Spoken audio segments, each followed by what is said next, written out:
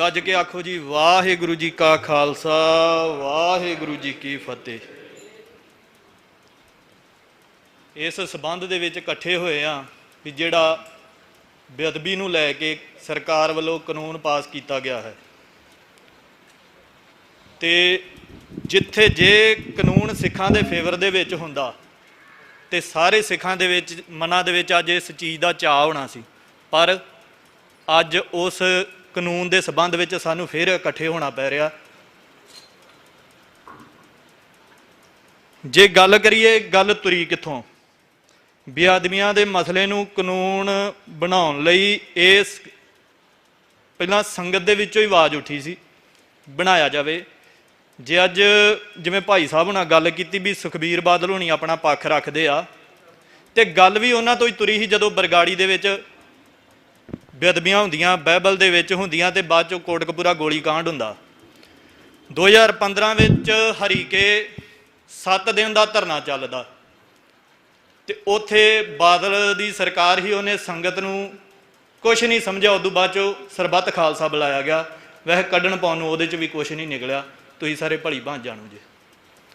ਪਰ ਅੱਜ ਜਦੋਂ ਇਹ ਕਾਨੂੰਨ ਬਣਾਇਆ ਗਿਆ ਵਾ ਤੇ ਉਹਦੇ ਵਿੱਚ ਜਿੰਨਾ ਕੁ ਮੈਂ ਸਮਝਿਆ, ਮੈਂ ਬਾਹਲਾ ਬਰੀਕੀ 'ਚ ਪੜ੍ਹਿਆ ਨਹੀਂ ਕਿਉਂਕਿ ਅੰਗਰੇਜ਼ੀ ਬਾਹਲੀ ਮੈਨੂੰ ਆਉਂਦੀ ਨਹੀਂ, ਮੈਂ ਬਾਹਲਾ ਬਰੀਕੀ 'ਚ ਨਹੀਂ, ਜਿੰਨਾ ਕੁ ਸਿੰਘਾਂ ਦੇ ਨਾਲ ਬਹਿ ਕੇ ਸਮਝਿਆ ਉਹਦੇ ਵਿੱਚ ਇੱਕ ਸ਼ਬਦ ਲਿਖਿਆ ਗਿਆ ਕਸਟੋਡੀਅਨ, ਵੀ ਜਿਹੜਾ ਰਖਵਾਲੀ ਕਰਨ ਵਾਲਾ ਤੇ ਜਾਂ ਗੁਰਦੁਆਰਾ ਸਾਹਿਬ ਦੀ ਜਿਹੜੀ ਪ੍ਰਬੰਧਕ ਕਮੇਟੀ ਆ ਉਹਨੂੰ ਵੀ ਨਾਲ ਹੀ ਟੰਗਿਆ ਗਿਆ ਜਿੰਨਾ ਬਰਾਬਰ ਦਾ ਦੋਸ਼ੀ ਜਿਹੜਾ ਗੁਰੂ ਸਾਹਿਬ ਦੀ ਬੇਅਦਬੀ ਕਰਨ ਆਉਂਦਾ। 5 ਸਾਲ ਦੀ ਕੈਦ, 5 ਲੱਖ ਜੁਰਮਾਨਾ। ਹੁਣ ਜੇ ਆਪਾਂ ਗੁਰੂ ਘਰਾਂ ਦੀ ਗੱਲ ਕਰੀਏ, ਪਿੰਡਾਂ ਦੇ ਵਿੱਚ ਖਾਸ ਕਰ 80% ਪਿੰਡਾਂ ਦੇ ਵਿੱਚ ਅੱਜ ਇਹ ਹਾਲ ਆ, ਗੁਰੂ ਘਰ ਦਾ ਸਵੇਰੇ ਗੁਰੂ ਮਹਾਰਾਜ ਦਾ ਪ੍ਰਕਾਸ਼ ਹੁੰਦਾ, ਸੰਗਤ ਆਉਂਦੀ ਮੱਥਾ ਟੇਕ ਕੇ ਜਾਂਦੀ, ਗ੍ਰੰਥੀ ਸਿੰਘ ਆਉਂਦਾ ਜੰਦਰਾ ਮਾਰ ਕੇ, ਮਹਾਰਾਜ ਤਖਤ ਤੇ ਬਿਰਾਜਮਾਨ ਪ੍ਰਕਾਸ਼ ਨੇ ਜੰਦਰਾ ਮਾਰ ਕੇ ਘਰੇ ਚੱਲ ਜਾਂਦਾ। ਇਹਨੂੰ ਅਸੀਂ ਕਿਸ ਚੀਜ਼ 'ਚ ਗਿਣਦੇ ਹਾਂ? ਜਦੋਂ ਗੁਰੂ ਗੋਬਿੰਦ ਸਿੰਘ ਮਹਾਰਾਜ ਸਰੀਰ ਰੂਪ ਦੇ ਵਿੱਚ ਸੀ, ਉਦੋਂ ਜਦੋਂ ਮਹਾਰਾਜ ਪਹਿਲਾਂ ਸੰਗਤ ਆਉਂਦੀ ਸੀ, ਮਹਾਰਾਜ ਬਾਅਦ ਚੋਂ ਦਰਬਾਰ ਦੇ ਵਿੱਚ ਆਉਂਦੇ ਸੀ ਤੇ ਮਹਾਰਾਜ ਪਹਿਲਾਂ ਸੰਗਤ ਤੋਂ ਉੱਠ ਕੇ ਜਾਂਦੇ ਸੀ, ਸੰਗਤ ਬਾਅਦ ਚੋਂ ਜਾਂਦੀ ਸੀ। ਅੱਜ ਮਹਾਰਾਜ ਪਹਿਲਾਂ ਤੜਕੇ 2:30 ਵਜੇ ਪ੍ਰਕਾਸ਼ ਹੋ ਜਾਂਦੇ ਨੇ, ਸੰਗਤ 4 ਵਜੇ ਆਉਂਦੀ, ਸੰਗਤ ਪਹਿਲਾਂ ਚੱਲ ਜਾਂਦੀ, ਮਹਾਰਾਜ ਸ਼ਾਮ ਤੱਕ ਤਖਤ ਤੇ ਬਿਰਾਜਮਾਨ ਰਹਿੰਦੇ ਨੇ ਤੇ ਅਸੀਂ ਕੁੰਡਾ ਮਾਰ ਕੇ ਚੱਲ ਜਾਂਦੇ। ਤੇ ਪਿੰਡਾਂ ਦੇ ਵਿੱਚ ਗੁਰਦੁਆਰੇ, ਛੋਟੇ ਛੋਟੇ ਪਿੰਡਾਂ ਦੇ ਵਿੱਚ 5-5 ਗੁਰਦੁਆਰੇ ਬਣ ਗਏ। ਕਿਉਂ ਜੀ? ਇੱਕ ਧੜੇ ਦੀ ਦੂਜੇ ਧੜੇ ਨਾਲ ਨਹੀਂ ਬਣੀ। ਚਲੋ ਜੀ ਉਹਨਾਂ ਕੀਤਾ, ਸ਼੍ਰੋਮਣੀ ਕਮੇਟੀ ਕੋਲ ਅਪਰੋਚ ਕੀਤੀ, ਚਲੋ ਜੀ ਉਹਨਾਂ ਸਰੂਪ ਦੇਤਾ, ਬਣਾ ਲਓ ਗੁਰਦੁਆਰਾ। ਹੁਣ ਸਾਡੇ ਮਖੂ ਦੇ ਵਿੱਚ ਬਾਠਾਂ ਵਾਲਾ, ਮੈਂ ਜ਼ਿਕਰ ਕਰੂੰਗਾ ਬਾਠਾਂ ਵਾਲਾ ਗੁਰਦੁਆਰਾ, ਉੱਥੇ 40 ਸਰੂਪ ਨੇ ਗੁਰੂ ਸਾਹਿਬ ਦੇ, ਦਿੱਤੇ ਤਾਂ ਸ਼੍ਰੋਮਣੀ ਕਮੇਟੀ ਨੇ। ਤੇ ਸਾਲ ਬਾਅਦ ਉੱਥੇ ਮੇਲਾ ਹੁੰਦਾ, 100 ਪਾਠ ਦੀ ਲੜੀ ਚੱਲਦੀ। ਤੇ ਮੈਂ ਨਾ ਵੀ ਸਾਡੇ ਮਖੂ ਦੇ ਵਿੱਚ ਚੰਗੇ ਜੀਵਨ ਵਾਲੇ 10 ਗ੍ਰੰਥੀ ਸਿੰਘ ਨਹੀਂ ਹੈਗੇ, ਤੇ ਉੱਥੇ ਇੱਕ ਪਾਠ ਦੇ 5 ਗ੍ਰੰਥੀ ਸਿੰਘ ਚਾਹੀਦੇ ਨੇ, ਤੇ ਉੱਥੇ 500 ਗ੍ਰੰਥੀ ਸਿੰਘ ਮੈਨੂੰ ਨਹੀਂ ਪਤਾ ਕਿੱਥੋਂ ਆ ਜਾਂਦਾ।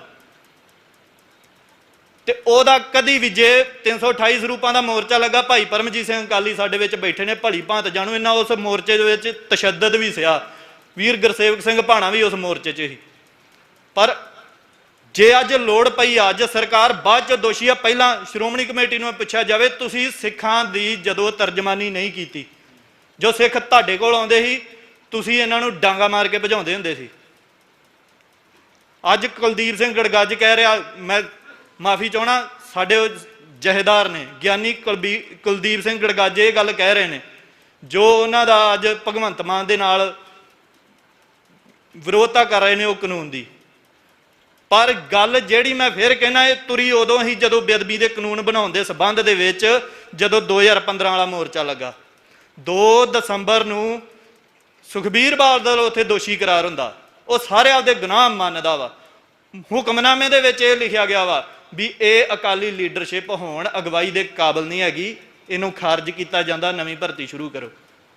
ਉਹਨਾਂ ਨੂੰ ਜਦੋਂ ਲਾਇਆ ਜਾਂਦਾ ਜਹੇਦਾਰਾਂ ਨੂੰ, ਗਿਆਨੀ ਕੁਲਦੀਪ ਸਿੰਘ ਗੜਗੱਜ ਬੰਦ ਕਮਰੇ ਦੇ ਵਿੱਚ ਸੁਖਬੀਰ ਬਾਦਲ ਨੂੰ ਫੇਰ ਪ੍ਰਧਾਨਗੀ ਦਾ ਸਰੋਪਾ ਦੇ ਦਿੰਦੇ। ਉਹਨਾਂ ਕਿਹੜੇ ਪੰਥ ਨੂੰ ਪੁੱਛਿਆ ਸੀ? ਕੀ ਪੰਥ ਦੀ ਪ੍ਰਵਾਨਗੀ ਲਈ ਸੀ ਉਸ ਸਬੰਧ ਦੇ ਵਿੱਚ? ਦੂਜੀ ਗੱਲ ਜਿਹੜੀ ਆ ਜਾਂਦੀ, ਮਹਾਰਾਜ ਦੀ ਰੱਖਿਆ ਨਹੀਂ ਅਸੀਂ ਕਰ ਸਕਦੇ, ਮਹਾਰਾਜ ਦਾ ਪਹਿਰਾ ਕਰ ਸਕਦੇ। ਸਿੱਖ ਪਹਿਰਾ ਕਰ ਸਕਦਾ। ਜਦੋਂ ਸਿੰਘਾਂ ਦੇ ਅੱਤ ਬਿਪਤਾ ਦਾ ਟਾਈਮ ਸੀ, ਜਦੋਂ ਸਿੰਘ ਜੰਗਲਾਂ ਦੇ ਵਿੱਚ ਰਹਿਣ ਨੂੰ ਮਜਬੂਰ ਹੋ ਗਏ ਸੀ, ਘੋੜੇ ਦੀ ਕਾਠੀ ਤੇ, ਪਰ ਸਿੰਘਾਂ ਦੇ ਤਨ ਤੇ 2 ਗਾਤਰੇ ਹੁੰਦੇ ਸੀ। 2 ਗਾਤਰੇ ਕਿਹੜੇ ਸੀ? ਇੱਕ 'ਚ 3 ਫੁੱਟ ਦੀ ਤੇਗ, ਇੱਕ ਖਜ਼ਾਨੇ ਵਾਲਾ। ਖਜ਼ਾਨੇ ਵਾਲੇ ਦੇ ਵਿੱਚ ਮਾਇਆ ਨਹੀਂ ਸੀ ਹੁੰਦੀ, ਉਹਦੇ 'ਚ ਸਫਰੀ ਬੀੜਾਂ ਹੁੰਦੀਆਂ ਸੀ, ਮਹਾਰਾਜ ਦੀਆਂ ਪੋਥੀਆਂ ਹੁੰਦੀਆਂ ਸੀ। ਸ਼ਸਤਰ ਤੇ ਸ਼ਾਸਤਰ ਦਾ ਸੁਮੇਲ ਰਿਹਾ ਸਿੱਖ ਦੇ ਕੋਲ।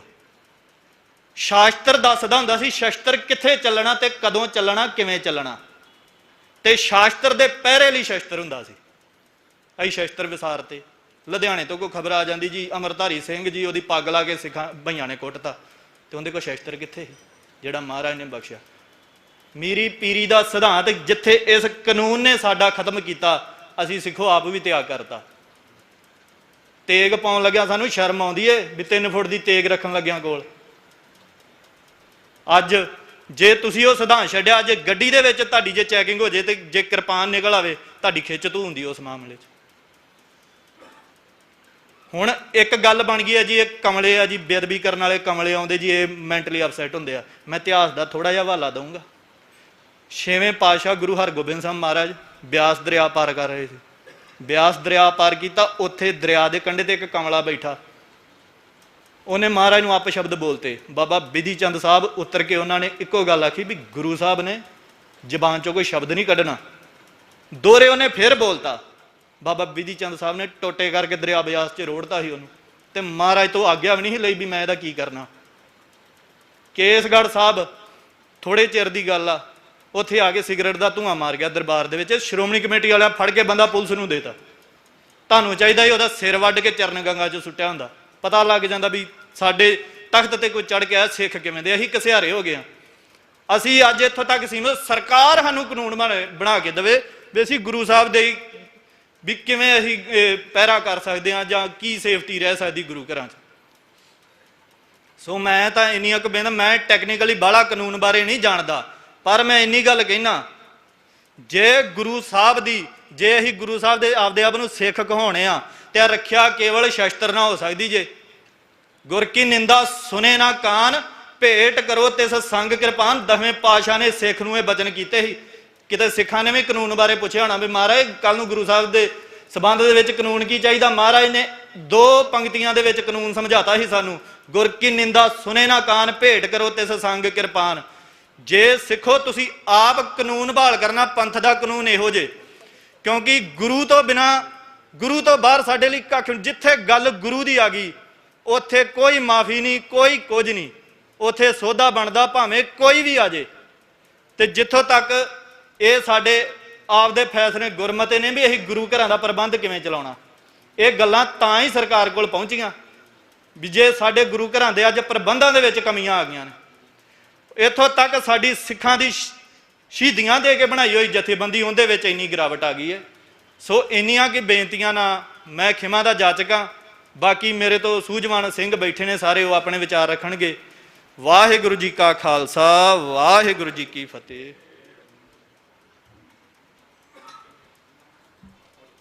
ਵਾਹਿਗੁਰੂ ਜੀ ਕਾ ਖਾਲਸਾ, ਵਾਹਿਗੁਰੂ ਜੀ ਕੀ ਫਤਿਹ। ਮੈਂ ਇਹਨਾਂ ਦੀ ਗੱਲ, ਇੱਕ ਗੱਲ ਕੋਟ ਕਰਨੀ ਹੈ ਕਿਉਂਕਿ ਜ਼ਰੂਰੀ ਹੋ ਜਾਂਦੀ ਹੈ। ਕੁਝ ਗੱਲਾਂ ਜਿਹੜੀਆਂ ਵਕਤ ਦੇ ਨਾਲ ਜਿਨ੍ਹਾਂ ਦਾ ਸਪਸ਼ਟਤਾ ਹੋਣੀ ਚਾਹੀਦੀ ਹੈ। ਵੀਰ ਜੀ ਹੋਰਾਂ ਨੇ ਇੱਕ ਗੱਲ ਕੀਤੀ ਹੈ ਕਿ ਸ਼ਹੀਦੀਆਂ ਦੇ ਕੇ ਬਣਿਆ ਅਕਾਲੀ ਦਲ। ਮਾਫੀ ਚਾਹੁੰਦਾ, ਸਾਡੇ ਇਹ ਇੱਕ ਪਰਸੈਪਸ਼ਨ ਕ੍ਰੀਏਟ ਕਰਤੀ ਕਿ 1920 ਤੋਂ ਬਾਅਦ 1920 ਚ ਅਕਾਲੀ ਦਲ ਬਣਿਆ ਸ਼ਹੀਦੀਆਂ ਪਾ ਕੇ। ਜਿਹੜਾ ਅੱਜ ਦਾ ਅਕਾਲੀ ਦਲ ਹੈ ਇਹ ਉਹਨਾਂ ਸ਼ਹੀਦੀਆਂ ਚੋਂ ਉਪਜੀ ਹੋਈ ਜਥੇਬੰਦੀ ਹੈ। ਇਹ ਬਿਲਕੁਲ ਗਲਤ ਹੈ। 1920 ਚ ਜੋ ਅਕਾਲੀ ਦਲ ਬਣਿਆ ਸੀ, ਉਸ ਅਕਾਲੀ ਦਲ ਦੀ ਰੂਹ 1926 ਚ ਖਤਮ ਕਰ ਦਿੱਤੀ ਗਈ ਸੀ, ਤੇ 1926 ਦੇ ਵਿੱਚ ਸਰਕਾਰੀ ਸਰਪ੍ਰਸਤੀ ਦੇ ਵਿੱਚ ਅਕਾਲੀ ਦਲ ਬਣਿਆ, ਜਿਹੜਾ ਲਗਾਤਾਰ ਅੱਗੇ ਅੱਗੇ ਚੱਲਿਆ ਜਾ ਰਿਹਾ ਹੈ। ਇਹ ਸਾਨੂੰ ਮਤ ਇਹ ਗੱਲ ਸੋਚੀਏ ਕਿ ਸ਼ਹੀਦੀਆਂ ਵਾਲਾ ਅਕਾਲੀ ਦਲ ਸਾਡੇ ਤੋਂ ਉਸੇ ਸਮੇਂ ਖੋਲਿਆ ਜਦੋਂ ਅਸੀਂ ਗੁਰਦੁਆਰਾ ਐਕਟ ਪ੍ਰਵਾਨ ਕਰ ਲਿਆ। ਉਸ ਸਮੇਂ ਕਰਤਾਰ ਸਿੰਘ ਝੱਬਰ ਹੋਰਾਂ ਨੇ ਜਦੋਂ ਡਿਸੈਂਡਿੰਗ ਨੋਟ ਦਿੱਤਾ ਸੀ ਕਿ ਮੈਂ ਇਸ ਗੱਲ ਨਾਲ ਸਹਿਮਤ ਨਹੀਂ, ਉਸੇ ਸਮੇਂ ਉਹ ਸ਼ਹੀਦੀ ਵਾਲੀ ਜਥੇਬੰਦੀ ਜਿਹੜੀ ਸੀ ਸਾਡੇ ਤੋਂ ਖੋਹ ਲਈ ਗਈ ਸੀ, ਤੇ ਅਸੀਂ ਸਮਝ ਹੀ ਨਹੀਂ ਸਕੇ ਕਿ ਸਾਡੇ ਨਾਲ ਵਾਪਰ ਕੀ ਰਿਹਾ। 100 ਸਾਲ ਦਾ ਵਕਫਾ ਨਿਕਲ ਗਿਆ। ਮਾਫੀ ਚਾਹੁੰਦਾ, ਮੈਂ ਵਿਸ਼ੇ ਤੋਂ ਬਾਹਰ ਜਾ ਕੇ ਗੱਲ ਕੀਤੀ ਹੈ। ਜਿਹੜੀ ਗੱਲ ਅਸੀਂ ਵੀਰ ਜੀ ਮਖੂ ਹੋਰਾਂ ਤੋਂ ਸਮਝਣੀ ਚਾਹੁੰਦੇ ਸੀ, ਅਸੀਂ ਪੂਰੀ ਤਰ੍ਹਾਂ ਉਹ ਨਹੀਂ ਸਮਝ ਸਕੇ। ਅਸੀਂ ਇਹ ਚਾਹੁੰਦੇ ਸੀ ਕਿ ਸਾਡੇ ਸਾਹਮਣੇ ਉਹ ਹਵਾਲੇ ਆਉਣ, ਉਹ ਤੌਖਲੇ ਆਉਣ ਕਿ ਕੀ ਸੰਗਤ ਦੇ ਵਿੱਚ ਕਾਨੂੰਨ ਦਾ ਜਿਹੜਾ, ਕਿਉਂਕਿ ਅਸੀਂ ਕਾਨੂੰਨ ਦੇ ਸੰਬੰਧ 'ਚ ਇਹ ਕਾਨਫਰੰਸ ਰੱਖੀ ਹੈ, ਇਹ ਸਮਾਗਮ ਰੱਖਿਆ ਹੈ ਕਿ ਸੰਗਤ ਦੇ ਵਿੱਚ ਇਹਦੀ ਪਰਸੈਪਸ਼ਨ ਕੀ ਜਾ ਰਹੀ ਹੈ ਤੇ ਸੰਗਤ ਦੇ ਵਿੱਚੋਂ ਤੌਖਲੇ ਕੀ ਜਾ ਰਹੇ ਹੈ। ਮੈਂ ਗ੍ਰੰਥੀ ਸਿੰਘਾਂ 'ਚੋਂ ਇੱਕ ਪ੍ਰਚਾਰਕ ਸਿੰਘ ਹੈ, ਕਥਾਵਾਚਕ ਵੀਰ ਸਰਦਾਰ ਪਰਮਜੀਤ ਸਿੰਘ ਜੰਡ ਸਾਹਿਬ, ਉਹਨਾਂ ਨੂੰ ਬੇਨਤੀ ਕਰੂੰਗਾ ਕਿ ਉਹ ਗ੍ਰੰਥੀ ਸਿੰਘਾਂ ਦੇ ਕੀ ਤੌਖਲੇ ਨੇ, ਮੇਰੀ ਆਵਾਜ਼ ਜੇ ਸੁਣਦੇ ਹੋ। ਦੇਖੋ,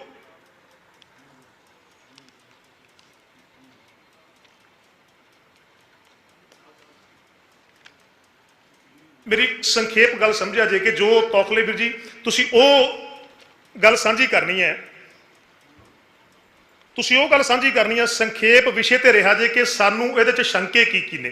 ਤੁਸੀਂ ਸਿਰਫ ਇੰਨੀ ਗੱਲ ਸਾਨੂੰ ਜ਼ਰੂਰ ਦੱਸਿਆ ਜੇ, ਕਿਉਂਕਿ ਤੁਸੀਂ ਗ੍ਰੰਥੀ ਸਿੰਘਾਂ ਨੂੰ ਰਿਪਰੈਜ਼ੈਂਟ ਕਰਦੇ ਹੋ, ਸਰਦਾਰ ਪਰਮਜੀਤ ਸਿੰਘ ਜੀ ਜੰਡ ਸਾਹਿਬ। ਉਸ ਤੋਂ ਬਾਅਦ ਮੈਂ ਮੇਨ ਬੁਲਾਰਿਆਂ ਵਾਲੇ ਪਾਸੇ ਨੂੰ ਪਹੁੰਚੂੰਗਾ।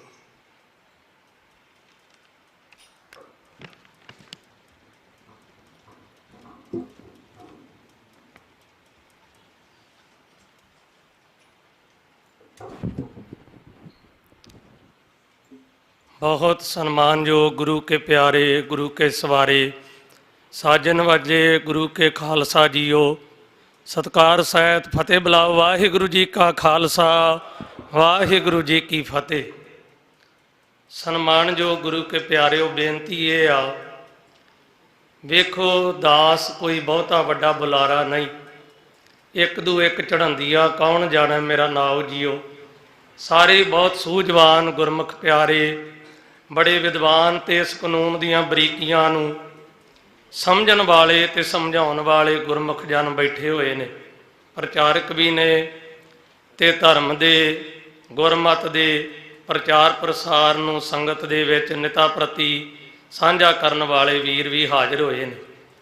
पर आप गुरु के प्यारिਆਂ ਦਾ हुक्म मन के दास गुरु साहब जी का निमाणा ਜਾਂ सेवक गुरु का वजीर होने करके महाराज साहब जी ने आपदी ताबिया दी ये महान सेवा बख्शी है। देखो सतगुरु साहब जी की बाणी का वचन है, बाणी गुरु गुरु है बाणी विच बाणी अमृत सारे, गुरबाणी कहे सेवक जन मानै प्रतख गुरु निस्तारे। सतगुरां दा वचन है जिन भै अदब ना बाणी धारा, जन हो सो सिख नाहे हमारा।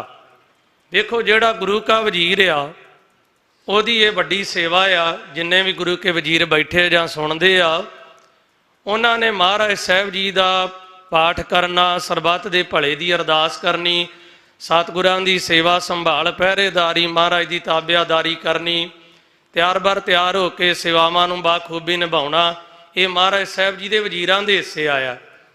ਵੇਖੋ ਇਹਨਾਂ ਗੱਲਾਂ ਦਾ ਗੁਰੂ ਕੇ ਵਜ਼ੀਰਾਂ, ਪਾਠੀ, ਰਾਗੀ, ਗੁਰੂ ਕੇ ਗ੍ਰੰਥੀ ਸਿੰਘਾਂ ਦਾ ਉੱਪਰ ਵੀ ਕਾਨੂੰਨ ਦਾ ਅਸਰ ਹੈ। ਇਹ ਵਿਚਾਰਾਂ ਅਸੀਂ ਸੁਣਦੇ ਵੀ ਹਾਂ ਤੇ ਨਿਤ ਕਰਦੇ ਵੀ ਹਾਂ ਜਦੋਂ ਤੋਂ ਇਹ ਗੱਲ ਪ੍ਰਚਲਿਤ ਹੋਈ ਆ। ਵੇਖੋ ਸਤਿਗੁਰੂ ਗੁਰੂ ਗ੍ਰੰਥ ਸਾਹਿਬ ਮਹਾਰਾਜ ਆਪ ਰੱਬ ਆ। ਵਾਹੋ ਵਾਹੋ ਬਾਣੀ ਨਿਰੰਕਾਰ ਹੈ ਤੇ ਸਜੀਵ ਅਵਰ ਨਾ ਕੋਏ। ਤੇ ਸਤਿਗੁਰੂ ਮਹਾਰਾਜ ਦੇ ਇਤਿਹਾਸ ਤੋਂ ਜੇ ਸੁਣੀਏ ਤੇ ਮਹਾਰਾਜ ਆਪਾਂ ਨੂੰ ਦੱਸ ਕੇ ਗਏ ਵੀ ਕਿਵੇਂ ਸਤਿਕਾਰ ਕਰਨਾ ਗੁਰੂ ਸਾਹਿਬ ਦਾ। ਕਲਗੀਧਰ ਪਿਤਾ ਮਹਾਰਾਜ ਨੇ ਵੀ ਦੱਸਿਆ। ਪੰਜਵੇਂ ਪਾਤਸ਼ਾਹ ਜੀ ਦੇ ਵੀ ਇਤਿਹਾਸ ਤੋਂ ਆਪਾਂ ਸ਼੍ਰੀ ਅਕਾਲ ਤਖਤ ਸਾਹਿਬ ਤੇ ਹਰਿਮੰਦਰ ਸਾਹਿਬ ਮਹਾਰਾਜ ਦੇ ਸੁਖ ਆਸਣ ਤੋਂ ਇਹ ਜੀਵਨ ਦੇ ਵਿੱਚ ਸਿੱਖਿਆ ਲੈ ਸਕਦੇ ਹਾਂ। ਦੇਖੋ ਕਾਨੂੰਨ ਦੇ ਵਿੱਚ ਜਿਹੜਾ ਮੈਂ ਵਚਨ ਸੁਣਿਆ ਵੀ ਮਹਾਰਾਜ ਕਿੱਥੇ ਜਾਂਦੇ ਆ, ਮਹਾਰਾਜ ਕਿੱਥੇ ਆਉਂਦੇ ਆ, ਗ੍ਰੰਥੀ ਸਿੰਘ ਦੀ ਜ਼ਿੰਮੇਵਾਰੀ ਹੈ। ਵੇਖੋ ਇਹ ਸੇਵਾਵਾਂ ਮਹਾਰਾਜ ਦੇ ਸੇਵਾਦਾਰ ਪਹਿਲਾਂ ਵੀ ਕਰਦੇ ਆਏ, ਕੋਈ ਅੱਜ ਇਹ ਨਵੀਂ ਸੇਵਾ ਨਹੀਂ ਮਿਲੀ। ਇਹਨਾਂ ਗੱਲਾਂ ਦਾ ਸਰਕਾਰਾਂ ਨੂੰ ਕੋਈ ਪਤਾ ਨਹੀਂ, ਨਾ ਪਹਿਲਾਂ ਵਾਲਿਆਂ ਨੂੰ ਤੇ ਨਾ ਹੁਣ ਵਾਲਿਆਂ ਨੂੰ। ਭਾਵੇਂ ਇਹ ਕਾਨੂੰਨ ਪਹਿਲਾਂ ਵੀ ਬਣਿਆ ਸੀ ਤੇ ਹੁਣ ਇਹਦੇ 'ਚ ਸੋਧ ਹੋਈ ਹੈ। ਵੇਖੋ ਬੇਅਦਬੀ ਕਰਨ ਵਾਲਾ ਦੋਸ਼ੀ ਜੇ ਕੋਈ ਵੀ ਹੈ ਜਾਂ ਪਹਿਲਾਂ ਕਿਸੇ ਨੇ ਕੀਤੀ ਜਾਂ ਹੁਣ ਕੋਈ ਮਨਸਾ ਰੱਖਦਾ ਹੋਵੇ, ਉਹਦੇ ਤੇ ਕਾਰਵਾਈ ਸਖਤ ਹੋਵੇ। ਤੇ ਜਿਵੇਂ ਵੀਰ ਜੀ ਹੁਣਾਂ ਪਹਿਲਾਂ ਦੱਸਿਆ ਵੀ ਉਹਦਾ ਜਿਹੜਾ ਉਹਨੂੰ ਗੱਡੀ ਚਾੜ ਦੇਣਾ ਜਾਂ ਉਹਨੂੰ ਸਖਤ ਤੋਂ ਸਖਤ ਸਜ਼ਾ, ਉਹ ਮੌਤ ਹੀ ਹੈ। ਤੇ ਇਹ ਪੰਥ ਦੀ ਰਵਾਇਤ ਆ ਵੀ ਇਹ ਹੋਣਾ ਚਾਹੀਦਾ। ਬਾਕੀ ਗੱਲ ਜਿਹੜੀ ਹੈ, ਦੂਜੀਆਂ ਗੱਲਾਂ ਜਿਹੜੀਆਂ ਇੱਧਰ ਉੱਧਰ ਦੀਆਂ ਕਾਨੂੰਨ ਵਿੱਚ ਲਿਖੀਆਂ, ਜਿਵੇਂ ਮਹਾਰਾਜ ਸਾਹਿਬ ਜੀ ਦੇ ਸੱਚਖੰਡ ਸਾਹਿਬ ਨੂੰ ਸਟੋਰ ਦੱਸਣਾ, ਸਤਿਗੁਰੂ ਦੀ ਪਾਵਨ ਬੀੜ ਸਾਹਿਬ ਜੀ ਨੂੰ ਕੋਈ ਆਮ ਹੀ ਜਿਹੜਾ ਬਚਨ ਸਮਝ ਲੈਣੇ ਜਾਂ ਕਰ ਦੇਣੇ ਜਾਂ ਲਿਖ ਦੇਣੇ, ਇਹ ਗੱਲਾਂ ਕਹਿਣੀਆਂ ਸੌਖੀਆਂ ਨੇ ਸਾਧ ਸੰਗਤ ਜੀ। ਪਰ ਗੁਰੂ ਸਾਹਿਬ ਜੀ ਦੇ ਪ੍ਰਥਾਏ ਇਹੋ ਜਿਹੇ ਬਚਨ ਅਸੀਂ ਨਾ ਪ੍ਰਵਾਨ ਕੀਤੇ ਆ। ਅਸੀਂ ਗ੍ਰੰਥੀ ਸਿੰਘ ਇਸ ਗੱਲ ਦੀ ਨਿਖੇਧੀ ਕਰਦੇ ਹਾਂ ਵੀ ਮਹਾਰਾਜ ਦਾ ਸੱਚਖੰਡ ਹੁੰਦਾ ਹੈ, ਮਹਾਰਾਜ ਦਾ ਪਾਵਨ ਦਰਬਾਰ ਹੁੰਦਾ ਹੈ। ਮਹਾਰਾਜ ਲਿਖਣ ਵਿੱਚ ਜਾਗਤ ਜੋਤ ਨਹੀਂ, ਅੱਜ ਵੀ ਪ੍ਰਤੱਖ ਨੇ, ਅੱਜ ਵੀ ਮਹਾਰਾਜ ਹਾਜ਼ਰ ਨਾਜ਼ਰ ਨੇ। ਸੋ ਮੈਂ ਬਹੁਤਾ ਸਮਾਂ ਨਹੀਂ ਲੈਂਦਾ, ਪਰ ਸਾਧ ਸੰਗਤ ਜੀ ਵੇਖੋ, ਸੰਗਤਾਂ ਘਰਾਂ ਵਿੱਚ ਪਾਠ ਕਰਾਉਂਦੀਆਂ, ਮਹਾਰਾਜ ਦਾ ਗ੍ਰੰਥੀ ਸਿੰਘ ਨੂੰ ਵੀ ਕਿੰਨੇ ਰੁਝੇਵੇਂ ਹੁੰਦੇ ਆ, ਜਾਣਾ ਆਉਣਾ ਪੈਂਦਾ, ਕਬੀਲਦਾਰੀ ਹੈ। ਜੇ ਇਹਨਾਂ ਗੱਲਾਂ ਦੇ ਵਿੱਚ ਗ੍ਰੰਥੀ ਸਿੰਘ ਨੂੰ ਜਾਂ ਸੇਵਾਦਾਰਾਂ ਨੂੰ ਜਾਂ ਗੁਰੂ ਕੀ ਸੰਗਤ ਨੂੰ ਖਾਮਖਾਈ ਇਹ ਕਾਨੂੰਨ ਦੇ ਵਿੱਚ ਦੋਸ਼ੀ ਦੇ ਬਰਾਬਰ ਫਸਾਇਆ ਜਾਵੇ ਤੇ ਇਹ ਸਾਧ ਸੰਗਤ ਜੀ ਕਾਨੂੰਨ ਠੀਕ ਨਹੀਂ ਹੈਗਾ। ਇਸ ਕਰਕੇ ਗੁਰੂ ਕੇ ਗ੍ਰੰਥੀ ਸਿੰਘਾਂ ਦਾ, ਗੁਰੂ ਕੀ ਸੰਗਤ ਦਾ, ਧੰਨ ਗੁਰੂ ਗ੍ਰੰਥ ਸਾਹਿਬ ਮਹਾਰਾਜ ਦਾ, ਗੁਰੂ ਪੰਥ ਦਾ ਇਹ ਕਾਨੂੰਨ ਦੇ ਨਾਲ ਜਿਹੜਾ ਪੂਰਾ ਵਿਚਾਰ ਵਟਾਂਦਰਾ ਨਾ ਹੋਣ ਕਰਕੇ ਤੇ ਇਹਦੇ ਵਿੱਚ ਜਿਹੜੀਆਂ ਅਣਗਹਿਲੀਆਂ ਜਾਂ ਧੱਕੇ ਨਾਲ ਸਾਡੇ ਤੇ ਗੱਲਾਂ ਜਿਹੜੀਆਂ ਦੋਸ਼ੀਆਂ ਵਾਂਗ ਇਹਨਾਂ ਨੇ ਥੋਪੀਆਂ ਨੇ, ਇਹ ਬਿਲਕੁਲ ਠੀਕ ਨਹੀਂ। ਇਹ ਮੇਰਾ ਇਕੱਲੇ ਦਾ ਨਹੀਂ, ਇਹ ਸਾਡੇ ਗ੍ਰੰਥੀ ਸਿੰਘਾਂ ਵੱਲੋਂ ਸਮੇਂ ਦੀ ਸਰਕਾਰ ਨੂੰ ਅਪੀਲ, ਚੇਤਾਵਨੀ ਵੀ ਹੈ ਵੀ ਇਹ ਜਿਹੜੇ ਕਾਨੂੰਨ ਨੇ ਇਹਦੇ ਵਿੱਚ ਤੁਸੀਂ ਜਿਹੜੀਆਂ ਗੱਲਾਂ ਨੇ ਇਹ ਠੀਕ ਨਹੀਂ ਲਿਖੀਆਂ, ਇਹਨਾਂ ਗੱਲਾਂ ਨੂੰ ਜ਼ਮੀਨੀ ਪੱਧਰ ਤੇ ਵਾਚਿਆ ਜਾਵੇ। ਸਿੰਘ ਵਿਚਾਰ ਵਟਾਂਦਰਾ ਕਰਨ ਵਾਸਤੇ ਆਏ ਆ। ਗੁਰਦੁਆਰਾ ਖਾਲਸਾ ਦੀਵਾਨ ਫਰੀਦਕੋਟ ਵਿਖੇ ਬਹੁਤ ਸਤਿਕਾਰਯੋਗ ਵੀਰਾਂ ਨੇ ਉਪਰਾਲਾ ਕੀਤਾ ਹੈ। ਮੈਂ ਇਹ ਬੇਨਤੀ ਕਰਦਾ ਭਾਈ, ਆਪਾਂ ਗੁਰੂ ਗ੍ਰੰਥ ਸਾਹਿਬ ਮਹਾਰਾਜ ਦੇ ਸਿੱਖ ਹਾਂ। ਮਹਾਰਾਜ ਨੇ ਆਪਾਂ ਨੂੰ ਇਤਿਹਾਸ ਵਿੱਚ, ਮਹਾਰਾਜ ਨੇ ਆਪਾਂ ਨੂੰ ਜਿੱਥੋਂ ਵੀ ਆਪਾਂ ਬਾਣੀ ਸਿੱਖੀ ਦੱਸਿਆ ਹੈ, ਸਤਿਗੁਰਾਂ ਦੇ ਪਿਆਰਿਆਂ ਨੇ, ਸੰਤਾਂ ਮਹਾਂਪੁਰਖਾਂ ਗੁਰਮੁਖਾਂ ਨੇ ਵੀ ਕਿਵੇਂ ਸਤਿਕਾਰ ਕਰਨਾ ਹੈ। ਸਾਨੂੰ ਸਤਿਕਾਰ ਸਿਖਾਉਣ ਦੀ ਸਰਕਾਰਾਂ ਨੂੰ ਲੋੜ ਨਹੀਂ, ਇਹਨਾਂ ਨੂੰ ਲੋੜ ਆ ਵੀ ਜਿਨ੍ਹਾਂ ਨੇ ਪਹਿਲਾਂ ਕੀਤੀਆਂ ਨੇ ਬੇਅਦਬੀਆਂ ਉਹਨਾਂ ਨੂੰ ਸੁੱਟਣ ਜੇਲ੍ਹਾਂ 'ਚ, ਫਿਰ ਤੇ ਗੱਲ ਆ ਸਵਾਦ ਵਾਲੀ। ਤੇ ਜੇ ਐਵੇਂ ਹੀ ਗੱਲਾਂ ਬਣਾ ਕੇ ਤੇ ਕਾਗਜ਼ੀ ਕਾਰਵਾਈ ਦੇ ਵਿੱਚ ਨਿੱਕੀਆਂ ਮੋਟੀਆਂ ਗੱਲਾਂ ਨੂੰ ਜਿਹੜਾ ਐਵੇਂ ਸਾਡੇ ਤੇ ਧੱਕੇ ਨਾਲ ਮੜ ਕੇ ਇਹ ਆਪਣਾ ਨੁਕਸਾਨ ਕਰ ਰਹੇ ਆ। ਸੋ ਆਪਾਂ ਨੂੰ ਸੁਚੇਤ ਹੋਣਾ ਚਾਹੀਦਾ ਹੈ। ਸੋ ਮੈਨੂੰ ਤੇ ਬੋਲਣਾ ਨਹੀਂ ਜੇ ਆਉਂਦਾ ਕੁਝ ਵੀ, ਪਰ ਇਹ ਮਹਾਰਾਜ ਦਾ ਸੱਚੇ ਪਾਤਸ਼ਾਹ ਦਾ ਵਜ਼ੀਰ ਹੋਣ ਕੇ ਇੰਨੀ ਕੁ ਬੇਨਤੀ ਪ੍ਰਵਾਨ ਕਰਿਓ। ਭੁੱਲਾਂ ਦੀ ਖਿਮਾ, ਸਾਰਿਆਂ ਦਾ ਹੀ ਧੰਨਵਾਦ ਆ। ਫਤਿਹ ਬੁਲਾਓ ਜੀ। ਵਾਹਿਗੁਰੂ ਜੀ ਕਾ ਖਾਲਸਾ, ਵਾਹਿਗੁਰੂ ਜੀ ਕੀ ਫਤਿਹ। ਵਾਹਿਗੁਰੂ ਜੀ ਕਾ ਖਾਲਸਾ, ਵਾਹਿਗੁਰੂ ਜੀ ਕੀ ਫਤਿਹ। ਹੁਣ ਮੈਂ ਬੇਨਤੀ ਕਰੂੰਗਾ ਵੀਰ ਪ੍ਰਿਤਪਾਲ ਸਿੰਘ ਬਰਗਾੜੀ, ਉਹ ਫਤਿਹ ਦੀ ਸਾਂਝ ਪਾਉਣਗੇ ਤੇ ਸੰਖੇਪ 2 ਤੋਂ 3 ਮਿੰਟ ਦੇ ਵਿੱਚ ਆਪਣੀ ਹਾਜ਼ਰੀ ਲਵਾਉਣਗੇ। ਉਹਨਾਂ ਤੋਂ ਬਾਅਦ ਸਰਦਾਰ ਦਵਿੰਦਰ ਸਿੰਘ ਸੇਖੋਂ ਮਿਸਲ ਸਤਲੁਜ ਤੋਂ, ਉਹ ਕਿਉਂਕਿ ਮਾਲਵੇ ਏਰੀਏ ਨੂੰ ਰਿਪਰੈਜ਼ੈਂਟ ਕਰਦੇ ਆ, ਉਹ ਆਪਣੀ ਗੱਲ ਕਰਨਗੇ। ਤੇ ਉਹਨਾਂ ਤੋਂ ਬਾਅਦ ਵੀਰ ਸੁਖਰਾਜ ਸਿੰਘ ਨਿਆਮੀ ਵਾਲਾ, ਉਹ ਆਪਣੀ ਗੱਲ ਕਰਨਗੇ, ਕਿਉਂਕਿ ਅਸੀਂ ਦੋਨੋਂ ਪੱਖ ਜਿਹੜੇ ਆ ਉਹ ਇੱਥੇ ਰੱਖਣੇ ਆ ਤੇ ਸਮਝਣੇ ਆ। ਸਰਦਾਰ ਪ੍ਰਿਤਪਾਲ ਸਿੰਘ ਬਰਗਾੜੀ। ਵਾਹਿਗੁਰੂ ਜੀ ਕਾ ਖਾਲਸਾ, ਵਾਹਿਗੁਰੂ ਜੀ ਕੀ ਫਤਿਹ। ਜੁਗੋ ਜੁਗ ਅਟਲ ਚਵਰ ਛਤਰ ਤਖਤ ਦੇ ਮਾਲਕ ਜਹਰਾ ਜਹੂਰ ਹਾਜ਼ਰਾ ਹਜੂਰ ਸਰਬ ਕਲਾ ਭਰਪੂਰ ਦੁਕਾਲੰਗ ਪ੍ਰਣਾਸੀ ਦਿਆਲੰਗ ਸਰੂਪੇ ਸਦਾ ਅੰਗ ਸੰਗੇ ਅਭੰਗੰ ਭੂਤੇ ਸਾਹਿਬ ਸ੍ਰੀ ਗੁਰੂ ਗ੍ਰੰਥ ਸਾਹਿਬ ਜੀ ਦੀ ਹਾਜ਼ਰਾ ਹਜੂਰੀ ਵਿੱਚ ਬਿਰਾਜਮਾਨ ਗੁਰੂ ਰੂਪ ਪਿਆਰੇ ਖਾਲਸਾ ਜੀ, ਆਓ ਫਤਿਹ ਦੀ ਸਾਂਝ ਪਾਈਏ, ਗੱਜ ਕੇ ਆਖੀਏ ਜੀ ਵਾਹਿਗੁਰੂ ਜੀ ਕਾ ਖਾਲਸਾ, ਵਾਹਿਗੁਰੂ ਜੀ ਕੀ ਫਤਿਹ। ਜੋ ਅੱਜ ਦਾ ਵਿਸ਼ਾ ਹੈ, ਪਹਿਲੀ ਗੱਲ ਤਾਂ ਦੋਨੋਂ ਪੱਖ ਲੈ ਕੇ ਇੱਥੇ ਵੀਰ ਬੈਠਿਆ, ਵੀਰ ਸੁਖਰਾਜ ਸਿੰਘ ਬੈਠਾ, ਉਹਨਾਂ ਨੇ ਸੋਸ਼ਲ ਮੀਡੀਆ ਤੇ ਵੀ ਇਸ ਵਿਸ਼ੇ ਦੇ ਉੱਤੇ ਗੱਲ ਕੀਤੀ। ਇੱਕ ਦੋ ਜਾਣੇ ਹੋਰ ਵੀ ਬੈਠੇ ਆ ਜਿਨ੍ਹਾਂ ਨੇ ਇਸ ਕਾਨੂੰਨ ਬਣਨ ਦੀ ਖੁਸ਼ੀ 'ਚ ਭਗਵੰਤ ਮਾਨ ਵੱਲੋਂ ਕੱਢੀ ਗਈ ਰੈਲੀ ਦੇ ਵਿੱਚ ਉਹਨੂੰ ਸਨਮਾਨਿਤ ਕੀਤਾ। ਤੇ ਉਹਨਾਂ ਨੂੰ ਪਤਾ ਹੀ ਆ, ਮੈਂ ਤਾਂ ਨਾ ਕਾਨੂੰਨ ਪੜ੍ਹਿਆ ਤੇ ਨਾ ਮੈਨੂੰ ਪੜ੍ਹਨ ਦੀ ਲੋੜ। ਕਾਰਨ ਕੀ, ਸਿੱਖੀ ਦਾ ਸਿਧਾਂਤ ਦੁਨਿਆਵੀ ਕਾਨੂੰਨਾਂ ਤੋਂ, ਦੁਨਿਆਵੀ ਰੀਤੀ ਰਿਵਾਜਾਂ ਤੋਂ ਬਿਲਕੁਲ ਵੱਖਰਾ ਹੈ। ਕਾਨੂੰਨਾਂ ਨੇ ਨਾ ਕਦੇ ਸਿੱਖਾਂ ਦੀ ਅੱਜ ਸੁਣੀ ਆ ਤੇ ਨਾ ਕੱਲ੍ਹ ਸੁਣੇਗੇ। ਸੱਚੇ ਪਾਤਸ਼ਾਹ ਧੰਨ ਸਾਹਿਬ ਸ੍ਰੀ ਗੁਰੂ ਗ੍ਰੰਥ ਸਾਹਿਬ ਜੀ ਮਹਾਰਾਜ ਜੀ ਨੂੰ ਕਿਸੇ ਵੀ ਦਾਇਰੇ ਦੇ ਵਿੱਚ ਤੈਅ ਕਰ ਲੈਣਾ ਬਿਲਕੁਲ ਗਲਤ, ਪੰਥ ਦੇ ਉਲਟਿਆ। 100 ਸਾਲ ਪੁਰਾਣੀ ਗੱਲ ਆ, ਮੁਸਲਮਾਨ ਧਰਮ ਦੇ ਵਿਦਵਾਨਾਂ ਨੇ ਇਕੱਤਰ ਹੋ ਕੇ ਨਾ ਤੇ ਕੁਰਾਨ ਸ਼ਰੀਫ ਦੇ ਉੱਪਰ ਚਰਚਾ ਰੱਖੀ। ਉਹ ਕਹਿੰਦੇ ਕੁਰਾਨ ਦੇ ਵਿੱਚ ਲਿਖੀਆਂ ਆਇਤਾਂ ਜਿਹੜੀਆਂ ਉਹ ਆਪਣੀ ਵਿਆਕਰਨ ਦੇ ਬਿਲਕੁਲ ਉਲਟ ਆ, ਇਸ ਕਰਕੇ ਕੁਰਾਨ ਸ਼ਰੀਫ ਦੇ ਵਿੱਚ ਸੁਧਾਰ ਹੋਣਾ ਚਾਹੀਦਾ। ਪਰ ਜਿੱਦਾਂ ਕੋਈ ਨਾ ਕੋਈ ਸਿਆਣਾ ਵਿੱਚ ਹੁੰਦਾ ਤੇ ਉਹਨੇ ਗੱਲ ਕੀਤੀ, ਕਹਿੰਦਾ ਵੀ ਕੁਰਾਨ ਪਹਿਲਾਂ ਆਈ ਜਾਂ ਵਿਆਕਰਨ ਪਹਿਲਾਂ ਆਈ? ਕਹਿੰਦੇ ਵੀ ਕੁਰਾਨ ਪਹਿਲਾਂ ਆਈ। ਕਹਿੰਦੇ ਫਿਰ ਕੁਰਾਨ ਦੇ ਮੁਤਾਬਕ ਵਿਆਕਰਨ ਢਾਲੀ ਜਾਵੇ, ਨਾ ਕਿ ਵਿਆਕਰਨ ਦੇ ਅਨੁਕੂਲ ਕੁਰਾਨ ਨੂੰ ਕੀਤਾ ਜਾ ਸਕਦਾ ਹੈ।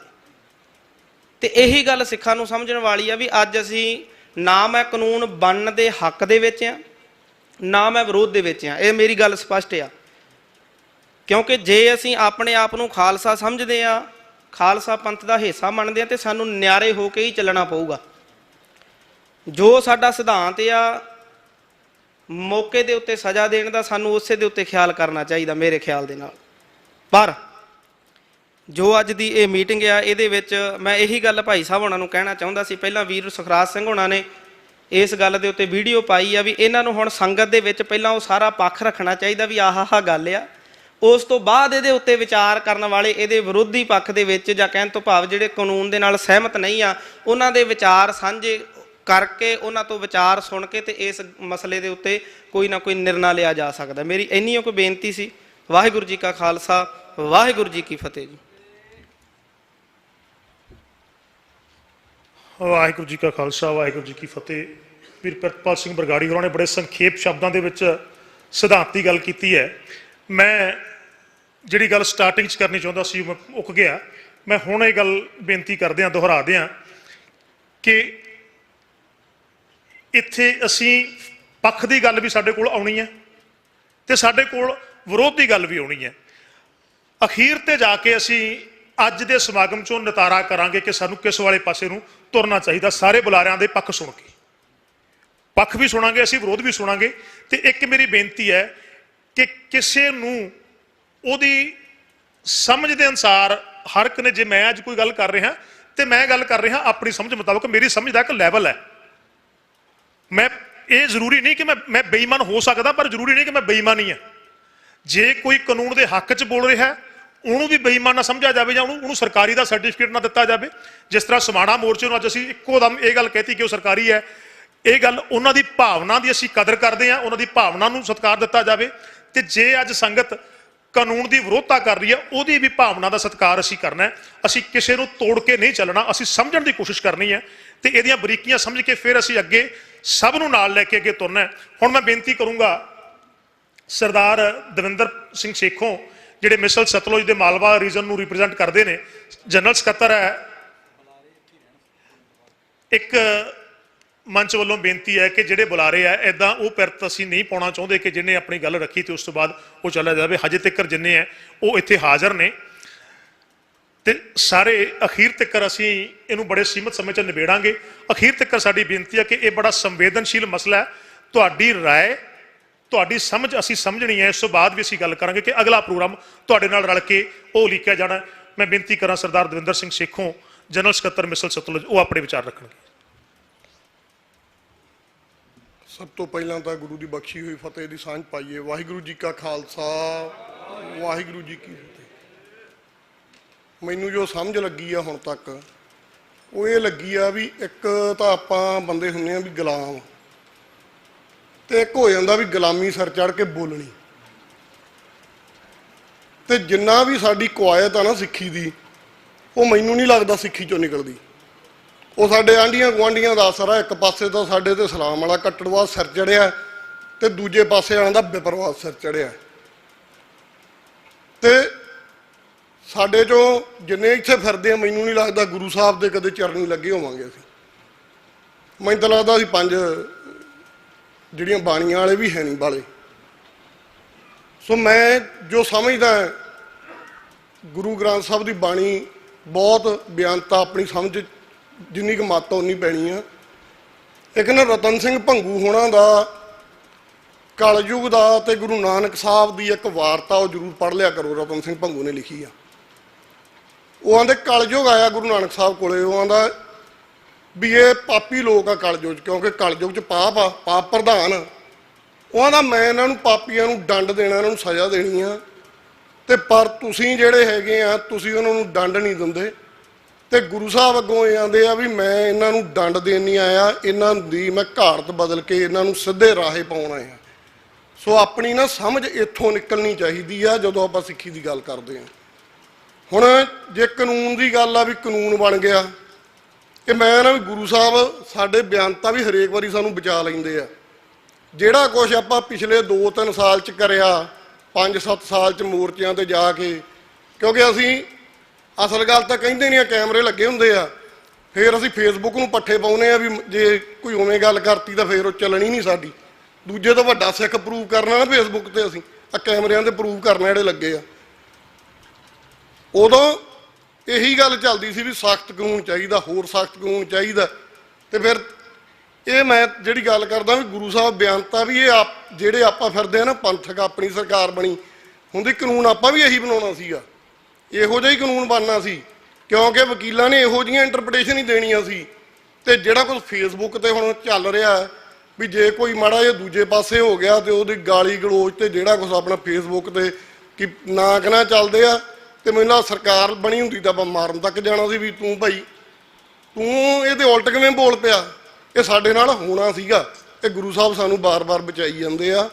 ਸੋ ਮੇਰੀ ਤਾਂ ਇੰਨੀ ਕੁ ਬੇਨਤੀ ਆ, ਮੈਨੂੰ ਇੰਨਾ ਪਤਾ ਵੀ ਜਦੋਂ ਮੈਂ ਛੋਟਾ ਹੁੰਦਾ ਸੀ ਸਾਡੇ ਮੇਰੇ ਮਾਸੀ ਕੇ ਘਰੇ ਗੁਰੂ ਗ੍ਰੰਥ ਸਾਹਿਬ ਹੁੰਦੇ ਸੀ ਤੇ ਉਦੋਂ ਬਾਅਦ ਹੈ ਨਹੀਂ ਗੇ।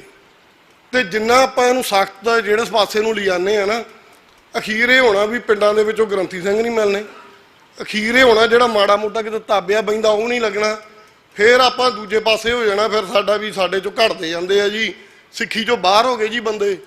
ਤੁਸੀਂ ਮੈਨੂੰ ਦੱਸੋ ਵੀ ਐਂ ਕਿਵੇਂ ਚੱਲੂਗਾ। ਹੁਣ ਇੱਕ ਰਾਜਸਥਾਨ ਤੋਂ ਆ ਆਪਣਾ ਭਰਾ, ਉਹ ਸਿੱਖੀ 'ਚ ਆਇਆ, ਉਹ ਆਉਂਦਾ ਸਾਡੇ ਨੇੜੇ ਤੇਰੇ ਗੁਰੂ ਘਰ ਹੈ ਨਹੀਂ, ਬਹੁਤ ਦੂਰ ਆ। ਸਾਡੇ ਨੇ ਕਈ ਵਾਰ ਮਨ 'ਚ ਹੁੰਦਾ ਵੀ ਅਸੀਂ ਉੱਥੇ ਜਾਈਏ, ਉੱਥੇ ਚਲੋ 2 ਕਮਰੇ ਬਣਵਾ ਦਈਏ, ਗੁਰੂ ਗ੍ਰੰਥ ਸਾਹਿਬ ਦਾ ਪ੍ਰਕਾਸ਼ ਹੋਵੇ। ਜਦੋਂ ਆਪਾਂ ਇਹੋ ਜਿਹੇ ਕਾਨੂੰਨ ਬਣਾਵਾਂਗੇ, ਮੈਨੂੰ ਦੱਸੋ ਵੀ ਕਿ ਕਿਹੜਾ ਜ਼ੁਰਤ ਕਰੂਗਾ, ਕਿਸੇ ਨੇ ਨਹੀਂ ਕਰਨੀ। ਸੋ ਆਪਦੀਆਂ ਜ਼ਿੰਮੇਵਾਰੀਆਂ ਸੰਭਾਲੀਏ। ਤੇ ਇੱਕ ਗੱਲ ਮੈਂ ਹੋਰ ਦੱਸ ਦਿੰਦਾ, ਇੱਥੇ ਮੇਰੀ ਬੇਨਤੀ ਆ ਭਾਈ, ਇੱਕ ਤਾਂ ਬਾਹਰ ਹੁਕਮਨਾਮਾ ਲੱਗਾ, ਉਹ ਜ਼ਰੂਰ ਪੜ੍ਹ ਲਿਓ ਅੱਜ ਸਵੇਰੇ ਕੀ ਆਇਆ। ਦੂਜੀ ਇਹ ਆ, ਜੇ ਆਪਣੇ ਕਿਸੇ ਦੇ ਮਨ 'ਚ ਇਹ ਲੱਗਦਾ ਨਾ ਵੀ ਇਹ ਤੇ ਆਪਾਂ ਹੁਣ ਇਹ ਸਰਕਾਰ ਦੇ ਉਲਟ ਜਾਂ ਦੂਜੀ ਦੇ, ਤਾਂ ਹਰਸਿਮਰਤ ਬਾਦਲ ਨੇ ਜਿਹੜੀ ਅਰਦਾਸ ਕੀਤੀ ਆ ਨਾ ਵੀ ਬੇਅਦਬੀ ਤੇ ਜਿਹਨੇ ਰਾਜਨੀਤੀ ਕੀਤੀ ਤੇ ਜਿਹਨੇ ਇਹ ਕਰੀ ਆ ਉਹਦਾ ਕੱਖ ਨਾ ਰਵੇ, ਉਹਨਾਂ ਦਾ ਕੱਖ ਨਹੀਂ ਰਿਹਾ। ਤੇ ਜੇ ਆਪਾਂ ਨੂੰ ਕਿਤੇ ਮਨ 'ਚ ਖੜਾ ਕੰਮ ਵੀ ਆਪਾਂ ਇੱਥੇ ਰਾਜਨੀਤੀ ਜੀ ਖੜੀ ਕਰਨੀ ਆ ਤੇ ਰਹਿਣਾ ਆਪਣਾ ਵੀ ਕੱਖ ਨਹੀਂ। ਸੋ ਇੰਨੀਆਂ ਕਿ ਬੇਨਤੀਆਂ ਮੇਰੀਆਂ ਪ੍ਰਵਾਨ ਕਰਕੇ ਚੱਲਿਓ ਭਰਾਵੋ, ਤੇ ਉਸ ਗੱਲ ਤੱਕ ਜਾਇਓ ਵੀ ਜਿਹੜੀ ਸਿੱਖੀ ਸਿਧਾਂਤਾਂ ਦੇ ਖਰੀ ਉਤਰਦੀ ਹੋਵੇ। ਤੇ ਇਹ ਨਾ ਹੋਵੇ ਵੀ ਅਸੀਂ ਇਸ ਪਾਸੇ ਜਾਂਦੇ ਕੱਲ ਨੂੰ ਫੇਰ ਕਹੀਏ ਵੀ ਹੁਣ ਸਾਡੇ ਨਾਲ ਸਿੱਖ ਨਹੀਂ ਕੋਈ ਬਣਦਾ, ਭੱਜ ਗਏ ਸਾਰੇ। ਸੋ ਇੰਨੀਆਂ ਕਿ ਬੇਨਤੀਆਂ ਪ੍ਰਵਾਨ ਕਰੋ। ਧੰਨਵਾਦ। ਵਾਹਿਗੁਰੂ ਜੀ ਕਾ ਖਾਲਸਾ, ਵਾਹਿਗੁਰੂ ਜੀ ਕੀ ਫਤਿਹ। ਵਾਹਿਗੁਰੂ ਜੀ ਕਾ ਖਾਲਸਾ, ਵਾਹਿਗੁਰੂ ਜੀ ਕੀ ਫਤਿਹ। ਬੜੀ ਸੂਖਮ ਗੱਲ ਇਹਨਾਂ ਨੇ ਕੀਤੀ ਹੈ। ਇਹ ਸੱਚ ਹੈ, ਅਸੀਂ ਸੱਜਣ ਠੱਗ ਨੂੰ ਪ੍ਰਚਾਰਿਆ ਤੇ ਭਾਈ ਸੱਜਣ ਵਿਸਰਿਆ ਹੋਇਆ। ਸਾਡਾ ਗੁਰੂ ਇੰਨਾ ਬਲਹੀਣ ਨਹੀਂ ਸੀ ਕਿ ਜੋ ਸੱਜਣ ਠੱਗ ਕੋਲੇ ਚੱਲ ਕੇ ਜਾਵੇ ਤੇ ਸੱਜਣ ਠੱਗ ਦੇ ਅੰਦਰੋਂ ਉਹਦੀ ਠੱਗ ਬਿਰਤੀ ਨਾ ਬਦਲ ਸਕੇ, ਕੌੜੇ ਰਾਖਸ਼ ਦੇ ਅੰਦਰੋਂ ਰਾਖਸ਼ ਬਿਰਤੀ ਨਾ ਬਦਲ ਸਕੇ। ਇਹ ਗੱਲ ਸੱਚੀ ਹੈ।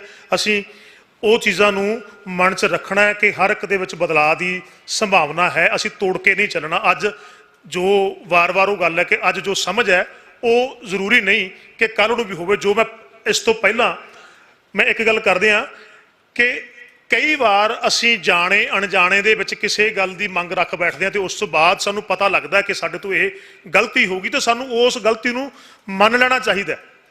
ਸਾਡੇ 'ਚ ਗ੍ਰੰਥੀ ਸਿੰਘਾਂ 'ਚੋਂ ਸਰਦਾਰ ਹਰਬੰਸ ਸਿੰਘ ਹੈਡ ਗ੍ਰੰਥੀ ਗੁਰਦੁਆਰਾ ਸਾਹਿਬ ਪਿੰਡ ਜਲਾਲਿਆਣਾ, ਉਹ ਬੈਠੇ ਨੇ। ਸਰਦਾਰ ਅਮਰੀਕ ਸਿੰਘ ਸ਼ੂਸ਼ਕ, ਸਰਦਾਰ ਅਮਰੀਕ ਸਿੰਘ ਕਚਰਪਨ, ਉਹ ਹਾਜ਼ਰ ਹੈ। ਵੀਰ ਰੁਪਿੰਦਰ ਸਿੰਘ ਜਲਾਲਿਆਣਾ, ਗੁਰਜੀਤ ਸਿੰਘ ਜਲਾਲਿਆਣਾ, ਉਹ ਹਾਜ਼ਰ ਹੈ। ਮੈਂ ਇਹਨਾਂ ਤੋਂ ਮਾਫੀ ਮੰਗਦਾ। ਹੁਣ ਮੈਂ ਬੇਨਤੀ ਕਰੂੰਗਾ ਸਰਦਾਰ ਸੁਖਰਾਜ ਸਿੰਘ ਨਿਆਮੀ ਵਾਲਾ ਕਿ ਉਹ ਇਸ ਕਾਨੂੰਨ ਤੇ ਆਪਣੀ ਰਾਏ ਰੱਖਣਗੇ। ਇਹਨਾਂ ਤੋਂ ਬਾਅਦ ਮੈਂ ਸੱਦਾ ਦੇਣਾ ਸਰਦਾਰ ਪਰਮਜੀਤ ਸਿੰਘ ਅਕਾਲੀ, ਉਹ ਤਿਆਰ ਰਹਿਣ, ਕਿਉਂਕਿ ਅਸੀਂ ਸਮਾਪਤੀ ਵਾਲੇ ਪਾਸੇ ਨੂੰ ਜਾਣਾ। ਅਸੀਂ ਸੰਖੇਪ 'ਚ ਗੱਲ ਨੂੰ ਸਾਰੀ ਨੂੰ ਰੱਖਣਾ। ਮੇਰੀ ਬੇਨਤੀ ਆ, ਹਰ ਗੱਲ ਨੂੰ ਜਦੋਂ ਇੱਥੋਂ ਕੋਈ ਬੁਲਾਰਾ ਬੋਲ ਰਿਹਾ ਉਸ ਗੱਲ ਨੂੰ ਧਿਆਨ ਨਾਲ ਸੁਣੀਏ, ਉਸ ਤੋਂ ਬਾਅਦ ਅਸੀਂ ਵਿਚਾਰਾਂਗੇ ਤੇ ਅਸੀਂ ਵਿਵਹਾਰਕ ਤੌਰ ਤੇ, ਸਿਧਾਂਤਕ ਤੌਰ ਤੇ ਅਸੀਂ ਉਹਨਾਂ ਦੇ ਜਵਾਬ ਵੀ ਦੇਵਾਂਗੇ। ਅਸੀਂ ਇੱਕ ਦੂਸਰੇ ਨਾਲ ਵੈਰ ਨਹੀਂ ਕੱਢਣਾ, ਅਸੀਂ ਦਰੁਸਤ ਕਰਨਾ। ਜੇ ਮੈਂ ਗਲਤ ਹਾਂ ਤਾਂ ਮੈਂ ਦਰੁਸਤ ਹੋਵਾਂ, ਸੰਵਾਦ ਦਾ ਮਤਲਬ ਇਹੀ ਹੁੰਦਾ ਨਾ। ਤੇ ਜੇ ਉਹਦੇ 'ਚ ਗਲਤੀ ਹੈ ਤੇ ਅਸੀਂ ਉਹਦੀ ਗਲਤੀ ਨੂੰ ਦਰੁਸਤ ਕਰੀਏ। ਅਸੀਂ ਸਾਰਿਆਂ ਨੂੰ ਬਰਾਬਰ ਨਾਲ ਲੈ ਕੇ ਚੱਲਣਾ। ਵੀਰ ਸੁਖਰਾਜ ਸਿੰਘ ਨਿਆਮੀ ਵਾਲਾ। ਵਾਹਿਗੁਰੂ ਜੀ ਕਾ ਖਾਲਸਾ, ਵਾਹਿਗੁਰੂ ਜੀ ਕੀ ਫਤਿਹ।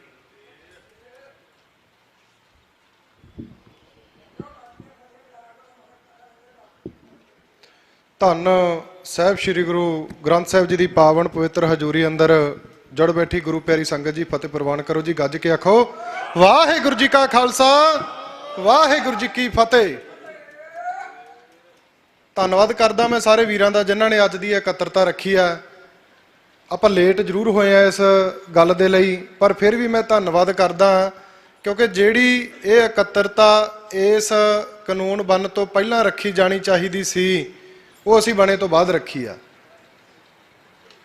ਚਲੋ ਜੋ ਗੱਲਾਂ ਪਿਛਲੇ ਕਾਫੀ ਦਿਨਾਂ ਤੋਂ ਸੋਸ਼ਲ ਮੀਡੀਆ ਤੇ ਚੱਲ ਰਹੀਆਂ, ਆਪਾਂ ਸਾਰੇ ਉਸ ਤੋਂ ਵਾਕਿਫ ਹਾਂ, ਸਾਰੇ ਦੇਖਦੇ ਆ ਰਹੇ ਹਾਂ, ਤਾਂ ਉਸ ਨੂੰ ਵਿਸਥਾਰਕ ਰੂਪ ਦੇ ਵਿੱਚ ਆਪਾਂ ਗੱਲ ਕਰਦੇ ਹਾਂ। ਕਿ ਪਹਿਲਾਂ ਤਾਂ ਮੈਂ ਪੁੱਛਣਾ ਚਾਹਣਾ ਜਿੰਨੀ ਸੰਗਤ ਬੈਠੀ ਆ, ਜਿਹੜੇ ਵੀਰ ਬੈਠੇ ਆ, ਵੀ ਆਪਾਂ ਕਿੰਨੇ ਕੁ ਨੇ ਇਹ ਐਕਟ ਪੜ੍ਹ ਲਿਆ?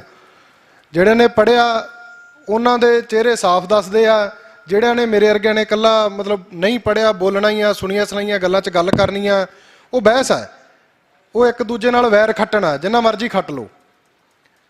ਜਿੰਨੀ ਕੁ ਮੈਨੂੰ ਸਮਝ ਆਈ ਆ ਜਾਂ ਜਿੰਨੀ ਕੁ ਅਸੀਂ ਪਿਛਲੇ 10 ਸਾਲਾਂ ਤੋਂ ਮੰਗ ਕਰਦੇ ਆ ਰਹੇ ਹਾਂ, ਜੇ ਉਸ ਆਧਾਰਿਤ ਗੱਲ ਕਰਦੇ ਆ ਤਾਂ ਅੱਜ ਮੈਂ 2 ਲਾਈਨਾਂ ਪੜ੍ਹਦਾ, ਬਾਹਲੀਆਂ ਗੱਲਾਂ ਨਹੀਂ ਆਪਾਂ ਕਰਦੇ, 2 ਲਾਈਨਾਂ ਪੜ੍ਹਦਾ, ਉਹਦੇ ਵਿੱਚ ਤੁਸੀਂ ਮਾੜਾ ਜਿਹਾ ਜਵਾਬ ਦੇ ਦਿਓ ਬਈ ਸਹੀ ਹੈ ਕਿ ਗਲਤ ਹੈ। ਜਾਗਤ ਜੋਤ ਸ੍ਰੀ ਗੁਰੂ ਗ੍ਰੰਥ ਸਾਹਿਬ ਦੇ ਗ੍ਰੰਥਾਂ ਬਾਰੇ ਸੂਚਨਾ ਭਾਵੇਂ ਅੰਤ ਵਿੱਚ ਛਪੀ ਹੋਵੇ ਜਾਂ ਪ੍ਰਕਿਰਿਆ ਅਧੀਨ ਹੋਵੇ, ਜਾਗਤ ਜੋਤ ਸ੍ਰੀ ਗੁਰੂ ਗ੍ਰੰਥ ਸਾਹਿਬ ਸਤਕਾਰ ਐਕਟ ਦੇ ਆਰੰਭ ਸਮੇਂ ਮੌਜੂਦ ਹੋਵੇ, ਕਿਸੇ ਵੀ ਵਿਅਕਤੀ ਕੋਲ ਹੋਵੇ, ਇਸ ਐਕਟ ਤੇ ਲਾਗੂ ਹੋਣ ਤੋਂ 15 ਦਿਨਾਂ ਦੀ ਮਿਆਦ ਦੇ ਅੰਦਰ ਸੰਬੰਧਿਤ ਵਿਅਕਤੀ ਦੁਆਰਾ ਡਿਪਟੀ ਕਮਿਸ਼ਨਰ ਨੂੰ ਲਿਖਤੀ ਰੂਪ ਵਿੱਚ ਦੱਸਿਆ ਜਾਊਗਾ। ਕੀ ਸਹੀ ਹੈ ਇਹ? ਜੋ ਸ਼੍ਰੋਮਣੀ ਕਮੇਟੀ ਦੇ ਵਿੱਚ ਚੱਲ ਰਿਹਾ, ਉਹ ਕਹਿੰਦੇ ਵੀ ਡਿਪਟੀ ਕਮਿਸ਼ਨਰ ਨੂੰ ਦੱਸਿਆ ਜਾਊਗਾ। ਭਾਈ ਸਹੀ ਆ? ਦੱਸੋ ਮਾੜਾ ਜਿਹਾ ਯਾਰ, ਸਹੀ ਆ ਗਲਤ ਆ? ਇਹ ਲਿਖਿਆ ਕਿਹਨੇ ਆ? ਇਹ ਲਿਖਿਆ 2008 ਵਾਲਿਆਂ ਨੇ। ਬਾਈ ਜੀ ਮੈਂ 2 ਮਿੰਟ ਨਹੀਂ ਸਹੀ ਗਲਤ ਨਹੀਂ ਕਰਦਾ ਬਾਈ, ਮੈਂ ਦੱਸ ਰਿਹਾ 2008 ਵਾਲਿਆਂ ਨੇ ਲਿਖਿਆ।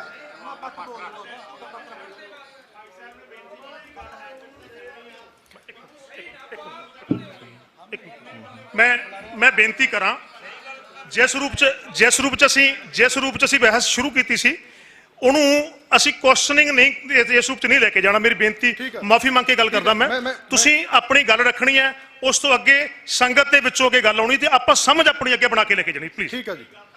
2008 ਦੇ ਵਿੱਚ, ਚਲੋ ਠੀਕ ਹੈ ਜੀ, ਮੈਂ ਮਾਫੀ ਚਾਹੁੰਦਾ, 2008 ਦੇ ਵਿੱਚ ਇਹ ਗੱਲ ਲਿਖੀ ਗਈ ਆ, ਉਹੀ 2026 ਦੇ ਵਿੱਚ ਆ ਗਈ। 2008 ਦਾ ਐਕਟ ਅਕਾਲੀ ਦਲ ਬਾਦਲ ਸਰਕਾਰ ਦੇ ਅੰਦਰ ਬਣਿਆ, ਉਹਦੇ ਵਿੱਚ ਸ਼ਬਦ ਲਿਖੇ ਗਏ ਆ, ਉਹੀ 2026 ਦੇ ਵਿੱਚ ਆ ਗਏ। ਅਸੀਂ ਕਹਿੰਦੇ ਆ ਡਿਪਟੀ ਕਮਿਸ਼ਨਰ ਵਿੱਚ ਇੰਟਰਫੇਅਰ ਕਰੂਗਾ ਜਾਂ ਡੀਸੀ ਅੰਮ੍ਰਿਤਸਰ ਦਾ ਕਰੂਗਾ, ਉਹ ਅੱਜ ਦਾ ਨਹੀਂ, ਉਹ 1925 ਦੇ ਬਣੇ ਹੋਏ ਐਕਟ ਦੇ ਵਿੱਚ ਹੀ ਕਰ ਰਿਹਾ। 1925 ਜਿਵੇਂ ਬਾਈ ਹਰਵਿੰਦਰ ਨੇ ਪਹਿਲਾਂ ਗੱਲ ਦੱਸੀ ਸੀ, 1920 ਵਾਲੀ ਅਕਾਲੀ ਦਲ ਸ਼ਹੀਦਾਂ ਦੀ ਪਾਰਟੀ ਸੀ, 1925 'ਚ ਜਾ ਕੇ ਖਤਮ ਕਰ ਦਿੱਤੀ ਗਈ ਹੈ। 1925 'ਚ ਨਵਾਂ ਐਕਟ ਬਣਾਇਆ ਗਿਆ, ਜਿਹੜਾ ਸਰਕਾਰ ਬ੍ਰਿਸ਼ਟ ਸਰਕਾਰ ਦੇ ਅੰਦਰ ਸੀ, ਉਸ ਅੰਗਰੇਜ਼ੀ ਹਕੂਮਤ ਦੇ ਅੰਦਰ ਸੀ। ਅੱਜ ਅਸੀਂ ਉਸ ਦਾ ਵਿਰਲਾਪ ਕਰ ਰਹੇ ਹਾਂ ਕਿ ਅਕਾਲੀ ਸਾਡੇ ਵਾਲੇ ਅਕਾਲੀ ਤਾਂ 1925 ਦੇ ਵਿੱਚ ਹੀ ਖਤਮ ਕਰ ਦਿੱਤੇ ਗਏ ਸੀ। ਅੱਜ ਜਦੋਂ 2008 ਐਕਟ ਨੂੰ ਪੜ੍ਹਦੇ ਆ ਤੇ 2026 ਦੇ ਨਾਲ ਕੰਪੇਅਰ ਕਰਦੇ ਆ, ਜਿਹੜੀਆਂ ਗੱਲਾਂ 2026 'ਚ ਲਿਖੀਆਂ ਉਹੀ 2008 'ਚ ਲਿਖੀਆਂ, ਤਾਂ ਮੇਰਾ ਸਵਾਲ ਸਿਰਫ ਇਹ ਆ ਕਿ 2008 ਦਾ ਐਕਟ ਦੀ ਸਹਿਮਤੀ ਦੇਣ ਵਾਲੇ ਅੱਜ ਰੌਲਾ ਕਿਉਂ ਪਾ ਰਹੇ ਆ? ਜਿਨ੍ਹਾਂ ਨੇ 2008 ਐਕਟ ਬਣਾਇਆ, 2007 ਦੇ ਵਿੱਚ ਬੇਅਦਬੀਆਂ ਦਾ ਦੌਰ ਸ਼ੁਰੂ ਹੁੰਦਾ, ਚਾਹੇ ਆਪਾਂ ਮੌੜ ਬੰਬ ਕਾਂਡ ਦੀ ਗੱਲ ਕਰ ਲਈਏ, ਚਾਹੇ ਡੇਰੇ ਦੇ ਪੋਸ਼ਾਕ ਦੇ ਮਸਲੇ ਦੀ ਗੱਲ ਕਰ ਲਈਏ, ਉਸ ਸਾਧ ਨੂੰ ਮਾਫੀਨਾਮੇ ਦੀ ਗੱਲ ਕਰ ਲਈਏ, ਤੇ 2008 ਐਕਟ ਦੀ ਗੱਲ ਕਰੀਏ ਜਿਹੜਾ ਕਹਿੰਦੇ ਪਾਸ ਨਹੀਂ ਹੋਇਆ ਪਰ ਉਹਦੀਆਂ ਸ਼ਰਤਾਂ ਹੀ ਲਾਗੂ ਹੁੰਦੀਆਂ। ਰਹੀ ਗੱਲ ਸਟੋਰੇਜ ਸ਼ਬਦ ਦੀ, ਉਹੀ 2008 ਦੇ ਵਿੱਚ ਲਿਖਿਆ ਹੈ ਕਿ ਸ਼੍ਰੋਮਣੀ ਗੁਰਦੁਆਰਾ ਪ੍ਰਬੰਧਕ ਕਮੇਟੀ ਜਾਗਤ ਜੋਤ ਸ੍ਰੀ ਗੁਰੂ ਗ੍ਰੰਥ ਸਾਹਿਬ ਦੀਆਂ ਬੀੜਾਂ ਦੀ ਛਪਾਈ ਪ੍ਰਸ਼ਾਸਨ ਸਟੋਰੇਜ ਵੰਡ ਤੇ ਸਪਲਾਈ ਦਾ ਹਿਸਾਬ ਰੱਖੂਗੀ। ਹੁਣ ਸਟੋਰੇਜ ਸ਼ਬਦ ਉੱਥੇ ਵੀ ਲਿਖਿਆ ਸੀ, ਫਿਰ ਅੱਜ ਅਸੀਂ ਉਹਨੂੰ ਘੁਮਾ ਕੇ ਰੌਲਾ ਪਾ ਰਹੇ ਹਾਂ। ਸੋ ਮੈਂ ਬੇਨਤੀ ਇਹ ਕਰਨੀ ਚਾਹਣਾ ਕਿ ਜਿਹੜਾ ਸਿੱਖ ਕੌਮ ਦੇ ਵਿੱਚ ਇੱਕ ਪ੍ਰਥਾ ਚੱਲ ਰਹੀ ਆ, ਜਿਹੜੀ ਆਪਾਂ ਤਖ਼ਤ ਸਾਹਿਬ ਨੂੰ ਸਮਰਪਿਤ ਹੋ ਕੇ ਚੱਲਦੇ ਹਾਂ ਤੇ ਰਹਿੰਦੇ ਸਵਾਸਾਂ ਤੱਕ ਚੱਲਦੇ ਰਹਾਂਗੇ, ਪਰ ਕੀ ਉਹ ਤਖ਼ਤ ਤੇ ਬੈਠੇ ਲੋਕ ਸਿੱਖ ਕੌਮ ਦੀ ਭਾਵਨਾ ਸਮਝਦੇ ਆ? ਜੇ ਉਹ ਸਮਝਦੇ ਹੁੰਦੇ ਜਿਹੜਾ ਅਖਲਾਕ ਅੱਜ ਸਾਡੀ ਨੌਜਵਾਨੀ 'ਚ ਪੈਦਾ ਕੀਤਾ ਜਾ ਰਿਹਾ, ਗੱਲਾਂ ਰਾਹੀਂ ਗੁੰਮਰਾਹ ਕਰਕੇ ਲੋਕਾਂ ਨੂੰ ਇਹ ਪ੍ਰਚਾਰਿਆ ਜਾ ਰਿਹਾ ਕਿ ਪਤਾ ਨਹੀਂ ਸਿੱਖਾਂ ਵਾਸਤੇ ਕਿੰਨਾ ਕੁ ਮਾੜਾ ਕਾਨੂੰਨ ਹੈ। ਮੇਰੇ ਗ੍ਰੰਥੀ ਸਿੰਘ ਵੀਰ ਇਸ ਤੋਂ ਪਹਿਲਾਂ ਬੋਲ ਕੇ ਗਏ ਆ, ਮੈਂ ਇੱਕ ਨਿੱਕਾ ਜਿਹਾ ਸਵਾਲ ਕਰਦਾ। 2015 ਦੇ ਵਿੱਚ ਧੰਨ ਸਾਹਿਬ ਸ੍ਰੀ ਗੁਰੂ ਗ੍ਰੰਥ ਸਾਹਿਬ ਦਾ ਨਰਾਦਰ ਹੁੰਦਾ, 1 ਜੂਨ 2015 ਨੂੰ ਸਰੂਪ ਚੋਰੀ ਕਰ ਲਏ ਜਾਂਦੇ ਆ, ਤੇ ਉੱਥੋਂ ਦਾ ਗ੍ਰੰਥੀ ਬੁਰਜ ਜਵਾਹਰ ਸਿੰਘ ਵਾਲੇ ਦਾ ਗ੍ਰੰਥੀ ਗੋਰਾ ਸਿੰਘ, ਉਹਦੀ ਧਰਮ ਪਤਨੀ, ਉਹਦੀ ਬੀਬੀ ਧਰਮ ਪਤਨੀ ਤੇ ਪ੍ਰਧਾਨ ਗੁਰਦੁਆਰੇ ਦੀ ਬੀਬੀ, ਤਿੰਨਾਂ ਨੂੰ ਚੱਕ ਕੇ ਟੌਰਚਰ ਕੀਤਾ ਜਾਂਦਾ, ਚੱਡੇ ਪੜੇ ਜਾਂਦੇ। ਉਹ ਤਾਂ ਕਸਟੋਡੀਅਨ ਸ਼ਬਦ ਨਹੀਂ ਸੀਗਾ। ਤੇ ਸਾਡੇ ਗ੍ਰੰਥੀ ਸਿੰਘ ਜਿਹੜੀਆਂ ਅੱਜ ਗ੍ਰੰਥੀ ਸਿੰਘ ਸਭਾ ਨੇ, ਬਾਈ 2 ਮਿੰਟ, ਜਿਹੜੀਆਂ ਅੱਜ ਗ੍ਰੰਥੀ ਸਿੰਘ ਸਭਾ ਨੇ, ਅੱਜ ਅਸੀਂ ਕਹਿੰਦੇ ਆ ਕਿ ਅਸੀਂ ਗੁਰੂ ਸਾਹਿਬ ਦੇ ਸਰੂਪ ਜਮ੍ਹਾਂ ਕਰਾ ਦਿਆਂਗੇ, ਉਦੋਂ ਗ੍ਰੰਥੀ ਸਿੰਘ ਸਭਾ ਨੇ ਮਤੇ ਕਿਉਂ ਨਹੀਂ ਪਾਏ? ਭਾਈ ਗ੍ਰੰਥੀ ਸਿੰਘ ਨੂੰ ਕਿਉਂ ਚੱਕਿਆ ਗਿਆ? ਅੱਜ ਸਾਨੂੰ ਡਰ ਪੈ ਰਿਹਾ। ਅੱਜ ਅਸੀਂ ਇਹਨਾਂ ਗੱਲਾਂ ਦੇ ਉੱਤੇ ਆ ਕੇ ਅਸੀਂ ਆਪਸ ਵਿੱਚ ਲੜਨ ਦੇ ਲਈ ਤਿਆਰ ਹੋਏ ਆ, ਪਰ ਇਹਨਾਂ ਗੱਲਾਂ ਦਾ ਮੁੱਢ ਕਿਹਨਾਂ ਨੇ ਬੰਨਿਆ? ਜਿਨ੍ਹਾਂ ਦੇ ਕਹਿਣ ਤੇ ਅੱਜ ਰੌਲਾ ਪਾਇਆ ਜਾ ਰਿਹਾ ਕਿ ਕਾਨੂੰਨ ਗਲਤ ਹੈ। ਇੱਕ ਇਹ ਇਕੱਲੀ ਘਟਨਾ ਨਹੀਂ, ਹੁਣ ਇਦੋਂ ਥੋੜਾ ਜਿਹਾ ਪਿੱਛੇ ਮੈਂ ਜਾਣਾ, 1986 ਦੀ ਬੇਅਦਬੀ ਹੁੰਦੀ ਆ, 4 ਸਿੱਖ ਨੌਜਵਾਨ ਮਾਰੇ ਜਾਂਦੇ ਆ, ਅੱਜ ਤੱਕ ਕੇਸ ਰਜਿਸਟਰ ਨਹੀਂ ਹੋਇਆ। ਦੁਆਬੇ ਦੇ ਵਿੱਚ ਸਾਡੇ 4 ਨੌਜਵਾਨ ਵੀਰ ਮਾਰੇ ਜਾਂਦੇ ਆ ਬੇਅਦਬੀ ਨੂੰ ਲੈ ਕੇ। ਉਹਨਾਂ ਨੌਜਵਾਨਾਂ ਨੂੰ ਮਾਰਨ ਵਾਲਿਆਂ ਨੂੰ ਇਜ਼ਹਾਰ ਆਲਮ ਵਰਗਿਆਂ ਨੂੰ ਟਿਕਟਾਂ ਕਿਹਨਾਂ ਨੇ ਦਿੱਤੀਆਂ? ਅੱਜ ਵਾਲੇ ਰੌਲਾ ਪਾਉਣ ਵਾਲਿਆਂ ਨੇ। ਫਿਰ ਅਸੀਂ ਉਸ ਵਿਅਕਤੀ ਮਗਰ ਲੱਗ ਕੇ ਜਾਂ ਗੱਲ ਕਰ ਰਹੇ ਆ ਜਿਹੜੀ ਜਥੇਦਾਰ ਪ੍ਰਥਾ 1925 ਦੇ ਐਕਟ ਦੇ ਵਿੱਚ ਸਰਕਾਰੀ ਦਖਲਅੰਦਾਜ਼ੀ ਦੇ ਕਾਰਨ ਇੱਥੋਂ ਖਤਮ ਕਰ ਦਿੱਤੀ ਗਈ ਸੀ, ਤੇ ਜਿਹੜੇ ਜਥੇਦਾਰ ਨੂੰ 2 ਵਜੇ ਗੁਰਦੁਆਰਾ ਸਾਹਿਬ ਦੇ ਵਿੱਚ ਖੜੇ ਕਰਕੇ 4 ਬੰਦੇ ਲਾ ਰਹੇ ਆ, ਇਹ ਸਾਡੀ ਸਿੱਖ ਕੌਮ ਦੀ ਮਰਜ਼ਾਦਾ ਥੋੜੀ ਸੀਗੀ। ਅਸੀਂ ਉਹਨਾਂ ਮਰਜ਼ਾਦਾ ਦੇ ਉੱਤੇ ਅੱਜ ਇੰਨੇ ਡਾਊਨਫਾਲ 'ਚ ਵੱਜੇ ਆ, ਤੇ ਅਸੀਂ ਉੱਥੇ ਗੱਲਾਂ ਨਹੀਂ ਕੀਤੀਆਂ। ਕਾਨੂੰਨ ਲੱਖ ਗਲਤ ਹੋ ਸਕਦਾ, ਕਿਹੜਾ ਕਾਨੂੰਨ ਸਿੱਖਾਂ ਦੇ ਲਈ ਆ? ਕਾਨੂੰਨ ਕਿਹੜਾ ਸਿੱਖਾਂ ਦੇ ਵਾਸਤੇ ਬਣਿਆ? ਜੇ ਕਾਨੂੰਨ ਸਿੱਖਾਂ ਵਾਸਤੇ ਹੁੰਦੇ, ਅੱਜ 40 ਸਾਲ ਤੋਂ ਜੇਲ੍ਹਾਂ ਦੇ ਵਿੱਚ ਅਸੀਂ ਬੰਦ ਬੈਠੇ ਆ, ਇੱਕ ਨਹੀਂ 4 ਸਜ਼ਾਵਾਂ ਪੂਰੀਆਂ ਕਰ ਚੁੱਕੇ ਆ। ਕਿਹੜੇ ਕਾਨੂੰਨ ਨੇ ਸਾਨੂੰ ਛੱਡਤਾ? ਪਰ ਰੌਲਾ ਮੈਨੂੰ ਇਸ ਗੱਲ ਦੀ ਦੁੱਖ ਇਸ ਗੱਲ ਦਾ ਕਿ ਸਾਡੇ ਸਿੱਖਾਂ ਨੂੰ ਇੱਕ ਇਸ ਪੇਪਰ ਦੇ ਜ਼ਰੀਏ, ਕਾਨੂੰਨ ਦੇ ਜ਼ਰੀਏ ਲੜਾਇਆ ਜਾ ਰਿਹਾ, ਤੇ ਅਸੀਂ ਉਸ ਨੂੰ ਲੜਨ ਦੇ ਲਈ ਤਤਪਰ ਹਾਂ, ਤਿਆਰ ਹਾਂ। ਇੱਕ ਦੂਜੇ ਨੂੰ ਗਦਾਰ, ਸਰਕਾਰੀ, ਦੂਜਾ ਤੀਜਾ ਕਹਿਣ ਦੇ ਲਈ ਪੂਰੇ ਤਿਆਰ ਬੈਠੇ ਹਾਂ। 10 ਸਾਲ ਹੋ ਗਏ ਸਾਨੂੰ ਸੜਕਾਂ ਤੇ ਰੁਲਦਿਆਂ ਨੂੰ, ਬੇਅਦਬੀ ਗੋਲੀकांड ਦੇ ਉੱਤੇ ਲੜਦਿਆਂ ਨੂੰ। ਇਹਨਾਂ ਬੇਅਦਬੀਆਂ ਦੇ ਉੱਤੇ ਅਸੀਂ ਮੋਰਚੇ ਲਾਏ, ਕਾਨੂੰਨ ਬਣਨਾ ਚਾਹੀਦਾ। ਅੱਜ ਇੱਕ ਮੋਰਚਾ ਨਵਾਂ ਤਿਆਰ ਹੋ ਰਿਹਾ ਕਿ ਕਾਨੂੰਨ ਨਹੀਂ ਬਣਨਾ ਚਾਹੀਦਾ। ਸੋ ਸਾਡੇ ਲਈ ਇਹ ਆਪਦੇ ਲਈ, ਸਾਡੇ ਲਈ ਘਾਤਕ। ਅਸੀਂ ਕਿੱਥੇ ਉਲਝ ਕੇ ਰਹਿ ਗਏ ਹਾਂ। ਹੁਣ ਗੱਲ ਕਰਦਾ 2007 ਦਾ ਪੋਸ਼ਾਕ ਦਾ ਮਸਲਾ। ਕੌਣ ਲੈ ਕੇ ਗਿਆ ਸੀ ਭਾਈ 2007 ਦੇ ਉਸ ਪਖੰਡੀ ਸਾਧ ਵਾਸਤੇ ਪੋਸ਼ਾਕ? ਕੌਣ ਲੈ ਕੇ ਗਿਆ ਸੀ? ਨਹੀਂ, ਮੈਂ ਦੱਸਦਾ ਭਾਈ, ਮੇਰੀ ਬੇਨਤੀ ਸੁਣ ਲਿਓ ਭਾਈ, ਮੇਰੀ ਬੇਨਤੀ ਸੁਣ ਲਿਓ। ਮੈਂ ਸਿੱਖਾਂ ਦੀ ਗੱਲ ਕਰ ਰਿਹਾ, ਪੰਥ ਦੀ ਗੱਲ ਹੀ ਕਰ ਰਿਹਾ ਭਾਈ, ਪੰਥ ਦੀ ਗੱਲ ਹੀ ਕਰ ਰਿਹਾ। ਮੈਂ ਸਟਾਰਟਿੰਗ ਕਰਤੀ ਗੱਲ, ਮੈਂ ਸਟਾਰਟ ਪਹਿਲਾਂ ਕਰਤੀ ਕਿ ਪੰਥ ਲੇਟ ਆ। ਮੈਂ ਕਹਿਤਾ ਪੰਥ ਲੇਟ ਆ, ਪੰਥ ਲੇਟ ਆ। ਮੈਂ ਪਹਿਲਾਂ ਹੀ ਕਹਿਤਾ ਵੀ ਪੰਥ ਇਸ ਤੋਂ ਪਹਿਲਾਂ ਬੋਲਦਾ, ਪੰਥ ਲੇਟ ਆ।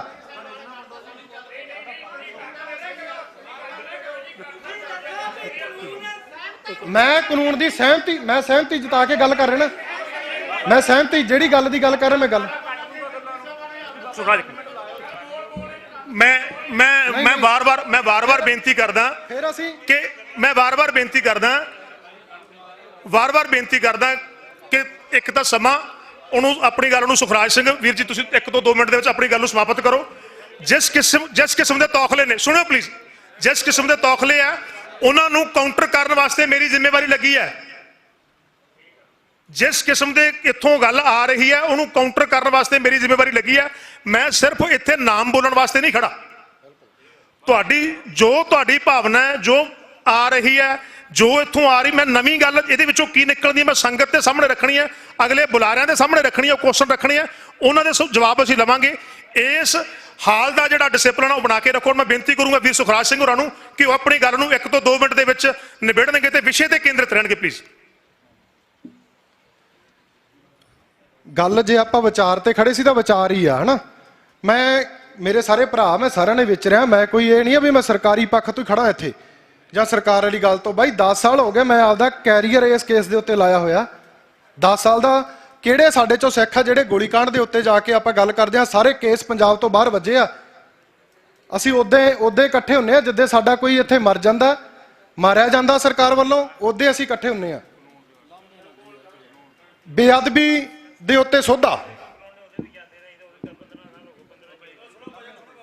ਚਲੋ ਛੱਡੋ ਯਾਰ ਬਾਈ, ਮੈਂ ਇੰਨੀ ਗੱਲ ਹੀ ਕਹਿਣਾ, ਸਾਰੇ ਬੁਲਾਰੇ ਬਹੁਤ ਸੂਝਵਾਨ ਨੇ, ਇਸ ਚੀਜ਼ ਨੂੰ ਚੰਗੀ ਤਰ੍ਹਾਂ ਜਾਣਦੇ ਆ। ਮੈਂ ਸਿਰਫ ਇਸ ਗੱਲ ਨੂੰ ਦੱਸਣ ਦੇ ਲਈ ਆਪਣੀ ਗੱਲ ਕਰ ਰਿਹਾ ਸੀ ਕਿ ਜਿਹੜਾ ਐਕਟ 2008 ਦੇ ਵਿੱਚ ਜਿਹਦੀਆਂ ਦਿੱਤੀਆਂ ਹੱਥਾਂ ਦੀਆਂ ਗੰਢਾਂ ਅੱਜ ਅਸੀਂ ਮੂੰਹ ਨਾਲ ਖੋਲਣ ਲਈ ਬੈਠੇ ਆ, ਖੁੱਲਦੀਆਂ ਨਹੀਂ, ਉਹ ਉਹਨਾਂ ਵੱਲੋਂ ਪਾਇਆ ਗਿਆ ਜਿਹੜੇ ਸਾਡੇ ਵਰਗੇ ਆ, ਜਿਹੜੇ ਸਾਡੇ ਚਿਹਰੇ ਵਰਗੇ ਆ, ਜਿਨ੍ਹਾਂ ਦੇ ਮਗਰ ਲੱਗ ਕੇ ਅਸੀਂ ਆਪਣੇ ਦੇ ਸਿਰ ਪੜਨ ਤੱਕ ਜਾ ਰਹੇ ਆ, ਉਹਨਾਂ ਵੱਲੋਂ ਦਿੱਤੀਆਂ ਹੋਈਆਂ ਗੰਢਾਂ ਅੱਜ ਨਹੀਂ ਖੁੱਲ ਰਹੀਆਂ। 2008 ਵਾਲੇ ਐਕਟ ਦੀ ਕਾਪੀ ਆ, ਉਹੀ ਸ਼ਬਦ ਲਿਖੇ ਆ, ਉਹੀ ਜਿਹੜਾ ਕਸਟੋਡੀਅਨ ਦਾ ਰੌਲਾ ਪਾ ਰਿਹਾ ਆ, ਉਹ ਕਸਟੋਡੀਅਨ 2015 ਦੇ ਵਿੱਚ ਨਹੀਂ ਸੀਗਾ, ਅੱਜ 2026 ਦੇ ਵਿੱਚ ਪਾਇਆ ਗਿਆ।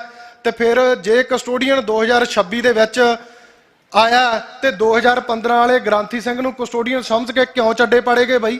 ਆਹ ਨੌਜਵਾਨ ਬੈਠੇ ਆ, ਰੁਪਿੰਦਰ ਜਸਵਿੰਦਰ ਹੋਣੀ, ਇਹਨਾਂ ਨੂੰ ਕੁੱਟਿਆ ਗਿਆ ਇਸ ਗੱਲ ਦੇ ਲਈ ਕਿ ਜਿੱਥੇ ਬੇਅਦਬੀ ਹੋਈ ਆ ਇਹ ਸਭ ਤੋਂ ਪਹਿਲਾਂ ਉੱਥੇ ਪਹੁੰਚੇ ਆ ਤੇ ਇਹਨਾਂ ਨੂੰ ਟੌਰਚਰ ਕੀਤਾ ਗਿਆ।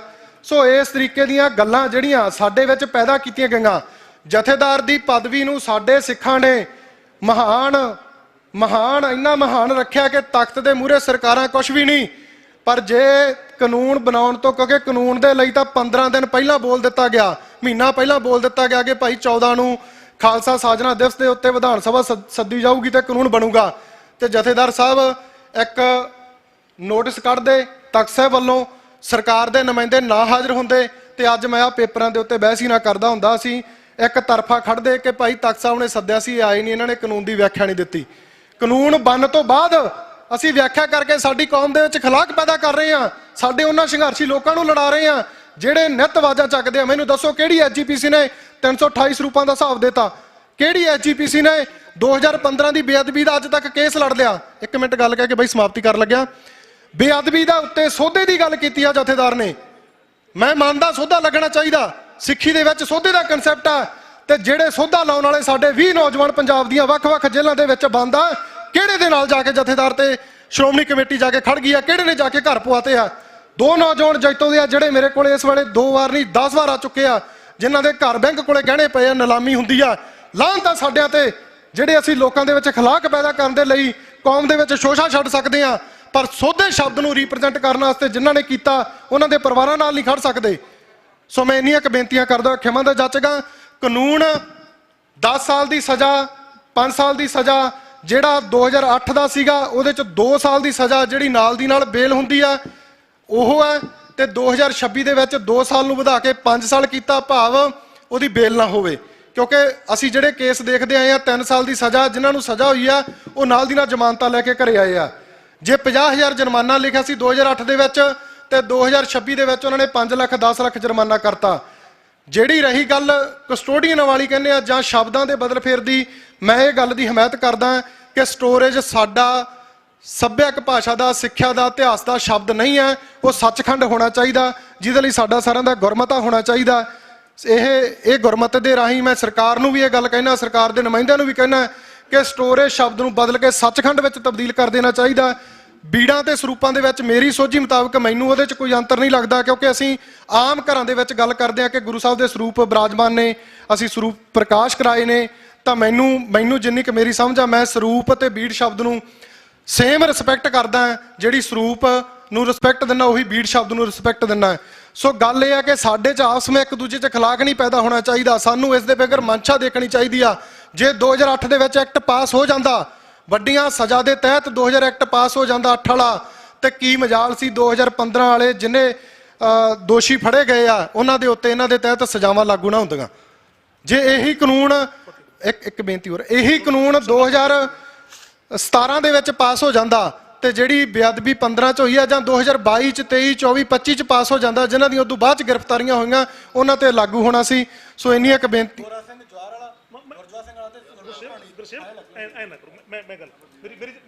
ਇੰਨੀਆਂ ਕੁ ਬੇਨਤੀਆਂ ਕਰਦਾ ਮੈਂ ਖਿਮਾ ਦਾ ਜਾਚਕ ਹਾਂ। ਨਹੀਂ ਜੀ, ਮੈਂ ਤੁਹਾਨੂੰ ਇਹੀ ਤਾਂ ਗੱਲ ਸਮਝਾ ਰਿਹਾ, ਮੈਂ ਇਹੀ ਗੱਲ ਕਹਿ ਰਿਹਾ ਬਾਈ, ਜੇ ਅਸੀਂ 2008 ਵਾਲੇ ਨਾਲ ਸਹਿਮਤ ਨਹੀਂ ਤਾਂ ਫਿਰ ਗੱਲ ਉੱਥੇ ਕਰਨੀ ਸੀ ਨਾ। ਵਾਹਿਗੁਰੂ ਜੀ ਕਾ ਖਾਲਸਾ, ਵਾਹਿਗੁਰੂ ਜੀ ਕੀ ਫਤਿਹ। ਵਾਹਿਗੁਰੂ ਜੀ ਕਾ ਖਾਲਸਾ, ਵਾਹਿਗੁਰੂ ਜੀ ਕੀ ਫਤਿਹ। ਮੈਨੂੰ ਮਹਿਸੂਸ ਹੋਇਆ ਕਿ ਮੈਨੂੰ ਇੱਥੇ ਕੁਝ ਗੱਲਾਂ ਸਪਸ਼ਟ ਕਰ ਦੇਣੀਆਂ ਚਾਹੀਦੀਆਂ ਨੇ। ਮੈਂ ਪਹਿਲਾਂ ਵੀ ਸ਼ਬਦ ਵਰਤੇ ਸੀ ਕਿ ਮੇਰੀ ਜ਼ਿੰਮੇਵਾਰੀ ਇਕੱਲੇ ਨਾ ਬੋਲਣ ਦੀ ਨਹੀਂ, ਮੈਂ ਵਿੱਚੋਂ ਜਿਹੜੇ ਸਵਾਲ ਆਉਂਦੇ ਆ ਉਹ ਸਵਾਲ ਤੁਹਾਡੇ ਸਾਹਮਣੇ ਰੱਖਣੇ ਆ, ਅਗਲੇ ਬੁਲਾਰੇ ਉਹਨੂੰ ਜਿੰਨਾ ਕੁਝ ਮੈਂ ਸਪਸ਼ਟ ਕਰ ਸਕਿਆ ਮੈਂ ਕਰੂੰ। ਉਸ ਤੋਂ ਬਾਅਦ ਬੋਲਣ ਵਾਲੇ ਵੀਰ ਸਿੰਘ ਮੇਰੇ ਤੋਂ ਸਮਝਦਾਰ ਬੈਠੇ ਨੇ, ਉਹ ਗੱਲ ਸਪਸ਼ਟ ਕਰਨਗੇ। ਇਹ ਗੱਲ ਵਾਰ-ਵਾਰ ਕਹਿਣੀ ਕਿ 2008 ਚ ਜਦੋਂ ਕਾਨੂੰਨ ਪਾਸ ਹੋਇਆ ਉਦੋਂ ਕਿਸੇ ਨੇ ਵਿਰੋਧ ਕਿਉਂ ਨਹੀਂ ਕੀਤਾ। ਮੈਂ 1915 ਤੇ ਜਾਣਾ, 15 ਦੇ ਵਿੱਚ ਵੀ ਜੋ ਕੁਝ ਗਲਤ ਹੋਇਆ ਉਸ ਸਮੇਂ ਇਤਿਹਾਸ ਹੈ, ਸਿੱਖਾਂ ਨੇ ਇੱਕ ਧਿਰ ਨੇ ਵਿਰੋਧਤਾ ਕੀਤੀ ਹੈ। 1925 ਦੇ ਵਿੱਚ ਵੀ ਜੋ ਕੁਝ ਬਣਿਆ, ਕਰਤਾਰ ਸਿੰਘ ਝੱਬਰ ਹੋਣੀ ਜਿਨ੍ਹਾਂ ਨੇ ਡਿਸੈਂਡਿੰਗ ਨੋਟ ਦਿੱਤੇ ਨੇ, ਉਹ ਵੀ ਇਤਿਹਾਸ ਬਣਿਆ। 2008 ਦੇ ਵਿੱਚ ਜੇ ਕਾਨੂੰਨ ਬਣਿਆ ਤੇ 2008 ਦੇ ਵਿੱਚ ਵੀ ਉਸ ਸਮੇਂ ਇਤਿਹਾਸ ਹੈ, ਉਸ ਸਮੇਂ ਵਿਰੋਧਤਾ ਕੀਤੀ ਗਈ ਹੈ। ਅਸੀਂ ਕਿਸੇ ਨੂੰ ਤਾਨਾ ਨਹੀਂ ਮਾਰਨਾ। ਜੇ 2008 ਚ ਗਲਤੀ ਜਿਹੜੀ ਕੀਤੀ ਹੈ, ਅਸੀਂ ਇਹ ਵਾਰ-ਵਾਰ ਜਿਹੜੇ ਤੁਹਾਡੇ ਸੁਖਰਾਜ ਸਿੰਘ ਇਤਰਾਜ਼ ਸੀ ਕਿ ਇਹ ਪਹਿਲਾਂ ਕਿਉਂ ਨਹੀਂ ਕੀਤਾ ਗਿਆ, ਬਿਲਕੁਲ ਇਹ ਵਾਜਬ ਨੇ। ਅਕਾਲ ਤਖਤ ਸਾਹਿਬ ਦੀ ਕ੍ਰੈਡੀਬਿਲਿਟੀ ਉਹ ਇੱਕ ਪਰਿਵਾਰ ਨੇ ਖਤਮ ਕਰਤੀ। ਬਹੁਤ ਉੱਚਾ ਰੁਤਬਾ ਸੀ, ਬਹੁਤ ਉੱਚਾ ਰੁਤਬਾ ਸੀ ਅਕਾਲ ਤਖਤ ਸਾਹਿਬ ਦਾ, ਜਿਹਦੀ ਕ੍ਰੈਡੀਬਿਲਿਟੀ ਸਮੇਂ-ਸਮੇਂ ਵਾਰ-ਵਾਰ ਹੌਲੀ-ਹੌਲੀ ਇਹਦਾ ਮੁੱਢ 1925 ਚ ਵੱਜਿਆ ਤੇ ਅੱਜ ਅਸੀਂ ਕਿੱਥੇ ਆ ਕੇ ਖੜ ਗਏ ਹਾਂ। ਅਸੀਂ ਨਾ ਤਾਂ ਅਕਾਲੀ ਦਲ ਬਾਦਲ ਦੀ ਧਿਰ ਹੈ, ਜੇ ਅੱਜ ਇੱਥੇ ਅਸੀਂ ਇਕੱਤਰ ਹੋਏ ਹਾਂ, ਅਸੀਂ ਇਸ ਕਰਕੇ ਇਕੱਤਰ ਨਹੀਂ ਹੋਏ ਕਿ ਇਸ ਕਾਨੂੰਨ ਦੀ ਵਿਰੋਧਤਾ ਅਕਾਲੀ ਦਲ ਬਾਦਲ ਕਰ ਰਿਹਾ ਹੈ, ਤੇ ਨਾ ਹੀ ਅਸੀਂ ਇਸ ਕਰਕੇ ਇਕੱਤਰ ਹੋਏ ਹਾਂ ਕਿ ਸਰਕਾਰ ਉਹ ਕਾਨੂੰਨ ਲੈ ਕੇ, ਸਖਤ ਕਾਨੂੰਨ ਲੈ ਕੇ ਆਈ ਹੈ। ਮੈਂ ਕੁਝ ਗੱਲਾਂ ਹੋਰ ਸਪਸ਼ਟ ਕਰਦਾ, ਉਹ 2015 ਤੋਂ ਪਿੱਛੇ ਨਹੀਂ ਜਾਂਦੇ, 2015 ਤੋਂ ਬਾਅਦ ਦੀਆਂ ਗੱਲਾਂ ਨੇ। ਅੰਕੜੇ ਸਾਂਝੇ ਕਰਦੇ ਆ, ਸਰਕਾਰੀ ਅੰਕੜੇ ਨੇ ਕਿ 597 ਬੇਅਦਬੀਆਂ ਹੋਈਆਂ, ਗੁਰੂ ਸਾਹਿਬ ਦੇ ਸਰੂਪ ਦੀਆਂ 597 ਬੇਅਦਬੀਆਂ ਹੋਈਆਂ, ਤੇ ਦੋਸ਼ੀ ਕਿੰਨੇ ਲੱਭੇ ਆ। ਜਿੰਨਾ ਮਰਜ਼ੀ ਸਖਤ ਕਾਨੂੰਨ ਬਣਾ ਲਓ, ਜਿੰਨਾ ਮਰਜ਼ੀ ਸਖਤ ਕਾਨੂੰਨ ਬਣਾ ਲਓ, ਜਦੋਂ ਤੱਕ ਤੁਹਾਨੂੰ ਦੋਸ਼ੀ ਨਹੀਂ ਲੱਭਦੇ। ਜੇ ਅੱਜ ਵੀ ਸਿੱਖ ਇਸ ਗੱਲ ਤੇ ਡਾਊਟਡ ਹੈ ਕਿ ਕਾਨੂੰਨ ਸਾਡੀ ਰਾਖੀ ਕਰੂਗਾ, ਮੈਨੂੰ ਲੱਗਦਾ ਕਿਤੇ ਨਾ ਕਿਤੇ ਮੈਂ ਆਪਣੀ ਜ਼ੁਬਾਨ ਨੂੰ, ਆਪਣੀ ਗੱਲ ਨੂੰ ਲੁਕੋ ਕੇ ਰੱਖਣਾ ਚਾਹੁੰਦਾ ਸੀ ਕਿ ਮੈਂ ਇਹਨੂੰ ਨਾ ਤੁਹਾਡੇ ਨਾਲ ਸਾਂਝੀ ਕਰਾਂ, ਅਖੀਰ ਤੱਕ ਲੈ ਕੇ ਜਾਵਾਂ ਤੁਹਾਡੀ ਗੱਲ, ਕਿਉਂਕਿ ਮੇਰਾ ਬੋਲਿਆ ਸ਼ਬਦ ਇੱਕ ਪਰਸੈਪਸ਼ਨ ਬਣਦੀ ਹੈ। ਪਰ ਹਾਲਾਤ ਇਹ ਬਣੇ, ਕਾਨੂੰਨ ਕਿਸ ਪਾਸਿਓਂ ਆਇਆ, ਪਰਸੈਪਸ਼ਨ ਕ੍ਰੀਏਟ ਕੀਤੀ ਜਾਂਦੀ ਹੈ। ਬੇਅਦਬੀ ਕੌਣ ਕਰਵਾ ਰਿਹਾ ਹੈ ਤੇ ਕੌਣ ਕਰ ਰਿਹਾ ਹੈ। ਜਿਹੜਾ ਸਿੱਖ ਅੱਜ ਡਾਊਟਡ ਹੈ ਉਹ ਕਿਤੇ ਨਾ ਕਿਤੇ ਗੁਰੂ ਤੋਂ ਦੂਰ ਬੈਠਾ। ਸਾਨੂੰ ਇਸ ਗੱਲ ਨੂੰ ਬੜੀ ਚੰਗੀ ਤਰ੍ਹਾਂ ਸਮਝ ਲੈਣਾ ਚਾਹੀਦਾ, ਕਿਸੇ ਭੁਲੇਖੇ 'ਚ ਨਾ ਰਹੀਏ ਕਿ ਬੇਅਦਬੀ ਕੌਣ ਕਰ ਰਿਹਾ ਹੈ। ਦਰਬਾਰ ਸਾਹਿਬ ਦੇ ਵਿੱਚ ਬੇਅਦਬੀ ਕਰਨ ਵਾਲੇ ਪਹੁੰਚ ਜਾਂਦੇ ਆ, ਹਾਲੇ ਤੱਕ ਸ਼ਨਾਖਤ ਨਹੀਂ ਹੋਈ ਕਿ ਉਹ ਕੌਣ ਸੀ। 2015 ਚ ਗੁਰੂ ਸਾਹਿਬ ਦੀ ਬੇਅਦਬੀ ਹੋਈ ਹੈ, 2 ਸਰਕਾਰਾਂ ਬਦਲੀਆਂ, 3 ਮੁੱਖ ਮੰਤਰੀ ਬਦਲੇ, ਹਾਲੇ ਤੱਕ ਆਇਡੈਂਟੀਫਾਈ ਨਹੀਂ ਕਰ ਸਕੇ। ਸਾਰੇ ਬਾਦਲ ਕਰੀ ਜਾਂਦੇ ਆ। ਉਹ ਤੁਸੀਂ 2 ਘੰਟੇ ਦੀ ਸਜ਼ਾ, 3 ਘੰਟੇ ਦੀ ਸਜ਼ਾ, ਘੱਟੋ ਘੱਟ ਨੰਗਾ ਤਾਂ ਕਰੋ, ਪੰਥ ਨੂੰ ਦੱਸੋ ਤਾਂ ਸਹੀ ਕਿ ਦੋਸ਼ੀ ਕੌਣ ਹੈ। ਹਾਲੇ ਤੱਕ ਸਾਡੀਆਂ ਉਹ ਏਜੰਸੀਆਂ, ਅਸੀਂ ਉਹਨਾਂ ਤੋਂ ਐਕਸਪੈਕਟ ਕਰਦੇ ਹਾਂ। ਮਾਫੀ ਮੰਗ ਕੇ ਮੈਂ ਗੱਲ ਕਰ ਰਿਹਾ, ਜਿਹੜੀ ਗੱਲ ਮੈਂ ਅਖੀਰ 'ਚ ਜਾ ਕੇ ਕਰਨੀ ਸੀ ਮੈਨੂੰ ਵਿਚਾਲਿਓਂ ਕਰਨੀ ਪਈ ਹੈ। ਇਸ ਕਾਨੂੰਨ ਦੇ ਵਿੱਚੋਂ ਹੁਣ ਦੁਬਾਰਾ ਫਿਰ ਅਸੀਂ ਕਾਨੂੰਨ ਦੀਆਂ ਬਰੀਕੀਆਂ ਤੇ ਆਉਣੇ ਆ। ਇਸ ਕਾਨੂੰਨ 'ਚ ਹੋਰ ਕੀ ਖਾਮੀਆਂ ਨੇ। ਮੇਰੇ ਨਾਲੋਂ ਬੇਹੱਦ ਵੱਧ ਸੂਝਵਾਨ ਸ਼ਖਸੀਅਤਾਂ ਇੱਥੇ ਬੈਠੀਆਂ। ਮੈਂ ਸਾਰਿਆਂ ਨੂੰ ਬੇਨਤੀ ਕਰੂੰਗਾ ਕਿ ਪਲੀਜ਼ ਇੱਥੇ ਇਸ ਪੰਡਾਲ ਦੇ ਵਿੱਚ ਗਿਣਤੀ ਸਾਡੀ ਥੋੜੀ ਹੋ ਸਕਦੀ ਹੈ।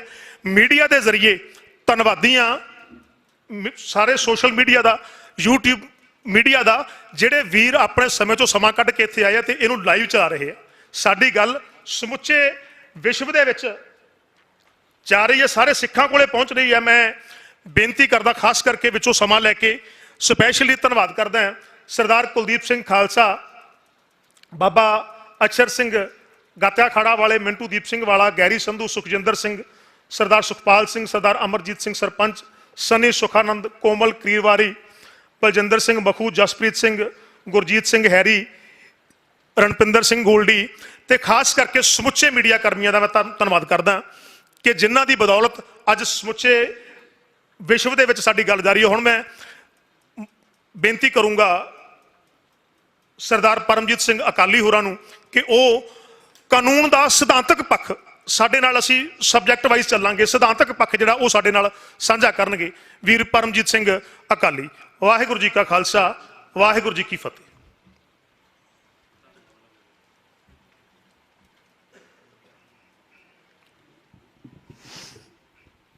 ਹਾਜ਼ਰ ਨਾਜ਼ਰ ਸਤਿਗੁਰੂ ਸਾਹਿਬ ਸਤਿਗੁਰੂ ਸ੍ਰੀ ਗੁਰੂ ਗ੍ਰੰਥ ਸਾਹਿਬ ਮਹਾਰਾਜ ਸੱਚੇ ਪਾਤਸ਼ਾਹ ਜੀਆਂ ਦੀ ਪਵਿੱਤਰ ਹਜ਼ੂਰੀ ਜੁੜ ਬੈਠੀ ਸੰਗਤ ਜੀ, ਗੱਜ ਵੱਜ ਕੇ ਬੁਲਾਓ ਜੀ ਫਤਿਹ। ਵਾਹਿਗੁਰੂ ਜੀ ਕਾ ਖਾਲਸਾ, ਵਾਹਿਗੁਰੂ ਜੀ ਕੀ ਫਤਿਹ। ਸਾਡੇ ਨਾਲ ਤਰਾਸਦੀ ਹੈ ਇੱਕ ਬਹੁਤ ਵੱਡੀ। ਅਸੀਂ ਜਦੋਂ ਸੱਪ ਲੰਘ ਜਾਂਦਾ ਨਾ, ਫਿਰ ਡਾਂਗ ਚੱਕ ਲੈਂਦੇ ਆ ਵੀ ਹੁਣ ਕੁੱਟੋ ਇਹਨੂੰ, ਉਹ ਫਿਰ ਲਕੀਰ ਪਿੱਟੀ ਜਾਂਦੇ ਆ ਨਾ, ਕੁੱਟੀ ਜਾਓ ਲਕੀਰ ਨੂੰ, ਕੋਈ ਫਾਇਦਾ ਨਹੀਂ, ਸੱਪ ਤਾਂ ਲੰਘ ਗਿਆ।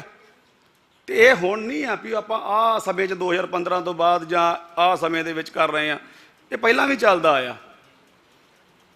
ਹੁਣ ਤਾਂ ਆਪਾਂ ਲਕੀਰ ਪਿੱਟ ਰਹੇ ਹਾਂ ਇੱਥੇ ਬੈਠੇ। ਜਿਹੜੀ ਸੱਚਾਈ ਹੈ ਸਾਰੇ ਜਾਣਦੇ ਹੋ ਤੁਸੀਂ ਅੰਦਰੋਂ। ਅੱਛਾ, ਗੱਲ ਤਾਂ ਆਪਾਂ ਗੁਰੂ ਦੇ ਸਤਿਕਾਰ ਦੇ ਵਾਸਤੇ ਬੈਠੇ, ਸਰਕਾਰ ਤਾਂ ਪਾਪ ਨਹੀਂ ਕਰ ਰਹੇ। ਠੀਕ ਆ, ਸਾਡੇ ਕਿਸੇ ਨਾਲ ਮਤਭੇਦ ਹੋ ਸਕਦੇ ਨੇ, ਮੈਂ ਨਹੀਂ ਕਹਿੰਦਾ ਵੀ ਸਾਰੇ ਹੀ ਸਹੀ ਆ, ਮੈਂ ਵੀ ਗਲਤ ਹੋ ਸਕਦਾ, ਪਰ ਮੇਰੀ ਬੇਨਤੀ ਹੈ ਵੀ ਗੁਰੂ ਸਾਹਿਬ ਦੀ ਹਾਜ਼ਰੀ 'ਚ ਬੈਠੇ ਆ, ਜਦੋਂ ਕੋਈ ਬੁਲਾਰਾ ਬੋਲਦਾ ਉਹਨੂੰ ਬੋਲ ਲੈਣ ਦਿਓ।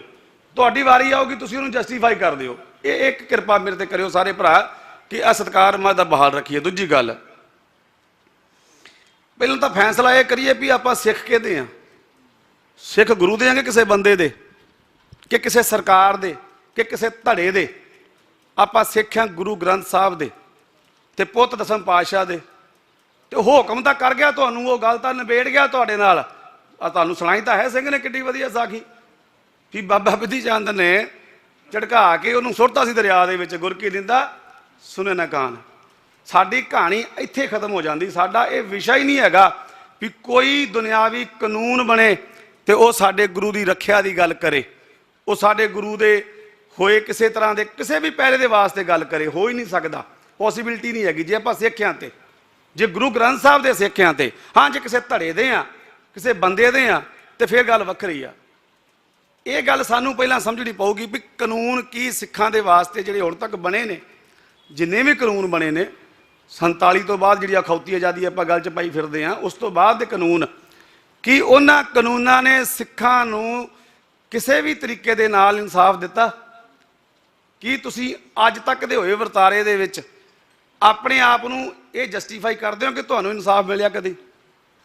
ਜੇ ਤੁਹਾਨੂੰ ਨਹੀਂ ਮਿਲਿਆ, ਉਸ ਗੁਰੂ ਦੇ ਸਿੱਖਾਂ ਨੂੰ ਨਿਮਾਣਿਆਂ ਨੂੰ ਨਹੀਂ ਮਿਲਿਆ, ਤੇ ਤੁਸੀਂ ਇਹ ਕੀ ਆਸ ਕਰਦੇ ਹੋ ਕਿ ਉਹ ਸੋਚ ਜਿਹੜੀ ਦਿੱਲੀ ਦੀ ਵਿਚਾਰਧਾਰਾ ਦੇ ਅਧੀਨ ਚੱਲਦੀ ਆ, ਕਿਸੇ ਵੀ ਰੂਪ ਦੇ ਵਿੱਚ ਹੋਵੇ, ਉਹ ਤੁਹਾਡੇ ਗੁਰੂ ਦੀ, ਤੁਹਾਡੇ ਪੰਥ ਦੀ ਗੱਲ ਕਰੂਗੀ? ਇਹ ਨਹੀਂ ਹੋਣਾ। ਮੈਨੂੰ ਐਜ ਏ ਦਸਮ ਪਾਤਸ਼ਾਹ ਦਾ ਪੁੱਤ ਹੋਣ ਦੇ ਨਾਤੇ ਮੈਂ ਤਾਂ ਇਸ ਕਾਨੂੰਨ ਨੂੰ ਤੇ ਉਹਨਾਂ ਹਰੇਕ ਕਾਨੂੰਨਾਂ ਨੂੰ ਸਿਰੇ ਤੋਂ ਖਾਰਜ ਕਰਦਾ ਜਿਹੜੇ ਸਾਡੇ ਪੰਥ ਦੇ ਉੱਤੇ ਥੋਪੇ ਜਾ ਰਹੇ ਨੇ ਤੇ ਜਿਹੜੇ ਸਾਡੇ ਸਿਧਾਂਤਾਂ ਨੂੰ ਢਾਹ ਲਾਉਂਦੇ ਨੇ। ਬਿਲਕੁਲ ਵੀ ਸਾਨੂੰ ਇਸ ਗੱਲ ਤਾਂ ਪੈਣਾ ਹੀ ਨਹੀਂ ਚਾਹੀਦਾ ਵੀ ਇਹ ਕਾਨੂੰਨ ਇਦਾਂ ਕਰੇ ਜੀ, ਇਹ ਕਾਨੂੰਨ ਇਦਾਂ ਕਰੇ। ਕਿਉਂ ਕਰੇ ਕਾਨੂੰਨ? ਕਿਹੜੀ ਗੱਲੋਂ ਕਰੇ ਕਾਨੂੰਨ? ਕੀ ਅਸੀਂ ਇੰਨੇ ਕਿਰਤਕਣ ਹੋ ਗਏ ਆ ਵੀ ਅਸੀਂ ਆਪਣੇ ਗੁਰੂ ਸਾਹਿਬ ਦੀ ਸੇਵਾ ਹੀ ਨਹੀਂ ਕਰ ਸਕਦੇ, ਰੱਖਿਆ ਨਹੀਂ, ਸੁਰੱਖਿਆ ਨਹੀਂ ਕਰ ਸਕਦੇ? ਇੱਕ ਲਫ਼ਜ਼ ਅਸੀਂ ਬਹੁਤ ਗਲਤ ਯੂਜ਼ ਕਰਨ ਲੱਗ ਪਏ ਵੀ ਆਪਾਂ ਸਿੱਖ ਰੱਖਿਆ ਕਰੀਏ। ਰੱਖਿਆ ਨਹੀਂ ਕਰ ਸਕਦੇ, ਸੇਵਾ ਤਾਂ ਕਰ ਸਕਦੇ ਆ ਨਾ। ਤੇ ਕਰਨੀ ਕਿੰਨੇ ਸੀ? ਆਪਾਂ ਆਪ। ਤੇ ਜਿਹੜੀ ਸਰਮੌਰ ਸੰਸਥਾ ਦੀ ਤੁਸੀਂ ਬਾਰ-ਬਾਰ ਗੱਲ ਕਰ ਰਹੇ ਹੋ, ਤੁਸੀਂ ਇਹ ਆਸ ਕਰਦੇ ਹੋ ਕਿ ਤੁਹਾਡੀ ਰਹਿਨੁਮਾਈ ਕਰ ਰਹੀ ਹੈ? ਤੁਸੀਂ ਇਹ ਮੰਨਦੇ ਹੋ ਕਿ ਤੁਹਾਡੀ ਰਹਿਨੁਮਾਈ ਉਹ ਸੰਸਥਾ ਕਰ ਰਹੀ ਹੈ ਜਿਸ ਸੰਸਥਾ ਦੀਆਂ ਆਪਾਂ ਇੱਥੇ ਗੱਲਾਂ ਕਰੀ ਜਾਂਦੀਆਂ, ਸ਼੍ਰੋਮਣੀ ਗੁਰਦੁਆਰਾ ਪ੍ਰਬੰਧਕ ਕਮੇਟੀ ਦੀ ਜਾਂ ਉਸ ਅਖੌਤੀ ਅਕਾਲੀ ਲਾਣੇ ਦੀ? ਬਿਲਕੁਲ ਨਹੀਂ। ਜਦੋਂ ਤੋਂ ਉਹ ਲੋਕ ਉਸ ਕੁਰਸੀ ਤੇ ਕਾਬਜ ਹੋ ਕੇ ਉਸ ਦਿੱਲੀ ਦੀ ਵਿਚਾਰਧਾਰਾ ਦੇ ਅਧੀਨ ਤੁਹਾਡੇ ਪੰਥ ਦੇ ਕਾਰਜ ਕਰਨ ਦੀ ਕੋਸ਼ਿਸ਼ ਕਰ ਰਹੇ ਨੇ ਤੇ ਕਰ ਰਹੇ ਨੇ, ਇਹ ਗੱਲ ਸਮਝ ਲਓ ਵੀ ਤੁਹਾਡੇ ਹੱਕ ਦੀ ਗੱਲ ਨਹੀਂ ਉਹ ਕਰ ਸਕਦੇ, ਤੁਹਾਡੇ ਸਿਧਾਂਤਾਂ ਦੀ ਗੱਲ ਨਹੀਂ ਕਰ ਸਕਦੇ। ਉਹ ਤਾਂ ਕੁਰਸੀਆਂ ਦੇ ਭੁੱਖੇ ਨੇ, ਉਹ ਕੁਰਸੀਆਂ ਚਾਹੀਦੀਆਂ ਉਹਨਾਂ ਨੂੰ। ਤੇ ਜਦੋਂ ਕੁਰਸੀਆਂ ਮਿਲ ਜਾਂਦੀਆਂ ਨੇ, ਉਸ ਤੋਂ ਬਾਅਦ ਕਿਹੜਾ ਪੰਥ, ਕਿਹੜਾ ਪੰਜਾਬ, ਕਿਹੜਾ ਗੁਰੂ ਤੇ ਕਿਹੜੇ ਪੰਜਾਬ ਦੇ ਪੰਥ ਦੇ ਮਸਲੇ। ਸਾਨੂੰ ਇਹ ਗੱਲਾਂ ਇਦਾਂ ਨਹੀਂ ਸਮਝਣੀਆਂ ਚਾਹੀਦੀਆਂ ਵੀ ਆਪਾਂ ਇਸ ਵਿਸ਼ੇ ਤੇ ਵਿਚਾਰ ਕਰੀਏ ਵੀ ਇਹ ਕਾਨੂੰਨ ਇਦਾਂ ਨਹੀਂ ਬਣੇ, ਇਹ ਕਾਨੂੰਨ ਇਦਾਂ ਬਣ ਜੇ। ਅਸੀਂ ਇਹ ਗੱਲ ਹੀ ਨਾ ਕਰੀਏ। ਇਹਨੂੰ ਮੁੱਢੋਂ ਰੱਦ ਕਿਉਂ ਨਹੀਂ ਕਰਦੇ? ਇਹਨੂੰ ਮੁੱਢੋਂ ਰੱਦ ਕਰੀਏ ਵੀ ਸਾਨੂੰ ਨਹੀਂ ਮਨਜ਼ੂਰ। ਦਸਮ ਪਾਤਸ਼ਾਹ ਦੇ ਪੁੱਤ ਹੋਣ ਦੇ ਨਾਤੇ ਤਾਂ ਸਾਨੂੰ ਨਹੀਂ ਮਨਜ਼ੂਰ, ਪਰ ਜੇ ਅਸੀਂ ਕਿਸੇ ਧੜੇ ਦੇ ਸਿੱਖ ਹਾਂ, ਕਿਸੇ ਬੰਦੇ ਦੇ ਸਿੱਖ ਹਾਂ, ਫਿਰ ਮਨਜ਼ੂਰ ਕਰੀ ਜਾਈਏ, ਫਿਰ ਗੱਲ ਵੱਖਰੀ ਆ। ਹੁਣ ਤੁਸੀਂ ਇਸ ਗੱਲ ਨੂੰ ਲੈ ਲਓ ਵੀ ਇੱਥੇ ਇੱਕ ਗੱਲ ਬਹੁਤ ਚੱਲਦੀ ਹੈ ਵੀ ਅਖੇ ਜੀ ਇਹ ਸੋਧੇ ਦੀ ਗੱਲ ਚੱਲਦੀ ਹੈ ਤੇ ਸੋਧਾ ਲਾਉਣ ਤੋਂ ਬਾਅਦ ਕਿਹੜਾ ਬੇਅਦਬੀਆਂ ਰੁਕ ਗਈਆਂ। ਇਹ ਗੱਲ ਬੜਾ ਸਵਾਲ ਹੁੰਦਾ, ਬੜੇ ਬੰਦੇ ਕਹਿੰਦੇ ਆ ਆਪਾਂ ਨੂੰ। ਹੁਣ ਜੇ ਮੱਸੇ ਰੰਗਣ ਨੂੰ ਸੋਧਣ ਤੋਂ ਪਹਿਲਾਂ ਭਾਈ ਸੁੱਖਾ ਸਿੰਘ ਮਹਿਤਾਬ ਸਿੰਘ ਇਹ ਸੋਚਦੇ ਵੀ ਜੇ ਅਸੀਂ ਅੱਜ ਮੱਸੇ ਨੂੰ ਮਾਰ ਤਾਂ ਦਿੰਦੇ ਆ, ਪਰ ਉਸ ਤੋਂ ਬਾਅਦ ਕਿਹੜਾ ਬੇਅਦਬੀਆਂ ਨਹੀਂ ਹੋਣੀਆਂ, ਜਾਂ ਮੱਸੇ ਨਹੀਂ ਪੈਦਾ ਹੋਣੇ ਤਾਂ ਫਿਰ ਤਾਂ ਸਿਰ ਲਾਉਂਦੇ ਨਹੀਂ ਸੀ ਉਹ। ਫਿਰ ਤਾਂ ਕੀ ਲੋੜ ਪਈ ਸੀ ਉਹਨਾਂ ਨੂੰ ਸਿਰ ਲਾਉਣ ਦੀ? ਫਿਰ ਤਾਂ ਸਰਕਾਰੀ ਦਰਬਾਰੇ ਜਾਂਦੇ, ਜਿਹੜਾ ਵੀ ਉਸ ਸਮੇਂ ਦਾ ਰਾਜਾ ਸੀ, ਮਹਾਰਾਜਾ ਸੀ, ਜਿਹੜਾ ਹਾਕਮ ਸੀ, ਉਹਨੂੰ ਕਹਿੰਦੇ ਕਿ ਭਾਈ ਆ ਤੇਰੇ ਗਾੜੀ ਜੋੜੇ ਹੱਥ, ਮੁੱਸਾ ਸਾਡੇ ਸਥਾਨ ਤੇ ਕੰਜਿਆਂ ਨੇ ਚਾਹੁੰਦਾ ਤੇ ਆ ਕਾਨੂੰਨ ਬਣਾ ਦੇ ਵੀ ਉਹ ਨਾ ਨਚਾਵੇ। ਜਿਸ ਹਕੂਮਤ ਦੇ ਪ੍ਰਬੰਧ ਹੇਠ ਤੁਹਾਡੇ ਗੁਰੂ ਦੀ ਬੇਅਦਬੀ ਹੋ ਰਹੀ ਆ, ਜਿਸ ਹਕੂਮਤ ਦੇ ਪ੍ਰਬੰਧ ਹੇਠ ਤੁਹਾਡੀਆਂ ਦਾੜੀਆਂ, ਤੁਹਾਡੀਆਂ ਪੱਗਾਂ ਲਾਈਆਂ ਜਾਂਦੀਆਂ ਨੇ, ਤੁਹਾਡੀਆਂ ਧੀਆਂ ਦੀਆਂ ਬੇਪਤੀਆਂ ਹੁੰਦੀਆਂ ਨੇ, ਤੇ ਤੁਸੀਂ ਇਹ ਆਸ ਕਰਦੇ ਹੋ ਵੀ ਉਹਨਾਂ ਦੇ ਕੋਲ ਜਾ ਕੇ ਇਹ ਮੰਗੀਏ ਵੀ ਸਾਨੂੰ ਕਾਨੂੰਨ ਬਣਾ ਦਿਓ ਜੀ, ਸਾਡੀਆਂ ਧੀਆਂ ਦੀਆਂ ਇੱਜ਼ਤਾਂ ਲੁੱਟਣ, ਸਾਡੇ ਗੁਰੂ ਦੀ ਬੇਅਦਬੀ ਨਾ ਕਰਨ। ਇਹ ਕਿਰਤਘਣਤਾ ਜੇ, ਇਹ ਸਿੱਖੀ ਨਹੀਂ ਹੈਗੀ, ਇਹ ਕਿਰਤਘਣਤਾ ਕਹਿ ਸਕਦਾ ਮੈਂ, ਕਿਉਂਕਿ ਅਸੀਂ ਹੋ ਗਏ ਹਾਂ ਕਿਰਤਘਣ।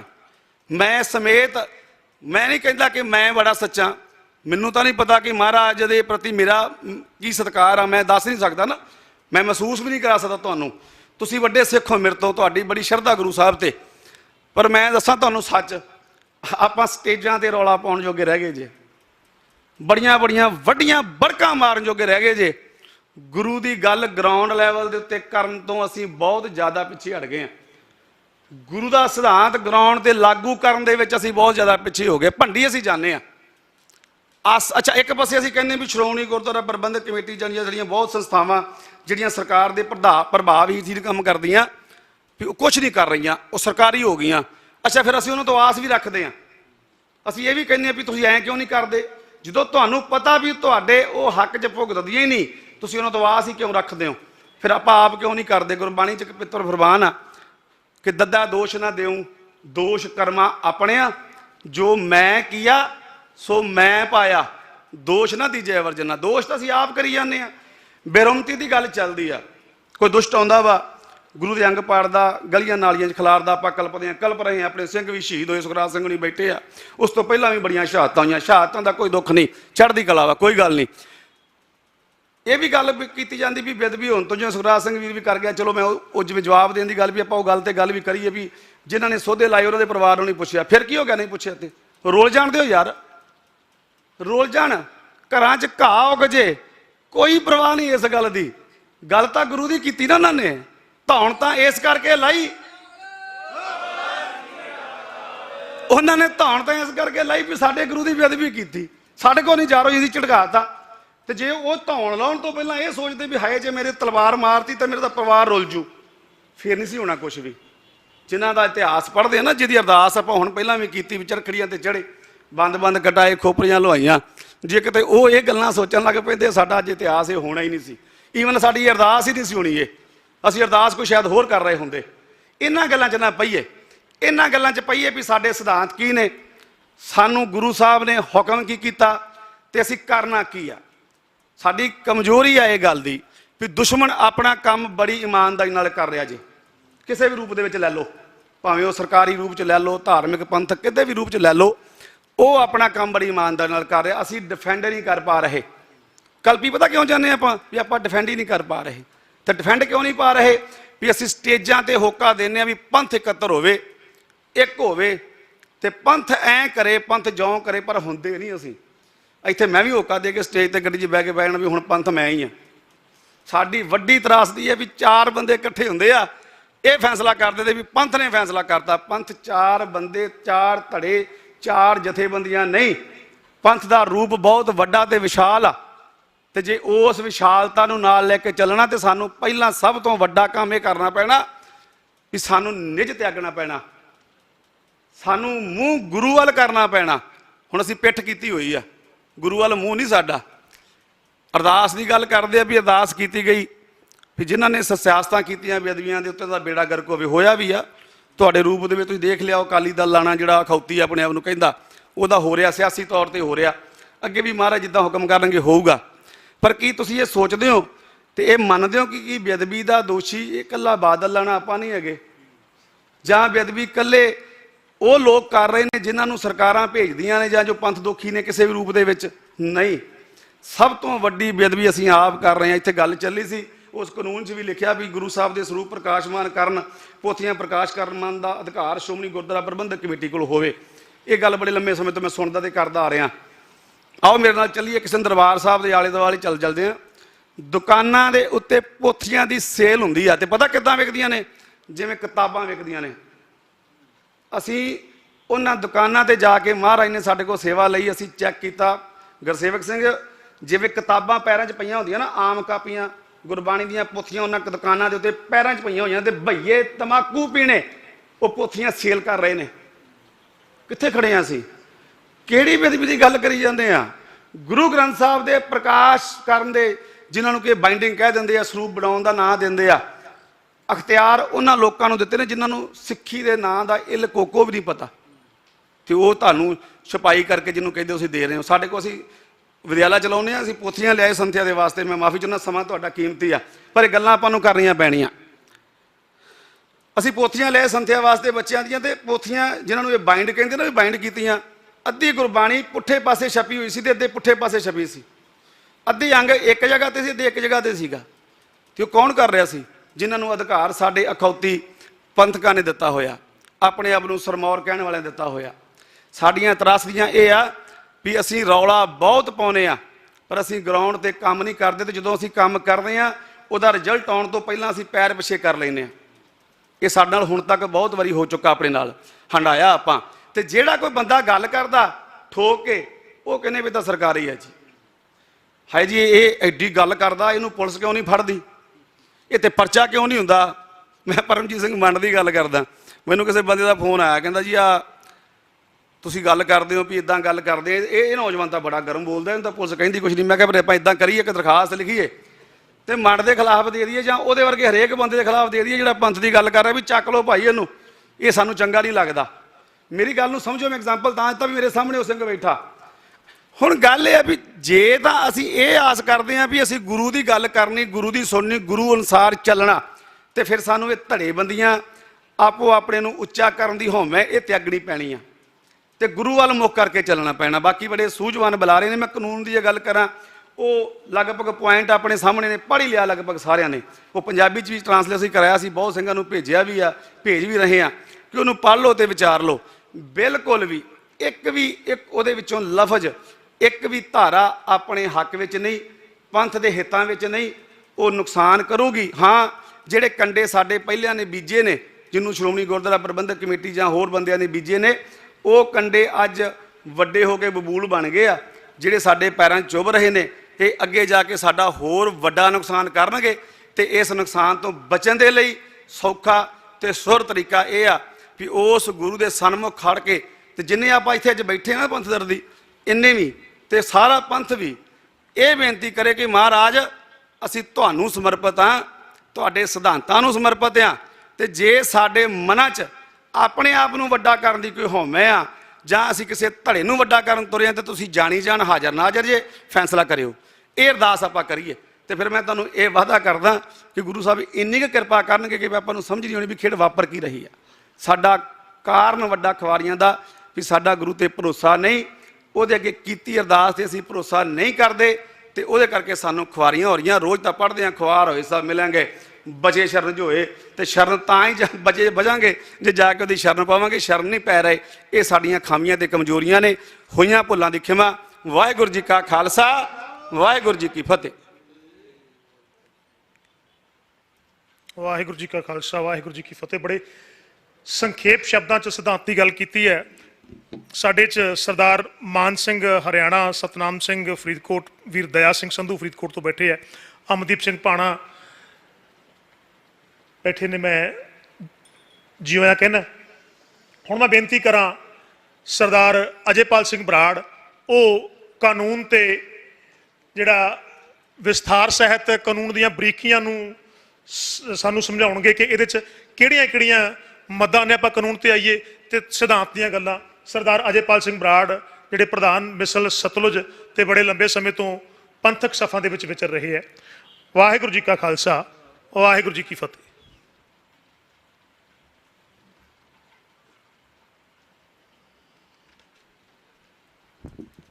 ਗੁਰੂ ਮਹਾਰਾਜ ਦੀ ਬਖਸ਼ੀ ਫਤਿਹ ਦੀ ਸਾਂਝ ਪਾਈਏ।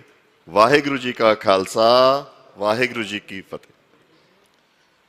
ਵੈਸੇ ਤਾਂ ਮੇਰਾ ਆਪਦਾ ਜਿਹੜਾ ਪਰਸਨਲ ਸਟੈਂਡ ਹੈਗਾ, ਜਿਹੜੀ ਮੈਂ ਗੱਲ ਕਰਨੀ ਚਾਹੁੰਦਾ ਸੀ, ਉਹ ਇਹ ਸੀਗੀ ਕਿ ਕਿਸੇ ਵੀ ਕਾਨੂੰਨ ਨੇ ਸਿੱਖਾਂ ਨੂੰ ਕੁਛ ਨਹੀਂ ਦਿੱਤਾ।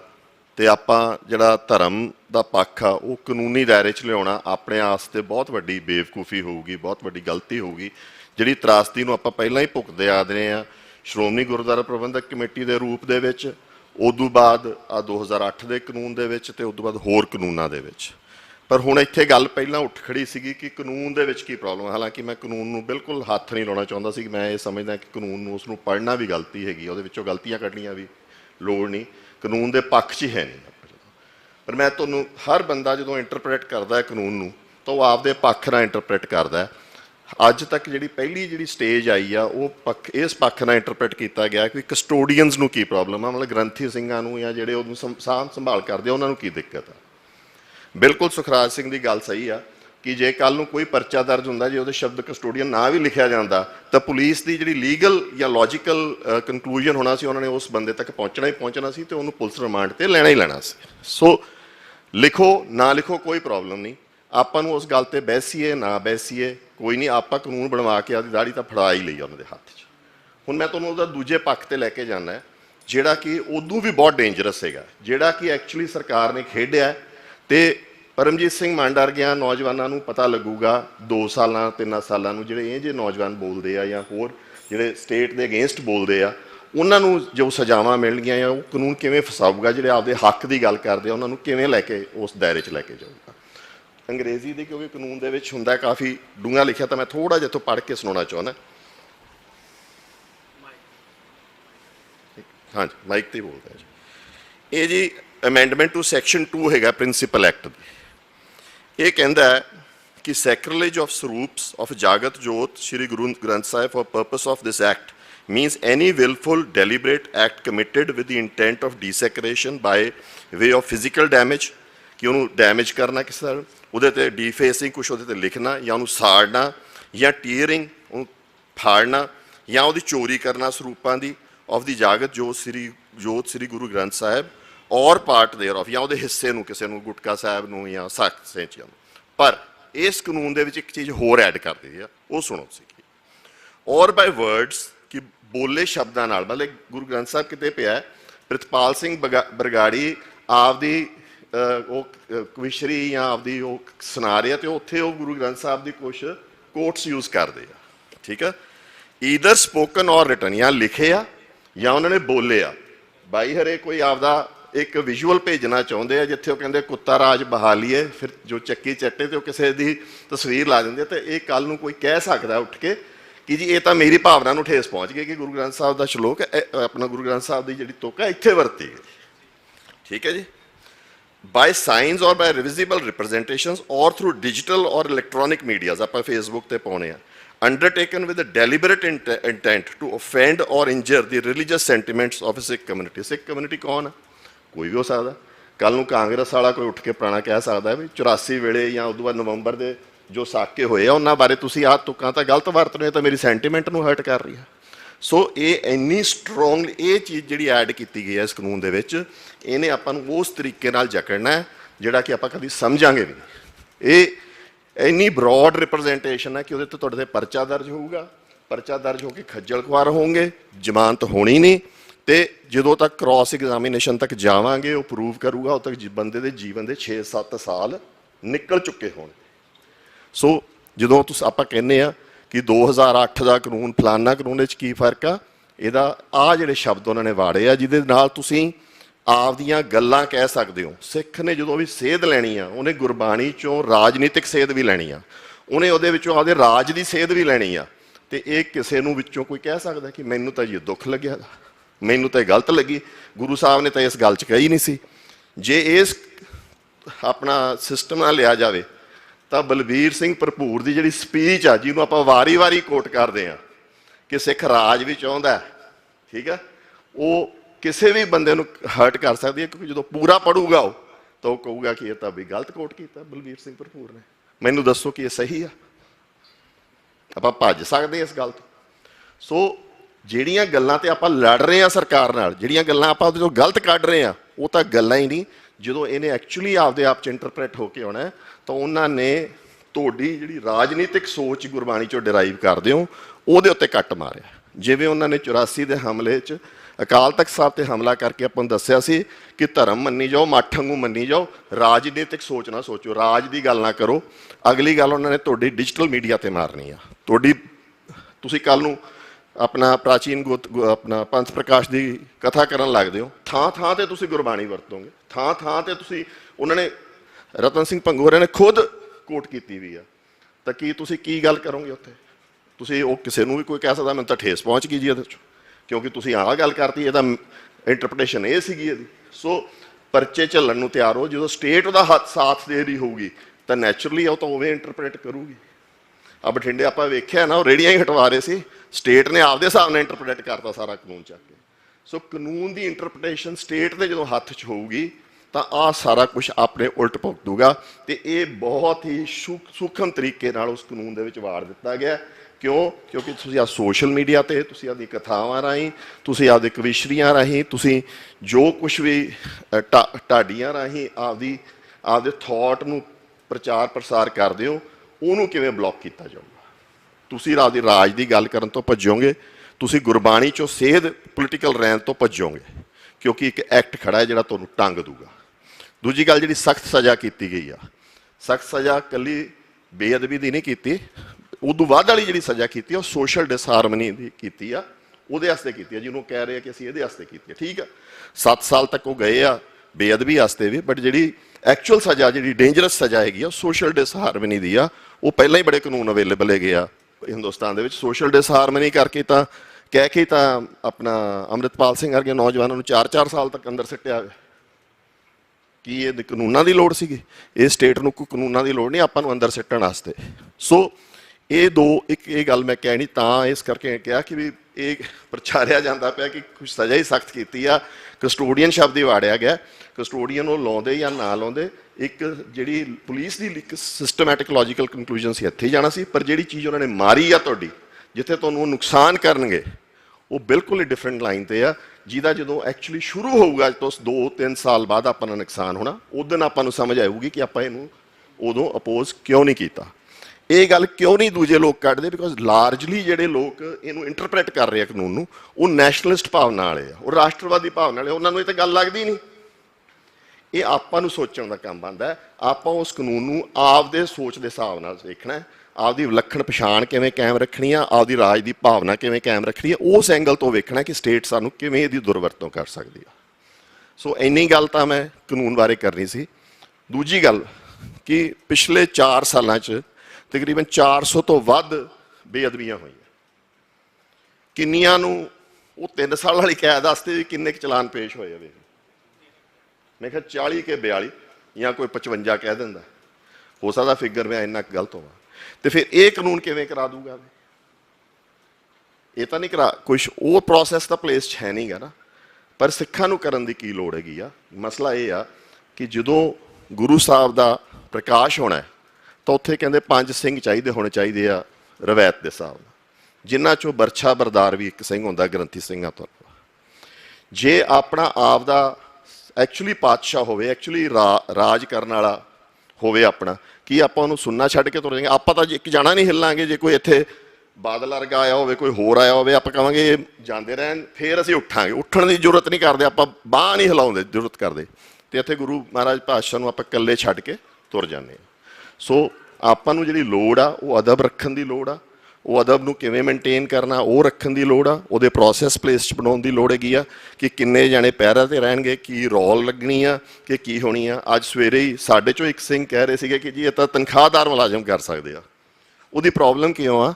ਕਿਉਂਕਿ ਜਦੋਂ ਆਪਾਂ ਕਮੇਟੀ ਬਣਾਉਣੀ, ਆਪਾਂ ਉਹਨੂੰ ਪ੍ਰਬੰਧਕੀ ਕਮੇਟੀ ਕਹਿੰਦੇ ਆ, ਪਰ ਅਰਦਾਸ 'ਚ ਤਾਂ ਆਪਾਂ ਸੇਵਾ ਸੰਭਾਲ ਦਾ ਮੌਕਾ ਮੰਗਦੇ ਹਾਂ। ਜੇ ਇਹ ਸੇਵਾ ਕਮੇਟੀ ਹੋਵੇ, ਜੇ ਆਪਾਂ ਸੇਵਾਦਾਰ ਦੇ ਹਿਸਾਬ ਨਾਲ ਇਹਦੀ ਸਾਂਭ ਸੰਭਾਲ ਕਰਦੇ ਹੋਈਏ, ਤਾਂ ਨੈਚੁਰਲੀ ਆਪਾਂ ਸੇਵਾ ਵੀ ਉਸ ਹਿਸਾਬ ਨਾਲ ਕਰਾਂਗੇ। ਜਦੋਂ ਆਪਾਂ ਇਹਨੂੰ ਸਿਸਟਮ ਹੀ ਪ੍ਰਬੰਧ ਬਣਾ ਲਿਆ, ਤੇ ਪ੍ਰਬੰਧ 'ਚ ਫਿਰ ਮੁਲਾਜ਼ਮ ਹੀ ਨਿਕਲਣਗੇ ਤੇ ਉਹਦੇ 'ਚ ਗਲਤੀਆਂ ਵੀ ਹੋਣਗੀਆਂ।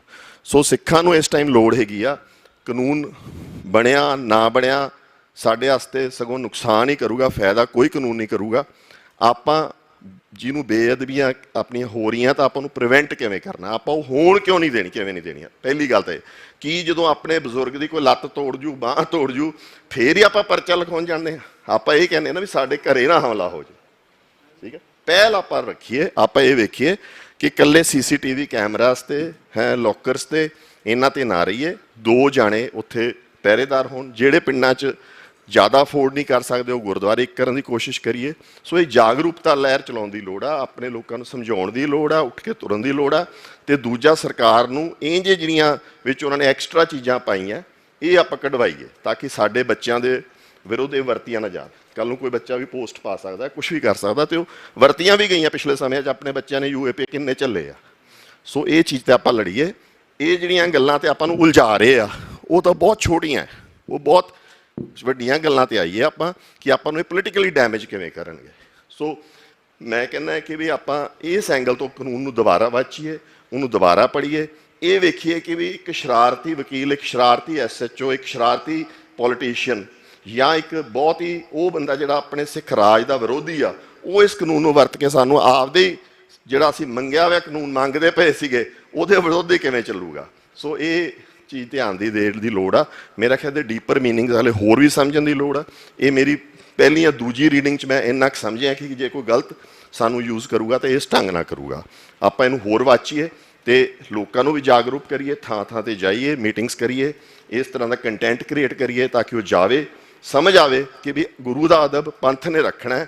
ਇਹ ਅੱਜ ਆਪਾਂ ਉਹ ਗੱਲ ਕਰਦੇ ਪਏ ਆ। ਅੱਜ ਸਵੇਰੇ ਮੈਂ ਗੱਲ ਕਰ ਰਿਹਾ ਸੀ ਕਿ ਵੀ ਘੱਲੂ ਘਾਰੇ ਤੋਂ ਪਹਿਲਾਂ ਆਪਾਂ ਅਬਦਾਲੀ ਨੂੰ ਕਹਿੰਦੇ ਕਿ ਭਾਈ ਗੁਰੂ ਗ੍ਰੰਥ ਸਾਹਿਬ ਤੂੰ ਸੰਭਾਲ, ਅਸੀਂ ਆ ਜਾ ਤੇਰੇ ਨਾਲ ਲੜਨਾ, ਠੀਕ ਹੈ ਨਾ।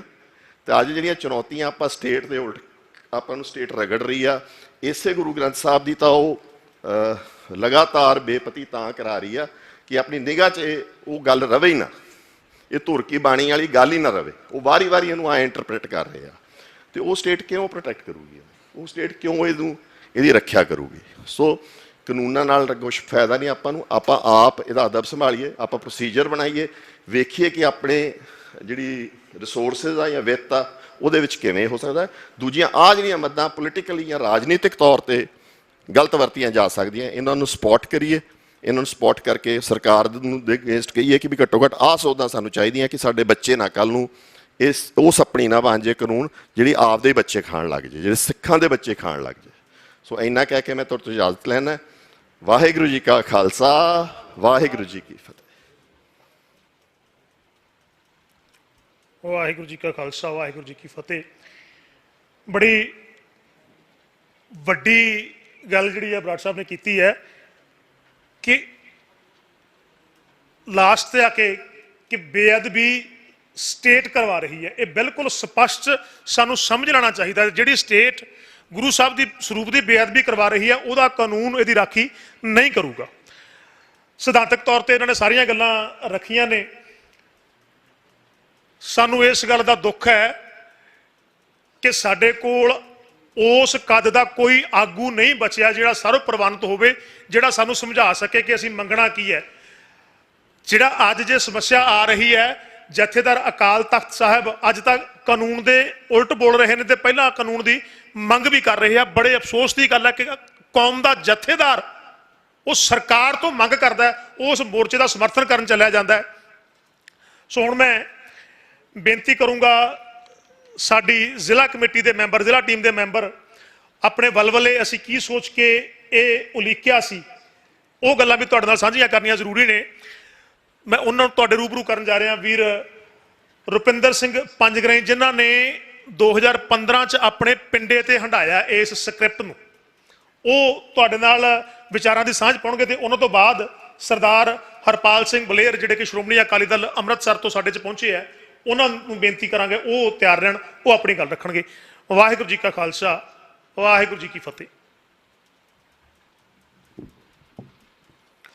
ਸਾਹਿਬ ਸ੍ਰੀ ਗੁਰੂ ਗ੍ਰੰਥ ਸਾਹਿਬ ਮਹਾਰਾਜ ਦੀ ਹਜ਼ੂਰੀ ਵਿੱਚ ਬਿਰਾਜਮਾਨ ਗੁਰੂ ਰੂਪ ਪਿਆਰੀ ਸਾਧ ਸੰਗਤ ਜੀ, ਸਭ ਤੋਂ ਪਹਿਲਾਂ ਫਤਿਹ ਪ੍ਰਵਾਨ ਕਰਿਓ ਜੀ। ਵਾਹਿਗੁਰੂ ਜੀ ਕਾ ਖਾਲਸਾ, ਵਾਹਿਗੁਰੂ ਜੀ ਕੀ ਫਤਿਹ। ਅੱਜ ਕਾਨੂੰਨ ਦੇ ਪੱਖ ਦੇ ਵਿੱਚ ਆਪਣੀਆਂ ਸੰਗਤਾਂ ਦੋ ਹਿੱਸਿਆਂ ਵਿੱਚ ਵੰਡੀਆਂ ਹੋਈਆਂ। ਜਿਵੇਂ ਬਹੁਤ ਸਿੱਖ ਤਾਂ ਇਹ ਗੱਲ ਮੰਨਦੇ ਆ ਵੀ ਜਿਹੜੇ ਖਾਲਸਾ ਰਾਜ ਦੀ ਗੱਲ ਕਰਦੇ ਹਾਂ ਆਪਾਂ, ਵੀ ਅਸੀਂ ਕਾਨੂੰਨ ਨੂੰ ਮੰਨਦੇ ਹੀ ਨਹੀਂ, ਵੀ ਭਾਰਤ ਦੇ ਕਾਨੂੰਨ 'ਚ ਅਸੀਂ ਪਹਿਲਾਂ ਹੀ ਗੁਲਾਮ ਆ ਅਤੇ ਗੁਲਾਮਾਂ ਨੂੰ ਕਾਹਦੇ ਕਾਨੂੰਨ ਆ ਗੁਲਾਮਾਂ ਵਾਸਤੇ। ਜਿਵੇਂ ਦੂਜਾ ਪੱਖ ਲੈ ਲਈਏ ਆਪਾਂ, ਜਿਵੇਂ ਕਿ ਆਪਾਂ ਕਹਿ ਦਿੰਦੇ ਆ ਅਸੀਂ ਕਾਨੂੰਨ ਨੂੰ ਮੰਨਦੇ ਹਾਂ ਅਤੇ ਕਾਨੂੰਨ ਦੀ ਜਿਨ੍ਹਾਂ ਨੇ ਮੰਗ ਕੀਤੀ, ਸਾਡੀਆਂ ਸਿੱਖ ਜਥੇਬੰਦੀਆਂ ਸੀ ਕੁਛ ਜਿਨ੍ਹਾਂ ਨੇ ਇਸ ਕਾਨੂੰਨ ਦੀ ਮੰਗ ਕੀਤੀ। ਜਿਹਦੇ ਵਿੱਚੋਂ ਅਕਾਲ ਤਖਤ ਸਾਹਿਬ ਦੇ ਜਥੇਦਾਰ, ਜੋ ਅਕਾਲ ਦੇ ਤਖਤ ਦੇ ਜਿਹੜੇ ਮੁੱਖ ਸੇਵਾਦਾਰ ਆ, ਉਹਨਾਂ ਨੇ ਵੀ ਇਹ ਕਾਨੂੰਨ ਦੀ ਮੰਗ ਕੀਤੀ, ਜੋ ਹਾਲਾਂਕਿ ਬਹੁਤ ਨੀਵੇਂ ਪੱਧਰ ਦੀ ਗੱਲ ਆ ਵੀ ਅਕਾਲ ਤਖਤ ਸਾਹਿਬ ਦਾ ਜਥੇਦਾਰ ਹੋਵੇ ਤੇ ਕਾਨੂੰਨ ਦੀ ਮੰਗ ਕਰੇ। ਸਾਡੇ ਲਈ ਇਹ ਬਹੁਤ ਮਾੜਾ ਸਮਾਂ ਸੀ। ਚਲੋ ਉਸ ਤੋਂ ਬਾਅਦ ਸਰਕਾਰਾਂ ਨੇ, ਇਸ ਸਟੇਟ ਨੇ, ਜਿਹੜੀ ਸਟੇਟ ਸਿੱਖਾਂ ਦੇ ਉੱਤੇ ਜ਼ੁਲਮ ਕਰਦੀ ਆ, ਸਿੱਖਾਂ ਨੂੰ ਮਾਰਦੀ ਆ, ਸਿੱਖਾਂ ਦੇ ਸਾਹਿਬ ਸ੍ਰੀ ਗੁਰੂ ਗ੍ਰੰਥ ਸਾਹਿਬ ਮਹਾਰਾਜ ਦੀ ਬੇਅਦਬੀ ਕਰਾਉਂਦੀ ਆ, ਉਸ ਨੇ ਚਲੋ ਇੱਕ ਇਹ ਕਾਨੂੰਨ ਬਣਾ ਕੇ ਦਿੱਤਾ। ਜਿਹੜੀ ਸੰਗਤ ਕਹਿੰਦੀ ਹੈ ਵੀ ਕਾਨੂੰਨ ਹੋਣਾ ਚਾਹੀਦਾ, ਮੈਂ ਉਸ ਦੇ ਵੱਲ ਧਿਆਨ ਦਿਵਾਉਣਾ ਚਾਹੁੰਦਾ ਵੀ ਕਾਨੂੰਨ ਦੇ ਵਿੱਚ ਕੀ ਸਹੀ ਹੈ ਤੇ ਕੀ ਗਲਤ ਆ। ਇੱਕ ਪੱਖ ਚਲੋ ਜਿਹੜਾ ਇਹਨਾਂ ਨੇ ਸਜ਼ਾ ਵਾਲਾ ਲਿਆ ਏ, ਜਿਵੇਂ ਮੱਲ ਕੇ ਬੇਅਦਬੀ ਹੋਈ ਸੀ ਗੁਰੂ ਗ੍ਰੰਥ ਸਾਹਿਬ ਮਹਾਰਾਜ ਦੀ, ਤੇ ਉੱਥੇ ਪ੍ਰੇਮੀਆਂ ਨੂੰ ਸਜ਼ਾ ਹੋਈ ਸੀ 3 ਸਾਲ ਦੀ। 3 ਸਾਲ ਦੀ ਸਜ਼ਾ ਜਿਹੜੀ ਹੁੰਦੀ ਹੈ ਕਾਨੂੰਨ ਦੇ ਵਿੱਚ, ਉਹਦੀ ਬਾਹਰੋਂ ਬਾਹਰ ਜ਼ਮਾਨਤ ਹੋ ਜਾਂਦੀ ਹੈ, ਤੇ ਉਹਨਾਂ ਨੂੰ ਬਾਹਰ ਦੀ ਬਾਹਰ ਜ਼ਮਾਨਤ ਹੋ ਗਈ। ਮੱਲ ਕੇ ਵਾਲੇ ਪ੍ਰੇਮੀਆਂ ਨੂੰ, ਉਹਨਾਂ ਨੂੰ ਨਾਲ ਗਨ ਮਿਲ ਕੇ 7-8, ਤੇ ਉਹ ਅੱਜ ਵੀ ਸਾਡੇ ਏਰੀਏ 'ਚ ਉਹ ਮਤਲਬ ਕਿ ਸਿੱਖਾਂ ਨੂੰ ਚੜਾਉਂਦੇ ਆ। ਸ਼ਾਇਦ ਅਸੀਂ ਵੀ, ਮੈਂ ਵੀ ਵਿੱਚ ਹੀ ਆ, ਵੀ ਅਸੀਂ ਇੱਥੋਂ ਤੱਕ ਕਿਉਂ ਨਹੀਂ ਪਹੁੰਚ ਸਕੇ ਵੀ ਉਹ ਸਿੱਖਾਂ ਨੂੰ ਕਿਉਂ ਚੜਾਉਂਦੇ ਆ। ਦੂਜਾ ਪੱਖ ਜਿਹੜਾ ਆਪਾਂ ਇਹਦੇ ਵਿੱਚ ਕਸਟੋਡੀਅਨ ਸ਼ਬਦ ਦੀ ਗੱਲ ਕੀਤੀ ਆ, ਉਹਦੇ ਤੇ ਥੋੜ੍ਹੀ ਜਿਹੀ ਵਿਚਾਰ ਕਰਨੀ ਆ। ਜੋ ਅਸੀਂ ਪਿੰਡੇ ਹੰਢਾਇਆ, ਬੁਰਜ ਜਵਾਹਰ ਸਿੰਘ ਵਾਲੇ ਗੁਰੂ ਗ੍ਰੰਥ ਸਾਹਿਬ ਮਹਾਰਾਜ ਦੇ ਸਰੂਪ ਚੋਰੀ ਹੁੰਦੇ ਆ, ਜਿਹੜੀ 2015 ਦੇ ਵਿੱਚ ਬੇਅਦਬੀ ਹੋਈ ਸੀ, ਤੇ ਸਭ ਤੋਂ ਪਹਿਲਾਂ ਉੱਥੇ ਕਮੇਟੀ ਬਣਦੀ ਹੈ, 6 ਮੈਂਬਰੀ ਕਮੇਟੀ ਬਣਦੀ ਹੈ। ਚਲੋ ਅਸੀਂ ਵੀ ਉਹਦੇ ਵਿੱਚ ਮੈਂਬਰ ਬਣਦੇ ਹਾਂ। ਸਾਰਿਆਂ ਨੇ ਬੜਾ ਜ਼ੋਰ ਲਾਇਆ ਵੀ ਜਿਨ੍ਹਾਂ ਤੇ ਸ਼ੱਕ ਸੀ, ਜਿਨ੍ਹਾਂ ਨੇ ਪ੍ਰੇਮੀਆਂ ਨੇ ਸ਼ਰੇਆਮ ਕਿਹਾ ਸੀ ਵੀ ਅਸੀਂ ਬੇਅਦਬੀ ਕਰਾਂਗੇ, ਪਰ ਉਹਨਾਂ ਦੀ ਪੁਲਿਸ ਨੇ ਜਿਹੜੀ ਉਹ ਪੁੱਛਗਿੱਛ ਬਿਲਕੁਲ ਨਹੀਂ ਕੀਤੀ। ਜਿੱਥੇ ਸਟੇਟ ਖੜਦੀ ਹੈ, ਕਾਨੂੰਨ ਕੀ ਕਰੂਗਾ? ਸਟੇਟ ਤਾਂ ਸ਼ਰੇਆਮ ਉਹਨਾਂ ਦੇ ਹੱਕ 'ਚ ਖੜ ਗਿਆ। ਉਸ ਤੋਂ ਬਾਅਦ ਜਦੋਂ ਪੁਲਿਸ ਚੱਕਣ 'ਤੇ ਆਈ ਆ, ਜਿੰਨਾ ਚਿਰ ਬਾਦਲਾਂ ਦਾ ਰਾਜ ਰਿਹਾ, ਚਲੋ ਬਾਦਲ ਕੋਈ ਵੀ ਹੋਵੇ ਉਸ ਸਥਾਨ 'ਤੇ, ਪਰ ਸਟੇਟ ਨੇ ਤਾਂ ਆਪਦਾ ਕੰਮ ਹੀ ਕਰਾਉਣਾ ਹੁੰਦਾ। ਉਹਨਾਂ ਸਮਾਂ ਗ੍ਰੰਥੀ ਸਿੰਘ ਗੋਰਾ, ਉਹਦੀ ਵਾਈਫ, ਪ੍ਰਧਾਨ, ਜਾਂ ਜਿਵੇਂ ਅਸੀਂ 2 ਭਰਾ, ਹੋਰ ਵੀ ਮਤਲਬ ਕਿ ਘੱਟੋ ਘੱਟ 50 ਸਿੰਘ ਹੋਣਗੇ, ਜਿਨ੍ਹਾਂ ਨੂੰ ਉਹਨਾਂ ਨੇ ਸੀਏ ਸਟਾਫ ਲਿਜਾ ਕੇ ਤਸ਼ੱਦਦ ਕੀਤਾ ਬੁਰੇ ਤਰੀਕੇ ਨਾਲ। ਹੁਣ ਆਪਾਂ ਕਹਿੰਦੇ ਹਾਂ ਕਸਟੋਡੀਅਨ ਸ਼ਬਦ ਨਾਲ ਕੀ ਫਰਕ ਪੈਂਦਾ? ਮੁੱਖ ਮੰਤਰੀ ਕਸਟੋਡੀਅਨ ਸ਼ਬਦ ਲਿਖਿਆ ਏ, ਉਹਦੀ ਪਰਿਭਾਸ਼ਾ ਇਹ ਦੇ ਰਿਹਾ ਵੀ ਜਿਹੜਾ ਕਸਟੋਡੀਅਨ ਸ਼ਬਦ ਵਰਤਿਆ, ਜੋ ਕੋਈ ਮਤਲਬ ਕਿ ਕਹਿ ਦਈਏ ਆਪਾਂ ਇਹ ਬਿਮਾਰ ਆ ਜੀ, ਇਹ ਮੰਦਬੁੱਧੀ ਆ, ਉਹਦੇ ਲਈ ਵਰਤਿਆ। ਹਾਲਾਂਕਿ ਕਾਨੂੰਨ ਦੇ ਵਿੱਚ ਕਿਤੇ ਗੱਲ ਨਹੀਂ ਲਿਖੀ ਗਈ। ਸਾਰਾ ਤੁਸੀਂ ਕਾਨੂੰਨ ਪੜ੍ਹ ਲਿਓ, ਉਹ ਕਾਨੂੰਨ ਦੀ ਪਰਿਭਾਸ਼ਾ ਨੂੰ ਇਸ ਤਰ੍ਹਾਂ ਡਿਫਾਈਨ ਕਰ ਰਿਹਾ ਵੀ ਅਸੀਂ ਤਾਂ ਉਹਨਾਂ ਲਈ ਵਰਤਿਆ। ਹਾਲਾਂਕਿ ਇਹ ਗੱਲ ਨਹੀਂ ਹੈਗੀ। ਜਿਵੇਂ ਪਹਿਲਾਂ ਗੋਰਾ ਸਿੰਘ ਗ੍ਰੰਥੀ ਜਾਂ ਸਾਡੇ ਵਰਗੇ ਹੋਰ ਬੰਦਿਆਂ 'ਤੇ ਤਸ਼ੱਦਦ ਹੋਇਆ ਸੀ, ਉਦੋਂ ਰੌਲਾ ਪਾਇਆ, ਸਰਕਾਰ ਨੀਵੀਂ ਹੋਈ ਤੇ ਸਾਰਿਆਂ ਨੂੰ ਰਿਹਾ ਕੀਤਾ। ਪਰ ਹੁਣ ਤਾਂ ਅਸੀਂ ਹੱਥੀਂ ਕਾਨੂੰਨ ਬਣਾ ਕੇ ਦੇ ਰਹੇ ਹਾਂ ਵੀ ਤੁਸੀਂ ਸਾਡੇ 'ਤੇ ਟੌਰਚਰ ਕਰੋ, ਸਾਡੇ ਗ੍ਰੰਥੀ ਚੱਕੋ, ਸਾਡੇ ਪ੍ਰਧਾਨ ਚੱਕੋ। ਇਹ ਤਾਂ ਅਸੀਂ ਮਾਨਤਾ ਹੀ ਦੇ ਰਹੇ ਹਾਂ ਨਾ। ਜੇ ਸਰਕਾਰ ਦੀ ਨੀਅਤ ਸਿਰਫ ਸਜ਼ਾ ਵੱਲ ਹੀ ਹੈ, ਜੇ ਆਪਾਂ ਦੂਜੇ ਪੱਖ ਦੀ ਗੱਲ ਕਰੀਏ ਵੀ ਜਿਹੜੇ ਕਹਿੰਦੇ ਆ ਵੀ ਕਾਨੂੰਨ ਹੋਣਾ ਚਾਹੀਦਾ, ਤਾਂ ਇਕੱਲੀ ਸਜ਼ਾ ਵਧਾਉਣੀ ਚਾਹੀਦੀ ਸੀ। ਫਿਰ ਸਾਡੇ ਮਤਲਬ ਕਿ ਸੱਚਖੰਡ ਸਾਹਿਬ ਨੂੰ ਸਟੋਰ ਲਿਖਣਾ, ਇਹ ਸਾਰੀਆਂ ਗੱਲਾਂ ਵੱਲ ਸਾਨੂੰ ਧਿਆਨ ਦੇਣਾ ਪੈਣਾ।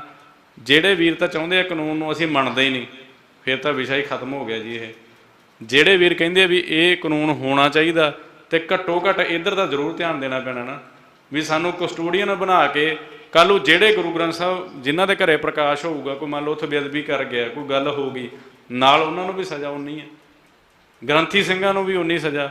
ਕੋਈ ਪ੍ਰਧਾਨ ਆ, ਕੋਈ ਮਤਲਬ ਕਿ ਕੱਲ੍ਹ ਨੂੰ ਸ਼ਾਇਦ ਪਿੰਡਾਂ ਦੇ ਵਿੱਚ ਇਹ ਨਾ ਹਾਲਾਤ ਬਣ ਜਾਣ ਵੀ ਸੇਵਾਦਾਰ ਲੱਗਣ ਨੂੰ ਹਟ ਜੇ। ਆਮ ਚਲੋ ਚੜ੍ਹਦੀ ਕਲਾ ਵਾਲੇ ਸਿੰਘ ਤਾਂ ਬਹੁਤ ਹੈਗੇ ਆ, ਜਿਨ੍ਹਾਂ ਨੇ ਪਹਿਲਾਂ ਵੀ ਇਹ ਚੀਜ਼ਾਂ ਨੂੰ ਖਤਮ ਕੀਤਾ, ਨਿਬੇੜੇ ਲਾਇਆ, ਪਰ ਕਿਤੇ ਨਾ ਕਿਤੇ ਆਮ ਸੰਗਤ ਦੇ ਵਿੱਚ ਇਹ ਦਹਿਸ਼ਤ ਦਾ ਮਾਹੌਲ ਬਣੂਗਾ ਆਉਣ ਵਾਲੇ 2 ਸਾਲਾਂ ਨੂੰ, 4 ਸਾਲਾਂ ਨੂੰ। ਸੋ ਇਸ 'ਤੇ ਸੁਹਿਰਦਤਾ ਨਾਲ ਵਿਚਾਰ ਕਰਨੀ ਚਾਹੀਦੀ ਹੈ ਜੀ। ਇੰਨੀਆਂ ਹੀ ਬੇਨਤੀਆਂ ਕਰਦਾ ਖੇਮਾ ਦਾ ਜਾਚਕਾਂ ਜੀ। ਵਾਹਿਗੁਰੂ ਜੀ ਕਾ ਖਾਲਸਾ, ਵਾਹਿਗੁਰੂ ਜੀ ਕੀ ਫਤਿਹ। ਵਾਹਿਗੁਰੂ ਜੀ ਕਾ ਖਾਲਸਾ, ਵਾਹਿਗੁਰੂ ਜੀ ਕੀ ਫਤਿਹ। ਸਾਡੇ 'ਚ ਸਰਦਾਰ ਹਰਦੇਵ ਸਿੰਘ ਬਰਾੜ ਘਣੀਏ ਵਾਲਾ ਬੈਠੇ ਹੈ, ਸਰਦਾਰ ਇਕਬਾਲ ਸਿੰਘ ਫਿੱਡੇ, ਸਰਦਾਰ ਭਜਨ ਸਿੰਘ ਬਰਾੜ, ਉਹ ਸੁਸ਼ੋਭਿਤ ਹੈ, ਧੰਨਵਾਦੀ ਹਾਂ। ਹੁਣ ਮੈਂ ਬੇਨਤੀ ਕਰਾਂ ਸਰਦਾਰ ਹਰਪਾਲ ਸਿੰਘ ਬਲੇਰ, ਸ਼੍ਰੋਮਣੀ ਅਕਾਲੀ ਦਲ ਅੰਮ੍ਰਿਤਸਰ ਤੋਂ, ਉਹ ਆਪਣੇ ਵਿਚਾਰ ਰੱਖਣਗੇ। ਇਹਨਾਂ ਤੋਂ ਬਾਅਦ ਸਰਦਾਰ ਗੁਰਸੇਵਕ ਸਿੰਘ ਭਾਣਾ ਤੇ ਫਿਰ ਸਰਦਾਰ ਸ਼ਰਨਜੀਤ ਸਿੰਘ ਸਰਾਂ, ਤੇ ਫਿਰ ਅਸੀਂ ਸਮਾਪਤੀ ਵਾਲੇ ਪਾਸੇ ਨੂੰ ਜਾਵਾਂਗੇ। ਮੈਂ ਸਮਾਪਤੀ ਸਰਦਾਰ ਪਰਮਜੀਤ ਸਿੰਘ ਮੰਡ ਹੋਰਾਂ ਤੋਂ, ਜਿਹੜੀ ਅਸੀਂ ਜ਼ਿਲ੍ਹਾ ਨੇ ਫੈਸਲਾ ਕੀਤਾ ਸੀ ਕਿ ਸਮਾਪਤੀ ਜਿਹੜੀ ਆ ਉਹ ਸਰਦਾਰ ਪਰਮਜੀਤ ਸਿੰਘ ਮੰਡ ਹੋਰਾਂ ਤੋਂ ਸਮਾਪਤੀ ਭਾਸ਼ਣ ਉਹ ਲਵਾਂਗੇ, ਤੇ ਇਸ ਸਾਰੇ ਸਮੁੱਚੇ ਵਰਤਾਰੇ ਨੂੰ ਕਨਕਲੂਡ ਕਰਨਗੇ। ਬੁਲਾਰਿਆਂ ਨੇ ਕੀ ਕਿਹਾ? ਸਿਧਾਂਤਕ ਸਮਝ ਕੀ ਆ ਉਹ ਅਖੀਰ ਦੇ ਵਿੱਚ ਉਹ ਬੋਲਣਗੇ। ਸੋ ਮਾਫੀ ਚਾਹੁੰਦਾ, ਸਮਾਂ ਲਿਆ। ਸਰਦਾਰ ਹਰਪਾਲ ਸਿੰਘ ਬਲੇਰ, ਸ਼੍ਰੋਮਣੀ ਅਕਾਲੀ ਦਲ ਅੰਮ੍ਰਿਤਸਰ। ਵਾਹਿਗੁਰੂ ਜੀ ਕਾ ਖਾਲਸਾ, ਵਾਹਿਗੁਰੂ ਜੀ ਕੀ ਫਤਿਹ।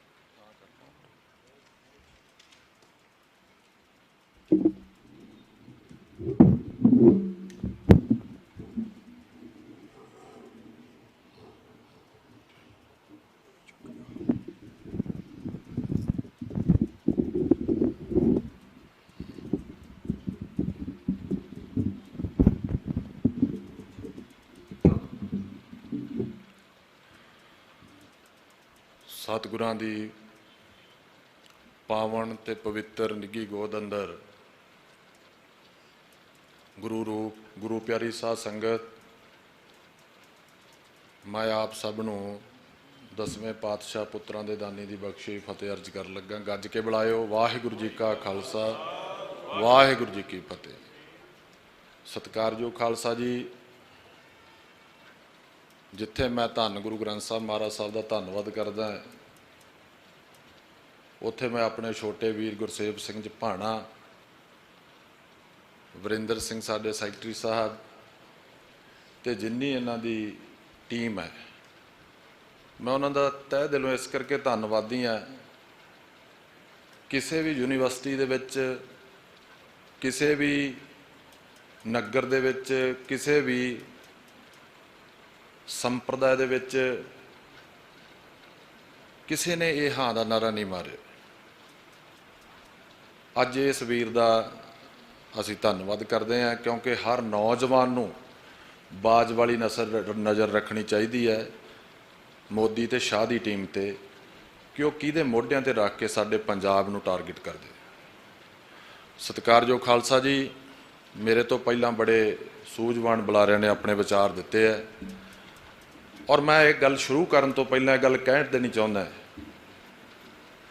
ਕਿ 1849 ਦੇ ਵਿੱਚ ਸਾਡਾ ਰਾਜ ਭਾਗ ਖਤਮ ਹੋਇਆ,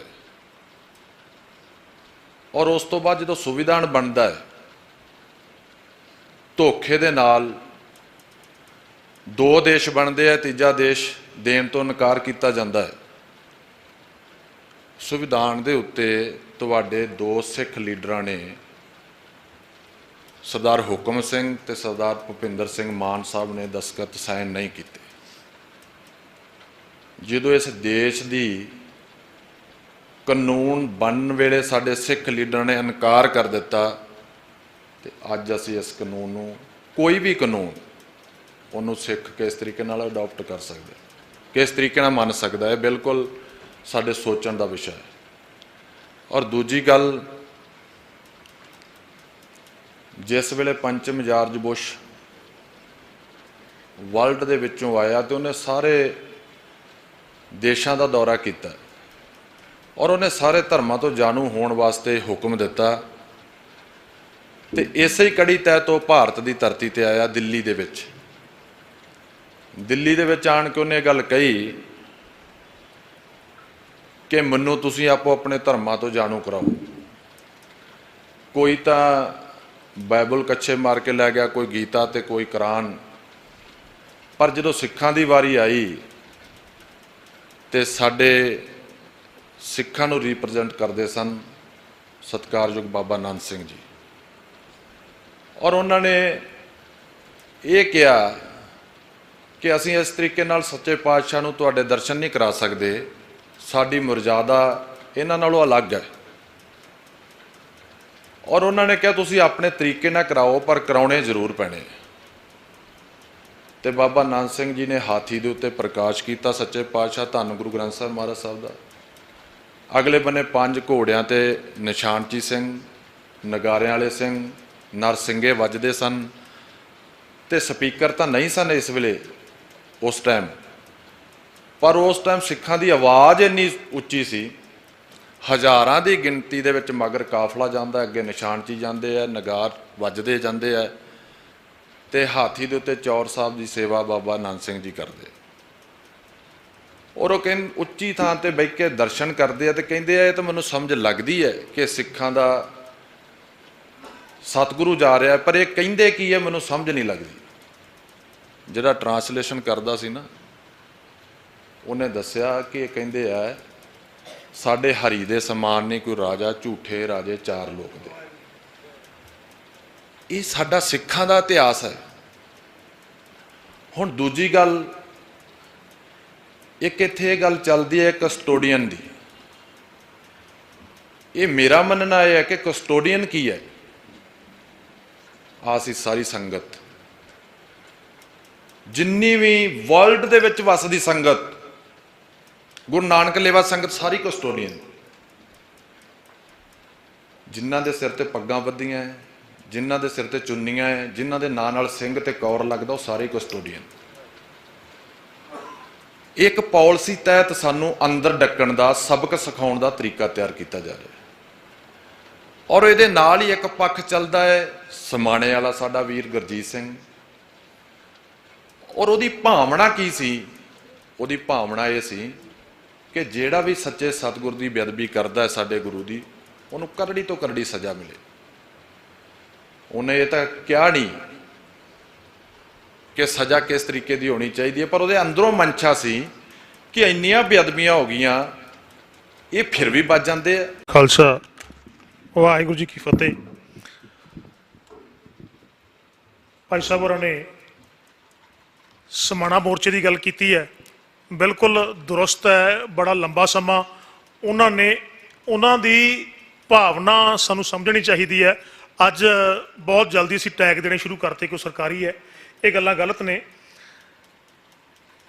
ਪੰਜਾਬ 'ਚ ਦੋ ਧਿਰਾਂ ਸਿਰਫ ਤੇ ਸਿਰਫ ਪੋਲੀਟੀਕਲ ਮਾਈਲੇਜ ਲੈਣ ਵਾਸਤੇ ਚੱਲ ਰਹੀਆਂ ਨੇ, ਸਰਕਾਰ ਤੇ ਅਕਾਲੀ ਦਲ ਬਾਦਲ। ਇਹ ਸਿੱਖ ਨੇ ਦੇਖਣਾ ਕਿ ਪੋਲੀਟੀਕਲ ਮਾਈਲੇਜ ਉਹਨਾਂ ਨੂੰ ਦੇਣੀ ਹੈ ਕਿ ਨਹੀਂ ਦੇਣੀ, ਕਿਸ ਪਾਸੇ ਨੂੰ ਤੁਰਨਾ, ਅਸੀਂ ਕਿੱਧਰ ਨੂੰ ਜਾਣਾ ਹੈ, ਅਸੀਂ ਕੀ ਇਹ ਸਾਡੀ ਸੋਚ ਬਣਦੀ ਹੈ। ਅਸੀਂ ਕੋਈ ਵੀ ਫਰੰਟ, ਠੀਕ ਹੈ ਇਲੈਕਟਰਲ ਪੋਲਿਟਿਕਸ ਸਾਡੀ ਨਹੀਂ, ਪਰ ਇਹਨੂੰ ਸੁਣਿਆ ਵੀ ਨਹੀਂ ਛੱਡਿਆ ਜਾ ਸਕਦਾ। ਇਹਦੀ ਪਹਿਰੇਦਾਰੀ ਤੇ ਇਹਦੀ ਰਾਖੀ ਕਰਨੀ, ਇਹਦੀ ਜ਼ਿੰਮੇਵਾਰੀ ਸਾਂਭਣੀ, ਉਹ ਵੀ ਸਾਡੀ ਜ਼ਿੰਮੇਵਾਰੀ ਬਣਦੀ ਹੈ। ਅਸੀਂ ਇਹਦੇ ਬਾਰੇ ਵੀ ਸੋਚਣਾ। ਹੁਣ ਮੈਂ ਬੇਨਤੀ ਕਰੂੰਗਾ, ਸਾਡਾ ਜ਼ਿਲ੍ਹਾ ਟੀਮ ਦੇ ਮੈਂਬਰ ਸਰਦਾਰ ਸ਼ਰਨਜੀਤ ਸਿੰਘ ਸਰਾਂ, ਜਿਹੜੇ ਕਿ ਕਿਸਾਨ ਯੂਨੀਅਨ ਫਤਿਹ ਦੇ ਸਰਗਰਮ ਆਗੂ ਹੈ, ਉਹ ਤੁਹਾਡੇ ਨਾਲ ਵਿਚਾਰਾਂ ਦੀ ਸਾਂਝ ਪਾਉਣਗੇ। ਉਹਨਾਂ ਤੋਂ ਬਾਅਦ ਵੀਰ ਗੁਰਸੇਵਕ ਸਿੰਘ ਭਾਣਾ ਤੇ ਫਿਰ ਸਰਦਾਰ ਪਰਮਜੀਤ ਸਿੰਘ ਮੰਡ, ਉਹ ਵਿਚਾਰਾਂ ਦੀ ਸਾਂਝ ਪਾਉਣਗੇ। ਸ਼ਰਨਜੀਤ ਸਿੰਘ ਸਰਾਂ। ਵਾਹਿਗੁਰੂ ਜੀ ਕਾ ਖਾਲਸਾ, ਵਾਹਿਗੁਰੂ ਜੀ ਕੀ ਫਤਿਹ।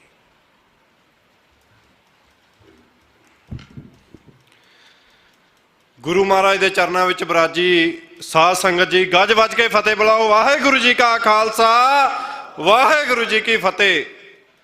ਸੋ ਵੈਸੇ ਤਾਂ ਜਿਸ ਹਿਸਾਬ ਨਾਲ ਇਸ ਦੇਸ਼ ਦੇ ਹਾਲਾਤ ਆ ਤੇ ਜਿਸ ਹਿਸਾਬ ਨਾਲ ਸਿੱਖ ਕੌਮ ਦੇ ਉੱਤੇ ਸ਼ੁਰੂ ਤੋਂ ਲੈ ਕੇ ਹੁਣ ਤੱਕ ਜੋ ਨੁਕਸਾਨ ਇੰਡੀਅਨ ਸਟੇਟ ਵੱਲੋਂ ਜਾਂ ਸਰਕਾਰਾਂ ਵੱਲੋਂ ਕੀਤੇ ਜਾ ਰਹੇ ਆ, ਉਸ ਹਿਸਾਬ ਨਾਲ ਤਾਂ ਸਪਸ਼ਟ ਤੌਰ ਤੇ ਸਿਰਫ ਖਾਲਿਸਤਾਨ ਦੀ ਮੰਗ ਕਰਨੀ ਬਣਦੀ ਆ। ਉਸ ਤੋਂ ਉੱਪਰ ਕੋਈ ਹੱਲ ਹੀ ਹੈ ਨਹੀਂ ਜੇ ਆਪਾਂ ਉਸ ਹਿਸਾਬ ਨਾਲ ਸੋਚੀਏ। ਤੇ ਸਤਿ ਸ੍ਰੀ ਅਕਾਲ, ਜਿੰਦਾਬਾਦ ਜਿੰਦਾਬਾਦ। ਜੇ ਆਪਾਂ ਕੁਝ ਹੋਰ ਜਿਹੜੀ ਸੰਗਤ ਆ ਆਪਣੀ, ਆਪਾਂ ਕਿਉਂਕਿ ਜਿੰਨੀ ਵੀ ਸੰਗਤ ਆ ਸਿੱਖ ਕੌਮ ਦੀ, ਉਹਨਾਂ ਨੂੰ ਆਪਾਂ ਕਿਸੇ ਨੂੰ ਵੀ ਛੱਡਣਾ ਨਹੀਂ ਚਾਹੁੰਦੇ, ਕਿਉਂਕਿ ਸਾਰੇ ਆਪਣੇ ਭਰਾ, ਸਾਰੀ ਆਪਣੀ ਸੰਗਤ ਆ। ਜੇ ਕੁਛ ਕੁ ਲੋਕ ਇਹ ਗੱਲ, ਕੁਛ ਕੁ ਸੰਗਤ ਇਹ ਗੱਲ ਨਹੀਂ ਮੰਨਦੀ ਕਿ ਨਹੀਂ ਅਸੀਂ ਇਸ ਗੱਲ ਨਾਲ ਨਹੀਂ ਸਹਿਮਤ ਹੈਗੇ, ਸ਼ਾਇਦ ਉਹਨਾਂ ਨੂੰ ਹੌਲੀ ਹੌਲੀ ਪਤਾ ਲੱਗ ਜੂਗੀ, ਪਰ ਜੇ ਉਹ ਇਸ ਗੱਲ ਨਾਲ ਹਜੇ ਨਹੀਂ ਸਹਿਮਤ ਹੈਗੇ ਤਾਂ ਉਹ ਵੀ ਆਪਣੇ ਭਰਾ। ਤੇ ਜੇ ਆਪਾਂ ਉਹਨਾਂ ਦੇ ਹਿਸਾਬ ਨਾਲ ਚੱਲੀਏ ਤਾਂ ਉਹ ਇਹ ਗੱਲ ਕਹਿੰਦੇ ਆ ਕਿ ਉਹਨਾਂ ਨੇ ਇਹ ਮੰਗ ਕੀਤੀ ਕਿ ਕਾਨੂੰਨ ਬਣਨਾ ਚਾਹੀਦਾ ਸੀ ਤੇ ਉਹ ਕਾਨੂੰਨ ਬਣਿਆ, ਪਰ ਸਾਰਿਆਂ ਦੀ ਸੋਚ ਇਹ ਸੀ ਕਿ ਕਾਨੂੰਨ ਦੋਸ਼ੀ ਤੇ ਬਣਨਾ ਚਾਹੀਦਾ।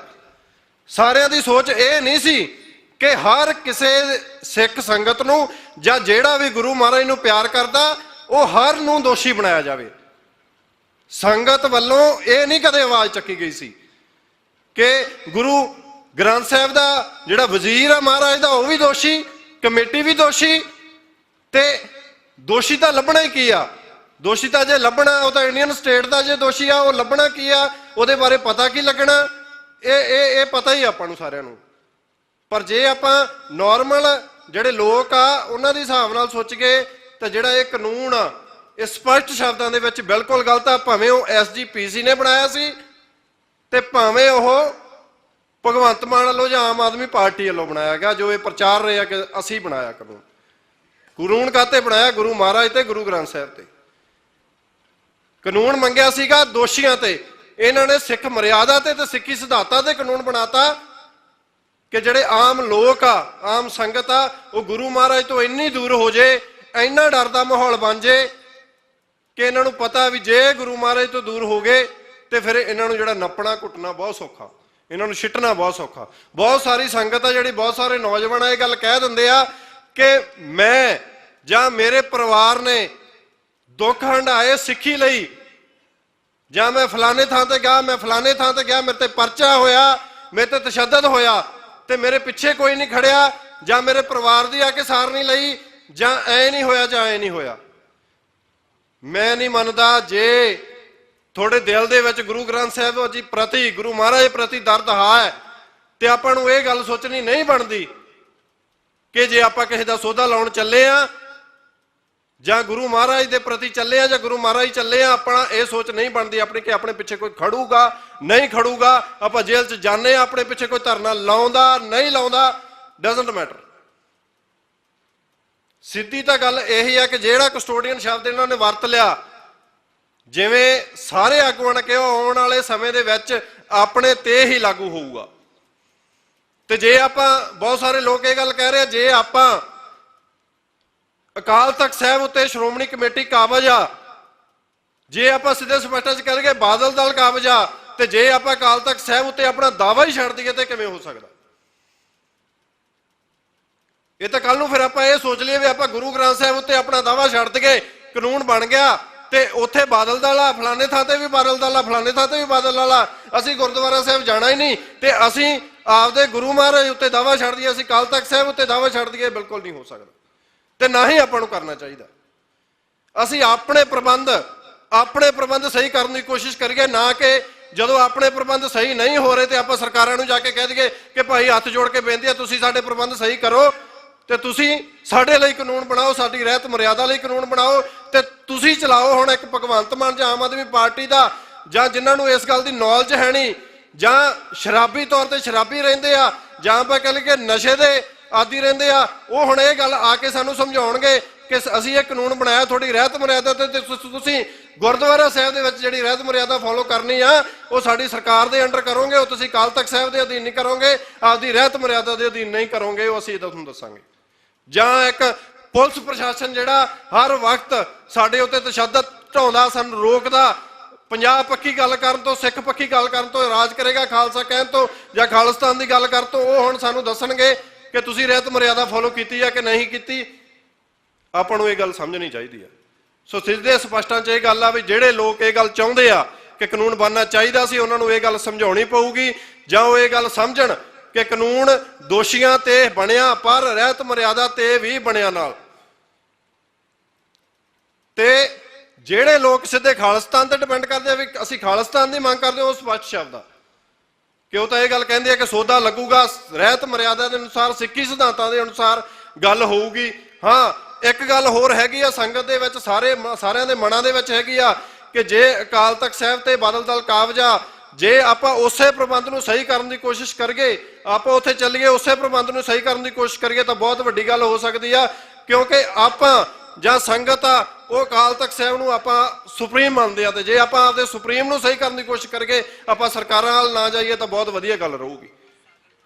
ਸੋ SGPC ਨੂੰ ਵੀ ਇਹ ਗੱਲ ਕਹਿੰਦੇ ਆ, ਸ਼੍ਰੋਮਣੀ ਕਮੇਟੀ ਨੂੰ ਵੀ ਇਹ ਗੱਲ ਕਹਿੰਦੇ ਆ ਕਿ ਤੁਸੀਂ ਜੇ ਕਾਨੂੰਨ ਲਿਆਂਦੇ, ਕਿਸ ਸੰਦਰਭ 'ਚ ਲਿਆਂਦੇ, ਕਿਵੇਂ ਲਿਆਂਦੇ, ਕਿਉਂ ਲਿਆਂਦੇ, ਫਿਰ ਤੁਸੀਂ ਵੀ ਗਲਤ ਆ। ਜੇ ਭਗਵੰਤ ਮਾਨ ਇਹ ਗੱਲ ਕਹਿੰਦਾ ਕਿ ਅਸੀਂ SGPC ਵਾਲੇ ਕਾਨੂੰਨ ਲਿਆਂਦੇ, ਇੱਕ ਪਾਸੇ ਉਹ SGPC ਨੂੰ ਭੰਡ ਰਿਹਾ, ਇੱਕ ਪਾਸੇ ਉਹ ਬਾਦਲ ਦਲ ਨੂੰ ਭੰਡ ਰਿਹਾ ਕਿਉਂਕਿ ਉਹ ਦੋਸ਼ੀ ਆ, ਪਰ ਫਿਰ ਭਗਵੰਤ ਮਾਨ ਨੇ ਕਾਨੂੰਨ SGPC ਵਾਲੇ ਜਿਹੜੇ ਲਿਖੇ ਸੀ ਉਹ ਕਿਉਂ ਲਿਆਂਦੇ? ਜਦੋਂ ਤੂੰ ਕਹਿੰਦਾ ਵੀ SGPC ਤਾਂ ਗਲਤ ਹੈ ਤੇ ਫਿਰ ਤੂੰ ਇਹ ਗੱਲ ਵੀ ਕਹਿੰਦਾ ਵੀ ਉਹਨਾਂ ਦੇ ਕਾਨੂੰਨ ਹੀ ਅਸੀਂ ਲਿਆਂਦੇ, ਫਿਰ ਤੂੰ ਸਹੀ ਕੀ ਕੀਤਾ? ਤੂੰ ਸੋਧ ਕੀ ਕੀਤੀ? ਤੈਨੂੰ ਇਹ ਗੱਲ ਕਹਿਣੀ ਚਾਹੀਦੀ ਸੀ ਕਿ ਭਾਈ ਇਹ ਕਾਨੂੰਨ ਜਿਹੜੇ ਇਹਨਾਂ ਨੇ 2008 ਦੇ ਵਿੱਚ ਲਿਆਂਦੇ ਇਹ ਗਲਤ ਆ, ਅਸੀਂ ਇਸ ਸੰਦਰਭ ਦੇ ਵਿੱਚ ਕਾਨੂੰਨ ਬਣਾ ਰਹੇ ਆ, ਸੰਗਤ ਨੂੰ ਦੱਸ ਰਹੇ ਆ ਕਿ ਆਹ ਕਾਨੂੰਨਾਂ ਦੇ ਵਿੱਚ ਲਿਸਟ ਹੋਊਗੀ, ਤੁਸੀਂ ਇਹ ਗੱਲ ਦੀ ਡਿਮਾਂਡ ਕਰਦੇ ਹੋ ਜਾਂ ਨਹੀਂ ਕਰਦੇ। ਸੋ ਸਾਰੀ ਸੰਗਤ ਨੂੰ ਮੈਂ ਇਹੀ ਬੇਨਤੀ ਕਰੂੰਗਾ, ਖਾਸ ਕਰਕੇ ਸੋਸ਼ਲ ਮੀਡੀਆ ਵਾਲੇ ਵੀਰਾਂ ਨੂੰ, ਸਾਰਿਆਂ ਨੇ ਬਹੁਤ ਸਾਥ ਦਿੱਤਾ। ਆਪਾਂ ਇਸ ਗੱਲ ਤੋਂ ਜਿਹੜੀ ਇਹਨਾਂ ਦੀ ਲੜਾਈ ਆ ਬਾਦਲ ਦਲ ਦੀ ਤੇ ਆਮ ਆਦਮੀ ਪਾਰਟੀ ਜਾਂ ਭਗਵੰਤ ਮਾਨ ਦੀ, ਇਸ ਲੜਾਈ ਤੋਂ ਪਾਸੇ ਨਿਕਲ ਕੇ ਇੱਕ ਸੰਗਤੀ ਰੂਪ ਦੇ ਵਿੱਚ ਜਾਂ ਪੰਥਕ ਰੂਪ ਦੇ ਵਿੱਚ ਆਪਾਂ ਵਿਚਰੀਏ, ਸੰਗਤ ਦੇ ਵਿੱਚ ਵਿਚਰੀਏ, ਸੰਗਤ ਨੂੰ ਇਹ ਗੱਲ ਸਮਝਾਉਣ ਦੀ ਕੋਸ਼ਿਸ਼ ਕਰੀਏ। ਹਾਂ, ਉਹੀ ਗੱਲ ਹੋ ਜਾਂਦੀ ਆ ਵੀ ਆਪਾਂ ਜਦੋਂ ਕਿਤੇ ਬੇਅਦਬੀ ਹੋ ਗਈ, ਉੱਥੋਂ ਕਿਤੇ ਗ੍ਰੰਥੀ ਸਿੰਘ ਨੂੰ ਚੱਕ ਲਿਆ, ਫਿਰ ਆਪਾਂ ਧਰਨਾ ਲਾਵਾਂਗੇ ਭਾਈ ਸਾਡੇ ਗ੍ਰੰਥੀ ਸਿੰਘ ਛੱਡੋ, ਸਾਡੇ ਗ੍ਰੰਥੀ ਸਿੰਘ ਨੂੰ ਤੁਸੀਂ ਕਿਉਂ ਚੱਕਿਆ, ਤੁਸੀਂ ਦੋਸ਼ੀ ਨੂੰ ਕਿਉਂ ਨਹੀਂ ਚੱਕਿਆ। ਉਸ ਸਮੇਂ ਆਪਾਂ ਜੇ ਇਕੱਠੇ ਹੋਵਾਂਗੇ, ਆਪਾਂ ਨੂੰ ਪਹਿਲਾਂ ਇਕੱਤਰਤਾ ਕਰਨੀ ਚਾਹੀਦੀ ਹੈ ਤੇ ਇਸ ਲਈ ਜਾਗਰੂਕ ਕਰਨਾ ਚਾਹੀਦਾ ਸਾਰਿਆਂ ਨੂੰ। ਤੇ ਖਾਸ ਕਰਕੇ ਐਸਜੀਪੀਸੀ ਦੇ ਪ੍ਰਬੰਧ ਆ ਜਿਹੜੇ ਜਾਂ ਬਾਦਲ ਦਲ ਦੇ ਪ੍ਰਬੰਧ ਆ ਜਿਹੜੇ, ਉਹ ਆਪਣੇ ਹਿਸਾਬ ਨਾਲ ਆਪਣਾ ਪੰਥ ਆ ਜਿਹੜਾ ਆਪਣੇ ਹਿਸਾਬ ਨਾਲ ਚਲਾਵੇ ਤੇ ਸਿੱਖੀ ਸਿਧਾਂਤਾਂ ਦੇ ਅਨੁਸਾਰ ਚਲਾਵੇ। ਜਿਵੇਂ ਕਈ ਜਿਹੜੇ ਸੰਗਤ ਆ ਉਹ ਗੱਲ ਕਹਿ ਦਿੰਦੀ ਆ ਕਿ ਅਕਾਲ ਤਖਤ ਸਾਹਿਬ ਤੇ ਜਥੇਦਾਰ ਸਾਡਾ ਇਹੋ ਜਿਹਾ ਹੋਣਾ ਚਾਹੀਦਾ ਵੀ ਜੇ ਅਸੀਂ ਇੰਡੀਅਨ ਸਟੇਟ ਨੂੰ ਚੈਲੰਜ ਕਰੀਏ ਜਾਂ ਦਿੱਲੀ ਨੂੰ ਚੈਲੰਜ ਕਰੀਏ ਜਾਂ ਕੁਝ ਵੀ ਕਿਤੇ ਕਰੀਏ ਤਾਂ ਉਹਨਾਂ ਵੱਲੋਂ ਇਹ ਜਾਰੀ ਹੋਣਾ ਚਾਹੀਦਾ ਕਿ ਕੋਈ ਵੀ ਸਿੱਖ ਨੂੰ ਕਦੇ ਵੀ ਕਿਤੇ ਵੀ ਹੱਥ ਨਹੀਂ ਲੱਗੂਗਾ, ਅਸੀਂ ਬੈਠੇ ਆ। ਪਰ ਇਹ ਗੱਲਾਂ ਨਹੀਂ ਹੁੰਦੀਆਂ। ਉਹ ਇਹ ਗੱਲ ਕਹਿੰਦੇ ਆ ਕਿ ਸੋਧਾ ਲੱਗਣਾ ਚਾਹੀਦਾ, ਪਰ ਜਦੋਂ ਸੋਧਾ ਲੱਗਦਾ ਵਾਕਈ ਹੀ ਜਿਹੜੀ ਪੈਰਵਾਈ ਕਰਨੀ ਬਣਦੀ ਉਹ ਨਹੀਂ ਕਰ ਰਹੇ, ਕਿਉਂਕਿ ਉਹ ਇੰਡੀਅਨ ਸਟੇਟ ਦੇ ਅੰਡਰ ਚੱਲ ਰਹੇ ਆ। ਇੰਡੀਅਨ ਸਟੇਟ ਨੇ ਉਹਨਾਂ ਨੂੰ ਕਾਬਜ਼ ਕੀਤਾ ਕਿ ਅਕਾਲ ਤਖਤ ਸਾਹਿਬ ਤੇ ਕਬਜ਼ਾ ਕਰੋ, ਤੇ ਭਗਵੰਤ ਮਾਨ ਨੂੰ ਇੰਡੀਅਨ ਸਟੇਟ ਨੇ ਹੀ ਲਾਇਆ ਕਿ ਤੂੰ ਇਸ ਗੱਲ ਦੇ ਕਾਨੂੰਨ ਬਣਾਓ ਤੇ ਤੂੰ ਇੱਥੇ ਆ। ਜਿਵੇਂ ਆਪਾਂ ਪਹਿਲਾਂ ਕਹਿੰਦੇ ਆ ਰਹੇ ਆ ਕਿ ਬੀਜੇਪੀ ਤੇ ਭਗਵੰਤ ਮਾਨ ਸੇਮ ਹੈ। ਸੋ ਸਾਰੀ ਸੰਗਤ ਦਾ ਧੰਨਵਾਦ ਆ, ਜਿੰਨੀ ਵੀ ਸੰਗਤ ਇੱਥੇ ਆਈ ਆ। ਸੋ ਸਾਰਿਆਂ ਨੂੰ ਇਹੀ ਬੇਨਤੀ ਆ ਕਿ ਆਪਾਂ ਇੱਥੋਂ ਜਿਹੜਾ ਕੰਕਲੂਜਨ ਕੱਢਣਾ, ਜਿਹੜਾ ਐਂਡ ਕੱਢਣਾ, ਆਪਾਂ ਉਹ ਐਂਡ ਕੱਢ ਕੇ ਆਉਣ ਵਾਲੇ ਸਮੇਂ ਦੇ ਵਿੱਚ ਜਿਹੜੀ ਰਣਨੀਤੀ ਆ ਉਹ ਇਸ ਕਾਨੂੰਨ ਦੇ ਪ੍ਰਤੀ ਜੇ ਕਰਨੀ ਆ ਤਾਂ ਉਹ ਕਰੀਏ। ਕਿਉਂ ਕਰਨੀ ਬਣਦੀ ਆ, ਮੈਂ ਇਹ ਨਹੀਂ ਕਹਿੰਦਾ ਕਿ ਆਪਾਂ ਸਿੱਖ ਰਾਜ ਦੀ ਗੱਲ ਹੀ ਕਰਨੀ ਆ, ਪਰ ਜਿਹੜੇ ਦੂਜੇ ਲੋਕ ਆ, ਜੁੜੀ ਸੰਗਤ ਆ, ਉਹਨਾਂ ਨੂੰ ਵੀ ਆਪਾਂ ਨੂੰ ਨਾਲ ਲੈ ਕੇ ਚੱਲਣ ਦੀ ਲੋੜ ਹੈ। ਸੋ ਇਹਨਾਂ ਗੱਲਾਂ ਕਹਿੰਦਾ ਹੋਇਆ ਖਿਮਾ ਦਾ ਜਾਚਕਾਂ, ਜੇ ਕੋਈ ਗਲਤੀ ਹੋ ਗਈ ਹੋਵੇ ਤਾਂ ਮਾਫੀ ਚਾਹੁੰਦੇ ਆ। ਵਾਹਿਗੁਰੂ ਜੀ ਕਾ ਖਾਲਸਾ, ਵਾਹਿਗੁਰੂ ਜੀ ਕੀ ਫਤਿਹ। ਵਾਹਿਗੁਰੂ ਜੀ ਕਾ ਖਾਲਸਾ, ਵਾਹਿਗੁਰੂ ਜੀ ਕੀ ਫਤਿਹ। ਹੁਣ ਮੈਂ ਬੇਨਤੀ ਕਰੂੰਗਾ ਵੀਰ ਗੁਰਸੇਵਕ ਸਿੰਘ ਭਾਣਾ, ਜਿਨ੍ਹਾਂ ਨੇ ਤਰੱਦਦ ਕੀਤਾ, ਸੰਗਤ ਇਕੱਠੀ ਕੀਤੀ, ਜ਼ਿਲ੍ਹਾ ਇਕੱਠਾ ਕੀਤਾ ਤੇ ਅੱਜ ਦਾ ਇਹ ਸਮਾਗਮ ਤੁਹਾਡੇ ਰੂਬਰੂ ਕੀਤਾ। ਸੋ ਉਹ ਵਿਚਾਰਾਂ ਦੀ ਸਾਂਝ ਪਾਉਣਗੇ ਤੇ ਉਸ ਤੋਂ ਬਾਅਦ ਅਸੀਂ ਹੁਣ ਤੱਕ ਜਿਹੜੇ ਬੁਲਾਰੇ ਬੋਲੇ ਆ ਉਹਨਾਂ ਦੀ ਭਾਵਨਾ ਦੇ ਮੁਤਾਬਕ ਤੇ ਸਿਧਾਂਤਕ ਅਸੀਂ ਕਿਸ ਪਾਸੇ ਨੂੰ ਜਾਣਾ ਚਾਹੁੰਦੇ ਆ, ਉਹ ਕਨਕਲੂਜਨ ਜਿਹੜਾ ਵੀਰ ਪਰਮਜੀਤ ਸਿੰਘ ਮੰਡ ਹੋਰਾਂ ਤੋਂ ਲਵਾਂਗੇ।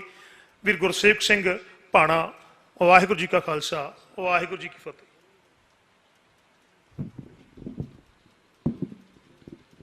ਸਾਹਿਬ ਸ੍ਰੀ ਗੁਰੂ ਗ੍ਰੰਥ ਸਾਹਿਬ ਮਹਾਰਾਜ ਦੀ ਹਜ਼ੂਰੀ ਵਿੱਚ ਜੁੜ ਬੈਠੇ ਪੰਥ ਦਰਦੀਓ, ਸਭ ਤੋਂ ਪਹਿਲਾਂ ਗੱਜ ਕੇ ਫਤਿਹ ਬੁਲਾਓ, ਆਖੋ ਜੀ ਵਾਹਿਗੁਰੂ ਜੀ ਕਾ ਖਾਲਸਾ, ਵਾਹਿਗੁਰੂ ਜੀ ਕੀ ਫਤਿਹ। ਆਪਾਂ ਗੱਲ ਹੋ ਸਕਦਾ ਲੰਮੀ ਹੋ ਜੇ, ਸੁਖਰਾਜ ਸਿੰਘ ਇੱਥੋਂ ਉੱਠ ਕੇ ਚਲਾ ਗਿਆ, ਮੈਂ ਉਸ ਭਰਾ ਦੇ ਨਾਲ ਗੱਲਬਾਤ ਪਰਸਨਲੀ ਵੀ ਕਰਨੀ ਚਾਹੀ। ਮੈਂ ਇਹ ਗੱਲ ਨੂੰ ਉੱਥੋਂ ਸ਼ੁਰੂ ਕਰੂੰਗਾ ਜਿਹੜੀ ਗੱਲ ਤੁਸੀਂ ਪਬਲਿਕਲੀ ਵੇਖੀ ਵੀ ਆ। ਜਦੋਂ ਇਹਨਾਂ ਕਾਨੂੰਨਾਂ ਦਾ ਰੌਲਾ ਪਿਆ, ਮੈਂ ਵਿਚਾਰਿਆ ਨਹੀਂ, ਮੈਂ ਪੜ੍ਹਿਆ ਨਹੀਂ, ਫਿਰ ਸੋਚਿਆ ਕਿਉਂ ਨਾ ਆਪਾਂ ਪਹਿਲਾਂ ਪੜ੍ਹੀਏ, ਪਰ ਮੈਨੂੰ ਇਹ ਨਹੀਂ ਪਤਾ ਸੀਗਾ ਵੀ ਇਹ ਕਿਹਦੇ ਕੋਲੇ ਹੋਊਗੀ ਕਾਪੀ।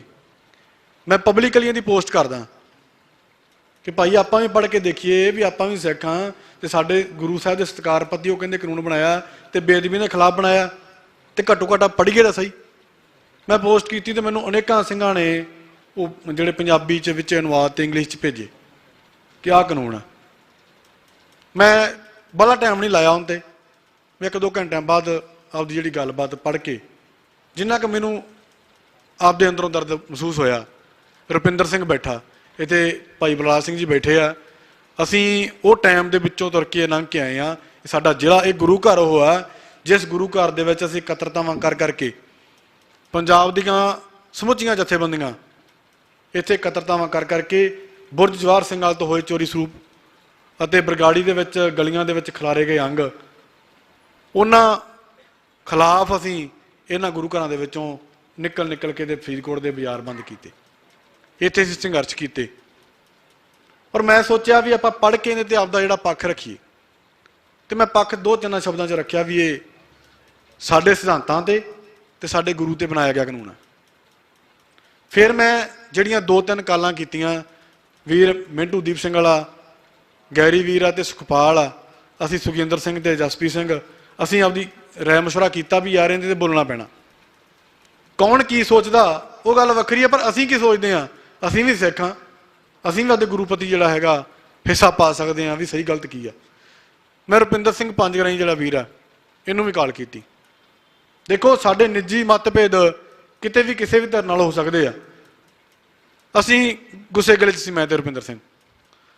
ਮੈਂ ਇਹਨਾਂ ਨੂੰ ਕਾਲ ਕੀਤੀ, ਮੈਂ ਕਿਹਾ ਰੁਪਿੰਦਰ ਸਿੰਘ ਵੀ ਆਪਣਾ ਨਿੱਜੀ ਜੋ ਮਰਜ਼ੀ ਹੋਊਗਾ ਪਰ ਇੱਥੇ ਗੱਲ ਗੁਰੂ ਤੇ ਆ ਗਈ ਆ ਤੇ ਆਪਾਂ ਨੂੰ ਇਹਦੇ ਤੇ ਵਿਚਾਰ ਕਰਨੀ ਚਾਹੀਦੀ ਆ। ਜਿੰਨੀ ਚਲੋ ਅਸੀਂ ਫੋਨ ਤੇ ਕਰ ਪਾਏ, ਉਸ ਤੋਂ ਬਾਅਦ ਅਸੀਂ ਇੱਕ ਮੀਟਿੰਗ ਰੱਖੀ। ਮੈਂ ਸੁਖਰਾਜ ਸਿੰਘ ਨਿਆਮੀਵਾਲ ਨੂੰ ਫੋਨ ਕੀਤਾ। ਸੁਖਰਾਜ ਸਿੰਘ ਉਹ ਇਨਸਾਨ ਆ ਜਿਸ ਦਾ ਪਿਤਾ ਸ਼ਹੀਦ ਹੋਇਆ ਇਹਨਾਂ ਬੇਅਦਬੀ ਕਾਂਡਾਂ ਦੇ ਵਿੱਚ। ਸੁਖਰਾਜ ਸਿੰਘ ਪੰਜਾਬ ਨਹੀਂ ਸੀ ਜਦੋਂ ਪਿਤਾ ਸ਼ਹੀਦ ਹੁੰਦਾ।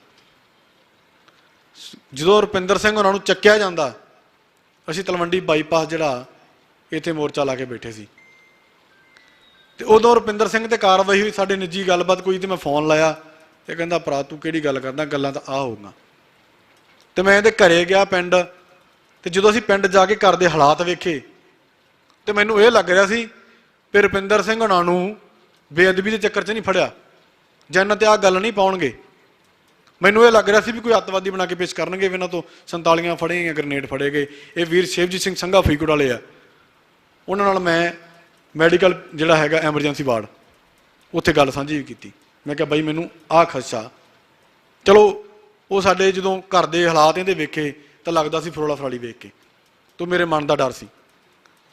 ਉਹ 2-3 ਦਿਨਾਂ ਦੇ ਵਿੱਚ ਜਿਹੜਾ ਬਾਦਲ ਧਿਰ ਨੇ ਉਹ ਕਲੀਅਰ ਕਰਤਾ PTC ਤੇ ਆ ਕੇ ਵੀ ਭਾਈ ਇਹ ਤਾਂ ਦੋਸ਼ੀ ਹੈ। ਹੁਣ ਉਹ ਗੱਲਾਂ ਅੱਜ ਜੇ ਪ੍ਰਚਾਰੀਏ ਇਸ ਕਾਨੂੰਨ ਦੇ ਤਹਿਤ ਤਰਪਿੰਦਰ ਸਿੰਘ ਨਹੀਂ ਨਿਕਲਦਾ ਸੀ।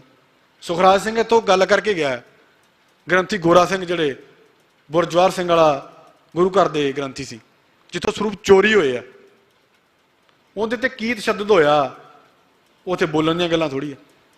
ਪਰ ਜੇ ਇਹ ਕਾਨੂੰਨ ਹੁੰਦਾ ਤੇ ਗ੍ਰੰਥੀ ਨਹੀਂ ਸੀ ਹੋਣਾ। ਜਿਵੇਂ ਰੁਪਿੰਦਰ ਸਿੰਘ ਨੇ ਗੱਲ ਕੀਤੀ ਆ ਵੀ ਅਸੀਂ ਉੱਥੇ ਇੱਕ ਕਮੇਟੀ ਬਣਾ ਕੇ ਜਿਨ੍ਹਾਂ ਬੰਦਿਆਂ ਤੇ ਸਾਨੂੰ ਸੀ ਅਸੀਂ ਉਹ ਵੈਰੀਫਾਈ ਕੀਤੇ। ਹੁਣ ਕਾਨੂੰਨ ਬਣਾਉਣਾ ਕਿੱਥੇ ਚਾਹੀਦਾ ਸੀ? ਜਥੇਬੰਦੀਆਂ ਨੇ ਉਹਦੇ ਤੇ ਵੈਰੀਫਾਈ ਕੀਤੇ ਦੋਸ਼ੀ। ਇੱਕ ਉਹਨਾਂ ਚੋਂ ਜਿਹੜਾ ਸੌਦਾ ਲਾ ਦਿੱਤਾ ਗਿਆ ਦੁਕਾਨ ਵਾਲਾ ਜਿਹੜਾ ਸੀਗਾ ਪ੍ਰੇਮੀ, ਹੁਣ ਉਹ ਬੰਦਾ ਸੂਈਆ ਸੀ ਉਹਨਾਂ ਦਾ। ਹੁਣ ਬੜੇ ਉਹਨਾਂ ਦੇ ਵਿੱਚ ਬੰਦੇ ਆ ਜਥੇਬੰਦੀਆਂ ਨੇ ਪ੍ਰਤੱਖ ਕੀਤੇ ਵੀ ਇਹਨਾਂ ਤੇ ਸਾਨੂੰ ਜਿਹੜਾ ਪੂਰਾ ਸ਼ੱਕ ਆ ਤੇ ਪ੍ਰਸ਼ਾਸਨ ਤੇ ਕਾਰਵਾਈ ਕਰੇ। ਹੁਣ ਬੇਅਦਬੀ ਦਾ ਕਨਸੈਪਟ ਕੀ ਆ? ਸਰਕਾਰ ਦੇ ਕਾਨੂੰਨ ਬਣਾਉਣ ਦਾ ਪੁਆਇੰਟ ਕੀ ਆ? ਉਹ ਇਹ ਪੁਆਇੰਟ ਆ ਵੀ ਜਥੇਬੰਦੀਆਂ ਨੇ ਆਹ ਦੋਸ਼ੀ ਪ੍ਰਤੱਖ ਕਰਤੇ ਆ, ਸਰਕਾਰ ਇਦੋਂ ਅੱਗੇ ਗੱਲ ਕਰ ਸਕਦੀ ਆ। ਸਰਕਾਰ ਇਦੋਂ ਗਾਂਹ ਜਾਣ ਦੀ ਬਜਾਏ ਸਰਕਾਰ ਪਿੱਛੇ ਆਈ, ਸਾਡੇ ਪਾਵਨ ਸਰੂਪਾਂ ਤੇ ਆਈ, ਗੁਰੂ ਮਹਾਰਾਜ ਪ੍ਰਕਾਸ਼ ਆ ਇੱਥੇ ਆਈ, ਸੱਚਖੰਡ ਸਾਹਿਬ ਦੇ ਵਿੱਚ ਆ ਸੁੱਖ ਆਸਣ ਉੱਥੇ ਆਈ, ਉਹ ਸਿੱਖਾਂ ਤੇ ਆਈ, ਗ੍ਰੰਥੀਆਂ ਤੇ ਆਈ, ਪ੍ਰਬੰਧਕਾਂ ਤੇ ਆਈ। ਸਰਕਾਰ ਨੂੰ ਤਾਂ ਇਹ ਚਾਹੀਦਾ ਸੀ ਵੀ ਇਹ ਦੋਸ਼ੀ ਸਿੱਖਾਂ ਨੇ ਜੱਜਮੈਂਟ ਕੀਤੀ ਆਪਦੀ ਤੇ ਬਾਹਰ ਲਿਆਂਦੇ ਆ ਤੇ ਅਸੀਂ ਇਦੋਂ ਅੱਗੇ ਕਾਰਵਾਈ ਕਰੀਏ, ਉਹਦੇ ਤੇ ਸਖਤ ਧਾਰਾਵਾਂ ਸਿੱਖ ਮੰਗਦੇ ਸੀ। ਜਿਵੇਂ ਵੀਰ ਨੇ ਗੱਲ ਕੀਤੀ ਆ ਭਾਈ ਗੁਰਜੀਤ ਸਿੰਘ ਫੌਜੀ ਹੋਣੀ ਆ, ਜਾਂ ਉਹ ਇਕੱਲੇ ਨਹੀਂ, ਇੱਥੇ ਬਰਗਾੜੀ ਮੋਰਚਾ ਵੀ ਬਹੁਤ ਵੱਡਾ ਲੱਗਾ। ਸੁਖਰਾਜ ਸਿੰਘ ਖੁਦ ਬੈਠਾ ਰਿਹਾ 1.5-2 ਸਾਲ ਦੇ ਕਰੀਬ। ਔਰ ਮੰਗ ਕੀ ਆ ਸਾਨੂੰ ਉਹ ਭੁੱਲ ਜਾਂਦੀ ਆ। ਅਸੀਂ ਆਪਦੀ ਗੱਲ ਕਰਦੇ ਅਸੀਂ ਗਾਹੇ ਵਿਖਾਏ ਰੁੱਲ ਜਾਂਦੇ ਆ। ਉਹ ਦਿੱਤੇ ਮਾਹੌਲ ਦੇ ਮੁਤਾਬਕ ਅਸੀਂ ਰੱਖਣਾ ਤਾਂ ਸਿਧਾਂਤ ਮੁੱਖ ਸੀ, ਸਤਿਕਾਰ ਤਾਂ ਗੁਰੂ ਦਾ ਬਹਾਲ ਕਰਨਾ ਸੀ, ਤੁਰ ਪਏ ਸਟੇਟ ਦੇ ਤੇ ਸਿੱਖਾਂ ਦੇ ਆਪਸੀ ਪਾਟੋ ਧਾੜ 'ਚ। ਔਰ ਪਾੜੋ ਤੇ ਰਾਜ ਕਰੋ ਦੀ ਨੀਤੀ ਇਹਨਾਂ ਦੀ ਆ, ਗੋਰੇ ਦੇ ਕੇ ਗਏ, ਇਹਨਾਂ ਨੇ ਅਡਾਪਟ ਕਰ ਲਈ। ਇਹਨਾਂ ਕੋਲ ਆਪਦਾ ਨਾ ਤਾਂ ਕਾਨੂੰਨ ਆ ਤੇ ਨਾ ਹੀ ਨੀਤੀ ਹੈ। ਉਹ ਜਿਵੇਂ ਦਾ ਚੱਲੀ ਜਾਂਦਾ ਦਬੜੂ ਘੂਸ ਚਲਾਈ ਜਾਂਦੇ ਆ। ਸਿੱਖਾਂ ਨੂੰ ਇਹ ਗੱਲ ਨਾ ਅੱਜ ਪ੍ਰਵਾਨ ਆ ਤੇ ਕੱਲ ਪ੍ਰਵਾਨ ਸੀ ਤੇ ਅੱਗੇ ਹੋਣੀ ਕੀ ਆ। ਸੋ ਦੋਸ਼ੀਆਂ ਤੇ ਬਣਾਉਣ ਵਾਲਾ ਕਾਨੂੰਨ ਸੁਖਰਾਜ ਸਿੰਘ ਥੁੱਟ ਕੇ ਚੱਲ ਗਿਆ। ਮੈਂ ਉਸ ਵੀਰ ਨੂੰ ਵੀ ਕਾਲ ਕੀਤੀ ਕਿ ਆ ਇੱਕ ਆਪਾਂ ਗੱਲ ਕਰੀਏ ਬੈਠ ਕੇ। ਮੈਂ ਇੱਥੇ ਵੀਰ ਕੋਮਲ ਬੈਠਾ ਕਰੀਰ ਵਾਲੀ, ਅਸੀਂ ਵਾਰਸ ਪੰਜਾਬ ਦੇ ਵਿੱਚ ਜਥੇਬੰਦੀ ਦੇ ਮੁੱਢਲੇ ਮੈਂਬਰਸ਼ਿਪ ਦੇ ਵਿੱਚ ਸੀ। ਇਹਨੂੰ ਵੀ ਗੱਲ ਪਤਾ, ਮੈਂ ਸੁਖਰਾਜ ਨੂੰ ਕਾਲ ਕੀਤੀ ਵੀ ਆਪ ਬਹਿ ਕੇ ਗੱਲ ਕਰੀਏ ਵੀ ਪਹਿਲੋਂ ਤੂੰ ਜਦੋਂ ਉੱਥੇ ਭਗਵੰਤ ਮਾਨ ਨੂੰ ਸਰੋਪਾ ਦੇਣ ਗਿਆ ਤੇਰਾ ਅਸੀਂ ਪੱਖ ਸੁਣਨਾ ਚਾਹੁੰਦੇ ਆ ਵੀ ਤੂੰ ਦੂਜੀ ਧਿਰ 'ਚ ਖੜਾ। ਅੱਜ ਇੱਥੇ ਲਗਭਗ ਜਿੰਨੀ ਸੰਗਤ ਜਾਂ ਬੁਲਾਰੇ ਆਏ ਆ, ਇੱਥੇ ਨਾ ਤਾਂ ਅਕਾਲੀ ਦਲ ਦੀ ਧਿਰ ਬਣ ਕੇ ਆਇਆ ਕੋਈ ਤੇ ਨਾ ਸ਼੍ਰੋਮਣੀ ਕਮੇਟੀ ਧਿਰ ਬਣ ਕੇ ਆਇਆ। ਅਕਾਲ ਤਖਤ ਸਾਹਿਬ ਮਾਨ ਸੀ ਤੇ ਰਹੂਗਾ। ਜੇਕਰ ਸਾਡੇ ਦਰਬਾਰ ਸਾਹਿਬ ਦੇ ਵਿੱਚ ਮੱਸੇ ਰੰਗੜ ਨੇ ਬੇਅਦਬੀਆਂ ਕੀਤੀਆਂ ਜਾਂ ਜੋ ਗੰਦ ਪਾਉਣਾ ਚਾਹਿਆ ਤੇ ਸਿੱਖਾਂ ਨੇ ਦਰਬਾਰ ਸਾਹਿਬ ਜਾਣਾ ਨਹੀਂ ਛੱਡਿਆ, ਉਹਦਾ ਸਿਰ ਲਾਹ ਕੇ ਬਾਹਰ ਕੱਢਿਆ। ਤੇ ਅਸੀਂ ਕੀ ਚਾਹੁੰਦੇ ਆ ਵੀ ਅੱਜ ਸਾਡੇ ਪ੍ਰਬੰਧਾਂ ਤੇ ਡੈਮੋਕ੍ਰੈਟਿਕ ਤਰੀਕੇ ਨਾਲ ਬਣਾਈ ਸ਼੍ਰੋਮਣੀ ਕਮੇਟੀ ਕਾਬਜਾ ਤੇ ਧੜਾ ਬਾਦਲ ਦਾ, ਤੇ ਅਸੀਂ ਆਪਦੇ ਗੁਰਧਾਮ ਛੱਡ ਕੇ ਬਾਹਰ ਹੋ ਜਾਈਏ। ਅਸੀਂ ਇਹ ਸਿੱਖਿਆ ਵੀ ਸਿਰਫ ਈਰਖਾ ਵਸ ਹੋ ਕੇ ਤੇ ਅਸੀਂ ਸਰਕਾਰ ਵੱਲੋਂ ਦਿੱਤਾ ਪ੍ਰੋਜੈਕਟ ਉਹਨੂੰ ਅਪਣਾ ਕੇ ਤੇ ਅਸੀਂ ਗੁਰੂ ਤੇ ਸਾਡੇ ਸਿੱਖ ਸਿਧਾਂਤਾਂ ਦੇ ਰਹਿਤ ਮਰਿਆਦੇ ਤੇ ਇਹਨਾਂ ਦੀਆਂ ਕਾਨੂੰਨੀ ਕੰਡੀਸ਼ਨਾਂ ਲਾਈਏ। ਅਸੀਂ ਇਹੀ ਸਿੱਖਿਆ। ਨਾ ਤਾਂ ਤੁਹਾਨੂੰ ਭਾਰਤੀ ਤੰਤਰ ਨੇ, ਜਿਹੜੇ ਸਿੱਖ ਇਹ ਸੋਚਦੇ ਆ ਕਿ ਸਾਡਾ ਆਪ ਦਾ ਕੁਝ ਹੋਵੇ, ਨਾ ਤਾਂ ਉਹਨਾਂ ਨੂੰ ਸ਼੍ਰੋਮਣੀ ਕਮੇਟੀ ਅੱਜ ਮਿਲਣੀ ਹੈ ਤੇ ਨਾ ਮਿਲਣੀ ਹੈ ਕੱਲ, ਕਿਉਂਕਿ ਉੱਥੇ ਆ ਵੋਟ ਨੀਤੀ। ਜੰਗਲ 'ਚ ਬਾਂਦਰਾਂ ਦਾ ਰਾਜ ਹੋ ਜਾਂਦਾ ਜੇਕਰ ਵੋਟਾਂ ਹੁੰਦੀਆਂ। ਰਾਜੇ ਉੱਥੇ ਰਾਜੇ ਦੀ ਧੌਂਸ ਆ, ਸ਼ੇਰ ਦੀ ਧੌਂਸ ਆ, ਕਿ ਉਹ ਬਾਂਦਰਾਂ ਨੂੰ ਬਹੁਤ ਗਿਣਤੀ 'ਚ ਰਾਜ ਨਹੀਂ ਕਰਨ ਦਿੰਦਾ, ਉਹਦੀ ਧੌਂਸ ਆ ਨਿੱਜੀ। ਅਸੀਂ ਸਰੀਰਕ ਤੌਰ ਤੇ ਭਾਰਤ ਦੇ ਗੁਲਾਮ ਹੋ ਸਕਦੇ ਹਾਂ, ਪਰ ਗੱਲ ਇੱਥੇ ਇਹ ਆ ਕਿ ਸਾਡਾ ਮਾਨਸਿਕ ਬੌਧਿਕ ਪੱਧਰ ਕੀ ਕਹਿੰਦਾ। ਸਾਡੇ ਤੇ ਅਨੇਕਾਂ ਪਰਚੇ ਹੁੰਦੇ ਆ, ਜੇਲ੍ਹਾਂ 'ਚ ਰੱਖਿਆ ਜਾਂਦਾ। ਰੁਪਿੰਦਰ ਹੋਣਾ ਨੇ ਵੀ ਚੱਲਿਆ, ਸਭ ਨੇ ਚੱਲਿਆ, ਮੈਂ 5-6 ਜੇਲ੍ਹ 'ਚ ਆਇਆ। ਪਰ ਕੀ ਸਾਡਾ ਬੌਧਿਕਤਾ ਇਸ ਗੱਲ ਨੂੰ ਸੋਚਦੇ ਸੋਚਦੇ ਕਮਜ਼ੋਰ ਹੋ ਜਾਏ ਕਿ ਜਿਵੇਂ ਉਹ ਸਿਸਟਮ ਆਪਦੀ ਗੱਲ ਨੂੰ ਰੱਖਦਾ ਤੇ ਅਸੀਂ ਕਹੀਏ ਵਿਚਾਈ ਸੱਤ ਆ। ਸਾਥੋਂ ਇਹ ਤਾਂ ਨਹੀਂ ਹੋਣਾ। ਠੀਕ ਆ, ਸਾਡੀ ਚਾਲ ਘੱਟ ਹੋ ਸਕਦੀ ਹੈ। ਸੋ ਗੁਰੂ ਗ੍ਰੰਥ ਸਾਹਿਬ ਦੇ ਸਤਿਕਾਰ ਦੇ ਵਿੱਚ ਜਿਵੇਂ ਇੱਥੋਂ ਬੁਲਾਰੇ ਬੋਲੇ ਆ, ਲਗਭਗ ਸਾਰੇ ਬੁਲਾਰਿਆਂ ਦਾ ਇੱਕੋ ਇੱਕ ਪੱਖ ਸਪਸ਼ਟ ਸਟੈਂਡ ਆ ਕਿ ਸਾਡੇ ਸਿਧਾਂਤਾਂ ਤੇ ਸਾਡਾ ਨਿੱਜੀ ਫੈਸਲਾ। ਹੋ ਸਕਦਾ ਵੀ ਅੱਜ ਦੇ ਹਾਲਾਤ ਇਹ ਆ ਵੀ ਸ਼੍ਰੋਮਣੀ ਕਮੇਟੀ ਆਪਦੀ ਜਿਹੜੀ ਆ ਫਰਜ਼ ਭੁੱਲ ਚੁੱਕੀ ਆ, ਸਪਸ਼ਟ ਆ, ਸਿੱਖ ਜਾਣਦੇ ਆ। ਅਕਾਲ ਤਖਤ ਸਾਹਿਬ ਦੇ ਜਥੇਦਾਰ ਨੂੰ ਇੱਕ ਟਾਈਮ ਉਹ ਵੀ ਆਇਆ, ਅਸੀਂ ਭੁੱਲ ਗਏ ਵੀ ਜਦੋਂ ਸਰਸੇ ਵਾਲੇ ਸਾਧ ਨੂੰ ਮਾਫੀਆਂ ਦਿੱਤੀਆਂ ਗਈਆਂ, ਇੱਕ ਟਾਈਮ ਉਹ ਵੀ ਆਇਆ। ਜੇ ਕਿਸੇ ਤੁਰੇ ਜਾਂਦੇ ਗੁਰਸਿੱਖ ਨੂੰ ਜਥੇਦਾਰ ਕਹਿ ਦੇਣਾ ਤੇ ਉਹ ਵੀ ਇਹ ਕਹਿੰਦਾ ਸੀ ਭਾਈ ਮਾਫੀ ਦੇ ਜਥੇਦਾਰ ਨਾ ਕੇ। ਬਾਦਲਾਂ ਨੇ ਅਕਾਲੀ ਦਲ ਦਾ ਨਾਂ ਸੀ ਨਾ ਮਾਰਤਾ ਵੀ ਜੇ ਕਿਸੇ ਤੁਰੇ ਜਾਂਦੇ ਸਿੱਖ ਨੂੰ ਕਦੀ ਅਕਾਲੀ ਕਹਿ ਦਈਏ, ਅਗਲਾ ਦਾ ਭਰਾਵਾ ਗਾਲ ਕੱਢ ਲਾ। ਅਕਾਲੀ ਤਾਂ ਪੰਥ ਦੇ ਵਾਲੀ ਸੀ ਤੇ ਇਹਨਾਂ ਨੇ ਨਾਸ ਮਾਰਤਾ। ਮਸੰਦ ਤਾਂ ਥਾਪੇ ਪ੍ਰਬੰਧਾਂ ਲਈ ਸੀ ਨਾ, ਪਰ ਉਹਨਾਂ ਨੇ ਨਾਸ ਹੀ ਨਾ ਮਾਰਤਾ ਕਿ ਮਸੰਦ ਸਾੜਨੇ ਵੀ ਪਏ। ਤੇ ਅੱਜ ਸਿੱਖ ਕਿਸੇ ਨੂੰ ਜੇ ਮਾੜਾ ਕਹਿਣਾ ਤਾਂ ਇਹਨੂੰ ਮਸੰਦ ਕਹਿਓ। ਸ਼ਬਦਾਂ ਦਾ ਨਰਥ ਕਿਵੇਂ ਮਾਰਿਆ ਗਿਆ, ਉਹ ਆਪਦੀ ਦੀ ਪਦਵੀ ਨੂੰ ਨਾ ਸਮਝਦੇ ਹੋਏ ਉਹ ਨੁਕਸਾਨ ਸਾਡੀਆਂ ਜਿਹੜੀਆਂ ਪੰਥਕ ਰੋਹ ਰੀਤਾਂ ਦਾ ਕੀਤਾ ਗਿਆ। ਤੋ ਤੰਤਰ ਚਾਹੁੰਦਾ ਕਿ ਅਜਿਹੀਆਂ ਗੱਲਾਂ ਵਾਪਰਨ ਤੇ ਸਿੱਖਾਂ ਦਾ ਅਕੀਦਾ ਖੁਦ ਦਾ ਡੋਲੇ। ਅਸੀਂ ਉਹਨਾਂ ਦੇ ਬਣਾਏ ਇਸ ਤੰਤਰ 'ਚ ਉਲਝ ਕੇ ਆਪ ਹੀ ਪਾਟੋ ਧੜ ਹੋ ਗਏ। ਸੁਖਰਾਜ ਸਿੰਘ ਹੋਣੀ ਜਾਂ ਭਾਈ ਬਲਦੇਵ ਸਿੰਘ ਬੜਾਲਾ ਜਾਂ ਹੋਰ ਵੀ ਬੜੇ ਜਿਹੜੇ ਇਹਦੇ ਤੇ ਨੌਜਵਾਨ ਜਾਂ ਜਥੇਬੰਦੀਆਂ ਦੇ ਸਿੰਘ ਆਪਦਾ ਪੱਖ ਰੱਖਦੇ ਆ, ਪਰ ਮੈਂ ਇਹ 2-3 ਨਾਂ ਲੈ ਤੇ ਆ ਤੇ ਮੈਂ ਸਪਸ਼ਟ ਰੂਪ 'ਚ ਇਹਨਾਂ ਨੂੰ ਇਹ ਗੱਲ ਕਹਿਣਾ ਚਾਹਣਾ ਕਿ ਭਾਈ ਜੇ ਤਾਂ ਤੁਹਾਨੂੰ ਲੱਗਦਾ ਵੀ ਤੁਹਾਨੂੰ ਸ਼੍ਰੋਮਣੀ ਕਮੇਟੀ ਕੋਈ ਧਿਰ ਦੇ ਜੂਗੀ ਤਾਂ ਫਿਰ ਤੁਸੀਂ ਰਾਜ ਸ਼੍ਰੋਮਣੀ ਕਮੇਟੀ 'ਚ ਕਰ ਲਿਓ। ਪੰਥ ਨੂੰ ਰਾਜ ਚਾਹੇ ਸ਼੍ਰੋਮਣੀ ਕਮੇਟੀ ਦੇ ਵਿੱਚ ਬਿਠਾਉਣਾ ਤਾਜ ਗੁਰੂ ਸਾਹਿਬ ਨੇ ਦੇਣਾ, ਤੇ ਚਾਹੇ ਪੰਜਾਬ ਦੀ ਦੇਸ਼ ਦੀ ਕੌਮ ਦੀ ਰਾਖੀ ਜਾਂ ਉਹਦਾ ਰਾਜਾ ਬਣਾਉਣਾ ਤੇ ਸਾਹਿਬ ਸ੍ਰੀ ਗੁਰੂ ਗ੍ਰੰਥ ਸਾਹਿਬ ਮਹਾਰਾਜ ਨੇ ਉਹ ਬਖਸ਼ਣਾ। ਜੇ ਇਹ ਕਹਿਣ ਵੀ ਪੰਥ ਤੋਂ ਗਾਹੇ ਵਿਖਾਏ ਜਾ ਕੇ ਅਸੀਂ ਸਰਕਾਰੀ ਨੀਤੀ ਤੋਂ ਸ਼੍ਰੋਮਣੀ ਕਮੇਟੀ 'ਚ ਕਾਬਜ ਹੋ ਕੇ ਤੇ ਮਰਜ਼ੀ ਦੇ ਫੈਸਲੇ ਚਲਾ ਲਾਂਗੇ, ਤਾਂ ਇਹ ਗੱਲ ਨਾ ਅੱਜ ਹੋਈ, ਇਹਦੇ ਨਾਲ ਕੱਲ ਹੋਣੀ ਹੈ। ਉਹ ਗੱਲ ਆਮ ਪਿੰਡਾਂ 'ਚ ਚੱਲਦੀ ਆ ਕਿ ਪੁੱਤ ਸਾਰਾ ਪਿੰਡ ਮਰ ਜੇ ਤੈਨੂੰ ਨੰਬਰਦਾਰੀ ਨਹੀਂ ਮਿਲਣੀ। ਇਹ ਨੀਤੀ ਤੇ ਖੇਡ ਰਹੇ ਆ ਸਾਡੇ ਕੁਝ ਕੁ ਬੰਦੇ। ਅਸੀਂ ਨਾ ਤਾਂ ਕੱਲੇ ਭਗਵੰਤ ਮਾਨ ਦੇ ਖਿਲਾਫ ਆ ਤੇ ਨਾ ਹੀ ਅਸੀਂ ਇੱਥੇ ਕੱਲੀ ਸ਼੍ਰੋਮਣੀ ਕਮੇਟੀ ਦੇ ਹੱਕ 'ਚ ਆ। ਸਾਡਾ ਅਕੀਦਾ ਸਾਹਿਬ ਸ੍ਰੀ ਗੁਰੂ ਗ੍ਰੰਥ ਸਾਹਿਬ ਦੇ ਮਹਾਰਾਜ ਸਤਿਕਾਰ ਲਈ ਸਿਧਾਂਤਾਂ ਨੂੰ ਸਨਮੁਖ ਰੱਖ ਕੇ ਸਪਸ਼ਟ ਆ। ਚਾਹੇ ਅਸੀਂ ਘੱਟ ਗੱਲ ਕਰ ਲਈਏ, ਚਾਹੇ ਅਸੀਂ ਲੰਮਾ ਚੱਲ ਲਈਏ, ਚਾਹੇ ਥੋੜਾ ਚੱਲ ਲਈਏ, ਸਾਨੂੰ ਇਸ ਗੱਲ 'ਤੇ ਸਪਸ਼ਟ ਰਹਿਣਾ ਪਊਗਾ। ਜਿਹੜੇ ਵੀਰ ਭਰਾ ਅੱਜ ਇੱਥੇ ਸਰਕਾਰਾਂ ਤੋਂ ਮੰਗ ਮੰਗਦੇ ਪਏ ਆ, ਉਹ ਇਹ ਸੋਚ ਕੇ ਤੇ ਵਾਹਿਗੁਰੂ ਗੱਲ ਭੁੱਲ ਕੇ। ਸੁਖਰਾਜ ਸਿੰਘ ਨੂੰ ਮੈਂ ਗੱਲ ਆਖੀ ਸੀ ਜਦੋਂ ਇਹ ਮੋਰਚੇ ਤੇ ਬੈਠਾ ਸੀ, ਮੈਂ ਕਿਹਾ ਸੁਖਰਾਜ ਸਿੰਘ ਤੂੰ ਗੱਲ ਰੱਖ ਤਾਂ ਬੈਠਾ ਮੋਰਚੇ ਤੇ ਬਹਿ ਤਾਂ ਗਿਆ, ਪਰ ਤੂੰ ਇੱਕ ਗੱਲ ਭੁੱਲ ਗਿਆ ਕਿ 84 ਦੇ ਵਿੱਚ ਜੋ ਦੁਖਾਂਤ ਕੌਮ ਨੇ ਹੰਢਾਇਆ ਵਾਪਰਿਆ, ਤੂੰ ਇਹ ਗੱਲ ਮੁੱਖ ਰੱਖ ਕੇ ਸੰਗਤ ਦੇ ਅੱਗੇ ਬੇਨਤੀ ਕਰਕੇ ਥੋੜੇ ਦਿਨਾਂ 'ਚ ਸਮਾਪਤੀ ਕਰ ਦੇ ਕਿ ਭਾਈ ਮੈਂ ਇਹ ਗੱਲ ਭੁੱਲ ਗਿਆ ਸੀ ਵੀ ਸਾਨੂੰ ਤਾਂ 84 ਦਾ ਇਨਸਾਫ ਨਹੀਂ ਮਿਲਿਆ ਤੇ ਮੈਂ ਮੰਗਣ ਲੱਗ ਗਿਆ ਇਨਸਾਫ। ਤੂੰ ਤਾਂ ਆਪਦਾ ਖੜਾ ਚਲਾ ਲਾ, ਇਹ ਗੱਲਾਂ ਨਾ ਕਰ। ਤੂੰ ਇਨਸਾਫ ਮੰਗਦਾ ਤੂੰ ਆਪ ਕਿਤੇ ਨਾ ਕਿਤੇ ਲਾਂਭੇ ਹੋ ਜਾਏਗਾ। ਅੱਜ ਸੁਖਰਾਜ ਸਿੰਘ ਪੰਥਕ ਧਿਰਾਂ 'ਚੋਂ ਵਾਕਿਆ 'ਚ ਲਾਂਭੇ ਮੈਂ ਉਹ ਬੰਦੇ ਨੂੰ ਬਾਂਹ ਫੜ ਕੇ ਇਸ ਗੁਰੂ ਘਰ ਤੋਂ ਤੁਰਿਆ ਸੀ। ਉਹਨਾਂ ਚੋਂ ਇੱਕ ਸਿੱਖ ਰੁਪਿੰਦਰ ਸਿੰਘ ਬੈਠਾ ਔਰ ਇੱਕ ਪਪਲਪ੍ਰੀਤ ਸਿੰਘ ਆ ਜਿਹੜਾ ਉਹ NSA ਤਹਿਤ ਜਿਹੜਾ ਸਰਕਾਰੀ ਕਸਟਡੀ 'ਚ। ਅਸੀਂ ਸੁਖਰਾਜ ਸਿੰਘ ਨੇ ਕਿਹਾ ਵੀ ਮੈਂ ਬਾਪੂ ਦੀ ਯਾਦ 'ਚ ਦਸਤਾਰ ਮਾਰਚ ਕਰਨਾ, ਤੇ ਅਸੀਂ ਇਕੱਠੇ ਹੋ ਕੇ ਤੁਰੇ ਕਿ ਭਾਈ ਇਹ ਸਿੰਘ ਪਾਸਿਓਂ ਆਇਆ ਤੇ ਪਿਓ ਦੀ ਕੱਲੀ ਨਹੀਂ, ਇਹਨੂੰ ਪੰਥ ਦੀ ਪੀੜ ਹੈ। ਸੋਚਦਾ ਵੀ ਜੇਕਰ ਗੁਰੂ ਗ੍ਰੰਥ ਸਾਹਿਬ ਦਾ ਸਤਿਕਾਰ ਬਹਾਲ ਕਰਾਉਣ ਲਈ ਸਿੰਘਾਂ ਨੇ ਸ਼ਹੀਦੀਆਂ ਕੀਤੀਆਂ, ਉਹਨਾਂ ਦੀ ਯਾਦ ਮਨਾਈਏ। ਵੀ ਦਸਤਾਰ ਮਾਰਚ ਕੀਤੇ, ਚੰਡੀਗੜ੍ਹ ਤੱਕ ਜਿਹੜੀਆਂ ਹੈਗੀਆਂ ਤਰੀਕਾਂ ਭੁਗਤੀਆਂ, ਜਾਂਦੇ ਰਹੇ ਇਕੱਠੇ। ਪਰ ਜਿੱਥੇ ਸਾਨੂੰ ਲੱਗਿਆ ਵੀ ਹੁਣ ਅਸੀਂ ਆਪਦੀ ਸਿੱਧੀ ਲੀਕ ਤੋਂ ਸੱਜੇ ਖੱਬੇ ਹੋ ਗਏ ਹਾਂ, ਤੇ ਅਸੀਂ ਭਾਈ ਚੁੱਪ ਕਰਨਾ ਚਾਹੇ ਸਮਝਿਆ।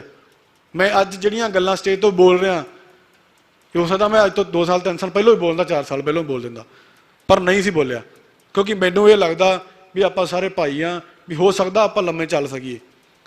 ਪਰ ਇੱਥੇ ਗੱਲ ਆ ਗਈ ਆ ਸਰਕਾਰੀ ਨੀਤੀ ਤੇ ਪੰਥਕ ਸਿਧਾਂਤ। ਉਹ ਸਾਨੂੰ ਇੱਥੇ ਕਮਜ਼ੋਰ ਕਰਨਾ ਚਾਹੁੰਦੇ, ਇਕੱਠੇ ਕਰਨਾ ਚਾਹੁੰਦੇ ਆ ਵੀ ਸਿੱਖ ਖੁੰਝੇ 'ਚ ਇਕੱਠੇ ਹੋ ਜਾਣ ਸਿਧਾਂਤ ਛੱਡ ਕੇ, ਤੇ ਸਾਨੂੰ ਇਹ ਪ੍ਰਵਾਨ ਨਹੀਂ।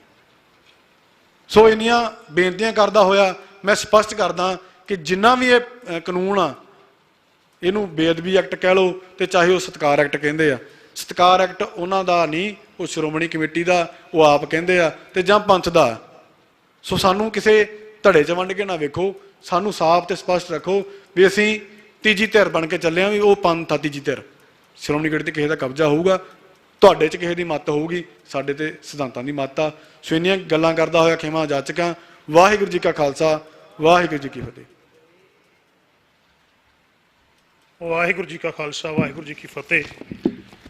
ਮੈਂ ਧੰਨਵਾਦੀ ਹਾਂ ਇੱਕ ਸੁਨੇਹਾ TV, Pendu TV 84, Akal channel, live on ਦੇਸ਼ ਪੰਜਾਬ, ਖਾਲਸਾ TV, ਇਹਨਾਂ ਸਾਰੇ TV ਚੈਨਲਾਂ ਦਾ ਜਿਨ੍ਹਾਂ ਨੇ ਅੱਜ ਇੱਥੇ ਸਮਾਂ ਦੇ ਕੇ ਇਸ ਸਮੁੱਚੀ ਡਿਬੇਟ ਨੂੰ ਦੁਨੀਆ ਦੇ ਕੋਨੇ-ਕੋਨੇ 'ਚ ਬੈਠੇ ਸਿੰਘਾਂ ਤੱਕ ਪਹੁੰਚਾਇਆ, ਸਿੱਖਾਂ ਤੱਕ ਪਹੁੰਚਾਇਆ ਕਿ ਜੋ ਗੱਲਬਾਤ ਹੋਈ ਹੈ, ਜਿੰਨੀਆਂ ਕੁ ਗੱਲਾਂ ਇੱਥੇ ਹੋਈਆਂ, ਇੱਕ ਗੱਲ ਮੈਂ ਸਪਸ਼ਟ ਕਰ ਦਿਆਂ ਕਿ ਜਾਗਤ ਜੋਤ ਐਕਟ 2026 ਦੇ ਵਿੱਚ ਜੇ ਬਣਾਉਣ ਦੇ ਵਿੱਚ ਜੇ ਇਹ ਗੱਲ ਕਹਿ ਦਈਏ ਕਿ ਇਹਦਾ ਦੋਸ਼ ਜਾਂ ਇਹਦਾ ਮੂਲ ਰੂਪ 'ਚ ਦੋਸ਼ੀ ਭਗਵੰਤ ਮਾਨ ਹੈ ਜਾਂ ਆਮ ਆਦਮੀ ਪਾਰਟੀ ਸਰਕਾਰ ਆ, ਤੇ ਇਹ ਅਨਿਆਂ ਹੋਊਗਾ, ਇਹ ਗੱਲ ਅਧੂਰੀ ਹੋਊਗੀ। ਇਸ ਐਕਟ ਦਾ ਮੁੱਢ 2008 'ਚ ਵੱਜਾ ਸੀ, ਤੇ ਜਿੰਨੀ ਇਹ ਸਰਕਾਰ ਦੋਸ਼ੀ ਹੈ ਉਨੀ ਦੋਸ਼ੀ ਅਕਾਲੀ ਦਲ ਬਾਦਲ ਹੈ। ਉਹ ਧਿਰ ਸਾਡੀ ਸਮਰੱਥ ਅਗਵਾਈ ਕਰਨ ਦੇ ਵਿੱਚ ਨਾਕਾਮ ਰਹੀ ਹੈ। ਜਥੇਦਾਰ ਅਕਾਲ ਤਖਤ ਨੇ ਮੈਨੂੰ ਇਹ ਗੱਲ ਕਹਿਣ 'ਚ ਕੋਈ ਝਿਜਕ ਨਹੀਂ ਕਿ ਜਥੇਦਾਰ ਅਕਾਲ ਤਖਤ ਉਹਨਾਂ ਦੀ ਪੋਲੀਟੀਕਲ ਮਾਈਲੇਜ ਵਾਸਤੇ ਕੰਮ ਕਰ ਰਿਹਾ। ਸਮਾਣੇ ਮੋਰਚਾ ਲੱਗਿਆ, ਉਸ ਮੋਰਚੇ ਦੇ ਵਿੱਚ ਉਹਨਾਂ ਦੀ ਹਾਜ਼ਰੀ ਹੈ। ਉਹਨਾਂ ਨੂੰ ਇਹ ਲੱਗਦਾ ਹੈ ਕਿ ਸੰਗਤ ਜੇ ਅੱਜ ਕਾਨੂੰਨ ਦੀ ਗੱਲ ਕੀਤੀ ਜਾਂ ਸਿਧਾਂਤ ਦੀ ਗੱਲ ਕੀਤੀ ਤੇ ਸ਼ਾਇਦ ਸਾਡੀ ਇਸ ਧਿਰ ਦੀਆਂ ਵੋਟਾਂ ਉਹ ਟੁੱਟ ਜਾਣਗੀਆਂ। ਉਹ ਉਹਨਾਂ ਮੁਤਾਬਕ ਹੀ ਕੰਮ ਕਰ ਰਹੇ।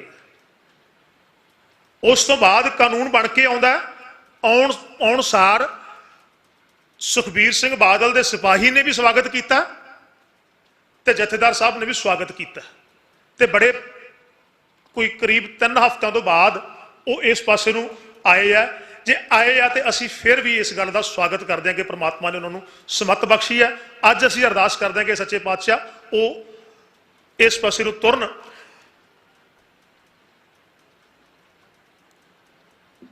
ਇੱਕ ਗੱਲ ਮੈਂ ਹੋਰ ਸਪਸ਼ਟ ਕਰਦੇ ਹਾਂ ਕਿ ਸਿੱਖ ਨੂੰ ਇਹ ਬਿਲਕੁਲ ਨੰਗਾ ਚਿੱਟਾ ਸਪਸ਼ਟ ਹੋਣਾ ਚਾਹੀਦਾ ਹੈ ਕਿ ਇਹ ਗੁਰੂ ਸਾਹਿਬ ਦੀਆਂ ਬੇਅਦਬੀਆਂ ਦਾ ਜਿਹੜਾ ਮਾਫੀ ਮੰਗ ਕੇ ਸ਼ਬਦ ਵਰਤਣ ਲੱਗਿਆ, ਦੌਰ ਸ਼ਬਦ ਵਰਤਾਂਗੇ, ਇਹ ਸਕ੍ਰਿਪਟਡ ਸੀ। ਹਾਲਾਤ ਪੈਦਾ ਕਰਨ ਵਾਸਤੇ ਸਾਰਾ ਕੁਝ ਇਹ ਕੀਤਾ ਗਿਆ, ਉਸੇ ਸਕ੍ਰਿਪਟ ਦੇ ਵਿੱਚੋਂ ਸਾਰਾ ਕੁਝ ਚੱਲਿਆ, ਤੇ ਅੱਜ ਇੱਥੋਂ ਤੱਕ ਪਹੁੰਚ ਕੇ ਕਾਨੂੰਨ ਜਿਹੜਾ ਉਹ ਸਾਡੇ ਤੇ ਥੋਪਿਆ ਗਿਆ।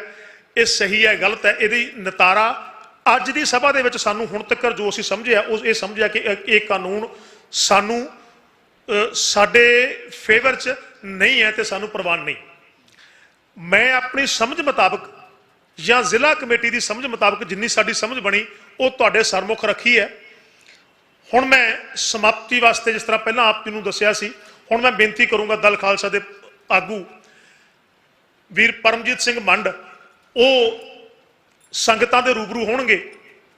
ਇਸ ਸਮੁੱਚੀ ਅੱਜ ਦੀ ਜੋ ਇਹ ਇਕੱਤਰਤਾ ਹੋਈ ਹੈ ਉਹਦਾ ਕਨਕਲੂਜਨ ਉਹਨਾਂ ਨੇ ਜੋ ਮਹਿਸੂਸ ਕੀਤਾ ਹੈ ਤੇ ਸਾਨੂੰ ਅੱਗੇ ਕੀ ਕਰਨਾ ਚਾਹੀਦਾ ਹੈ ਉਹਦੇ ਸੰਬੰਧੀ ਗਾਈਡੈਂਸ ਦੇਣਗੇ। ਤੇ ਉਸ ਤੋਂ ਬਾਅਦ ਸੰਗਤ ਤੇ ਜ਼ਿਲ੍ਹਾ ਫਰੀਦਕੋਟ ਇੱਕ ਰੂਪ ਦੇ ਵਿੱਚ ਇੱਕ ਤੀਜੀ ਧਿਰ ਬਣ ਕੇ ਚੱਲੀਏ, ਕਿਸੇ ਦੀ ਪੋਲੀਟੀਕਲ ਮਾਈਲੇਜ ਦਾ ਹਿੱਸਾ ਅਸੀਂ ਨਾ ਬਣੀਏ। ਸੋ ਇਹ ਚੀਜ਼ਾਂ ਮੈਂ ਇਹ ਸੁਨੇਹਾ ਤੁਹਾਡੇ ਤੋਂ ਐਕਸਪੈਕਟ ਕਰਦਾ। ਹੁਣ ਮੈਂ ਬੇਨਤੀ ਕਰਦਾ ਵੀਰ ਪਰਮਜੀਤ ਸਿੰਘ ਮੰਡ, ਆਗੂ ਦਲ ਖਾਲਸਾ। ਵਾਹਿਗੁਰੂ ਜੀ ਕਾ ਖਾਲਸਾ, ਵਾਹਿਗੁਰੂ ਜੀ ਕੀ ਫਤਿਹ।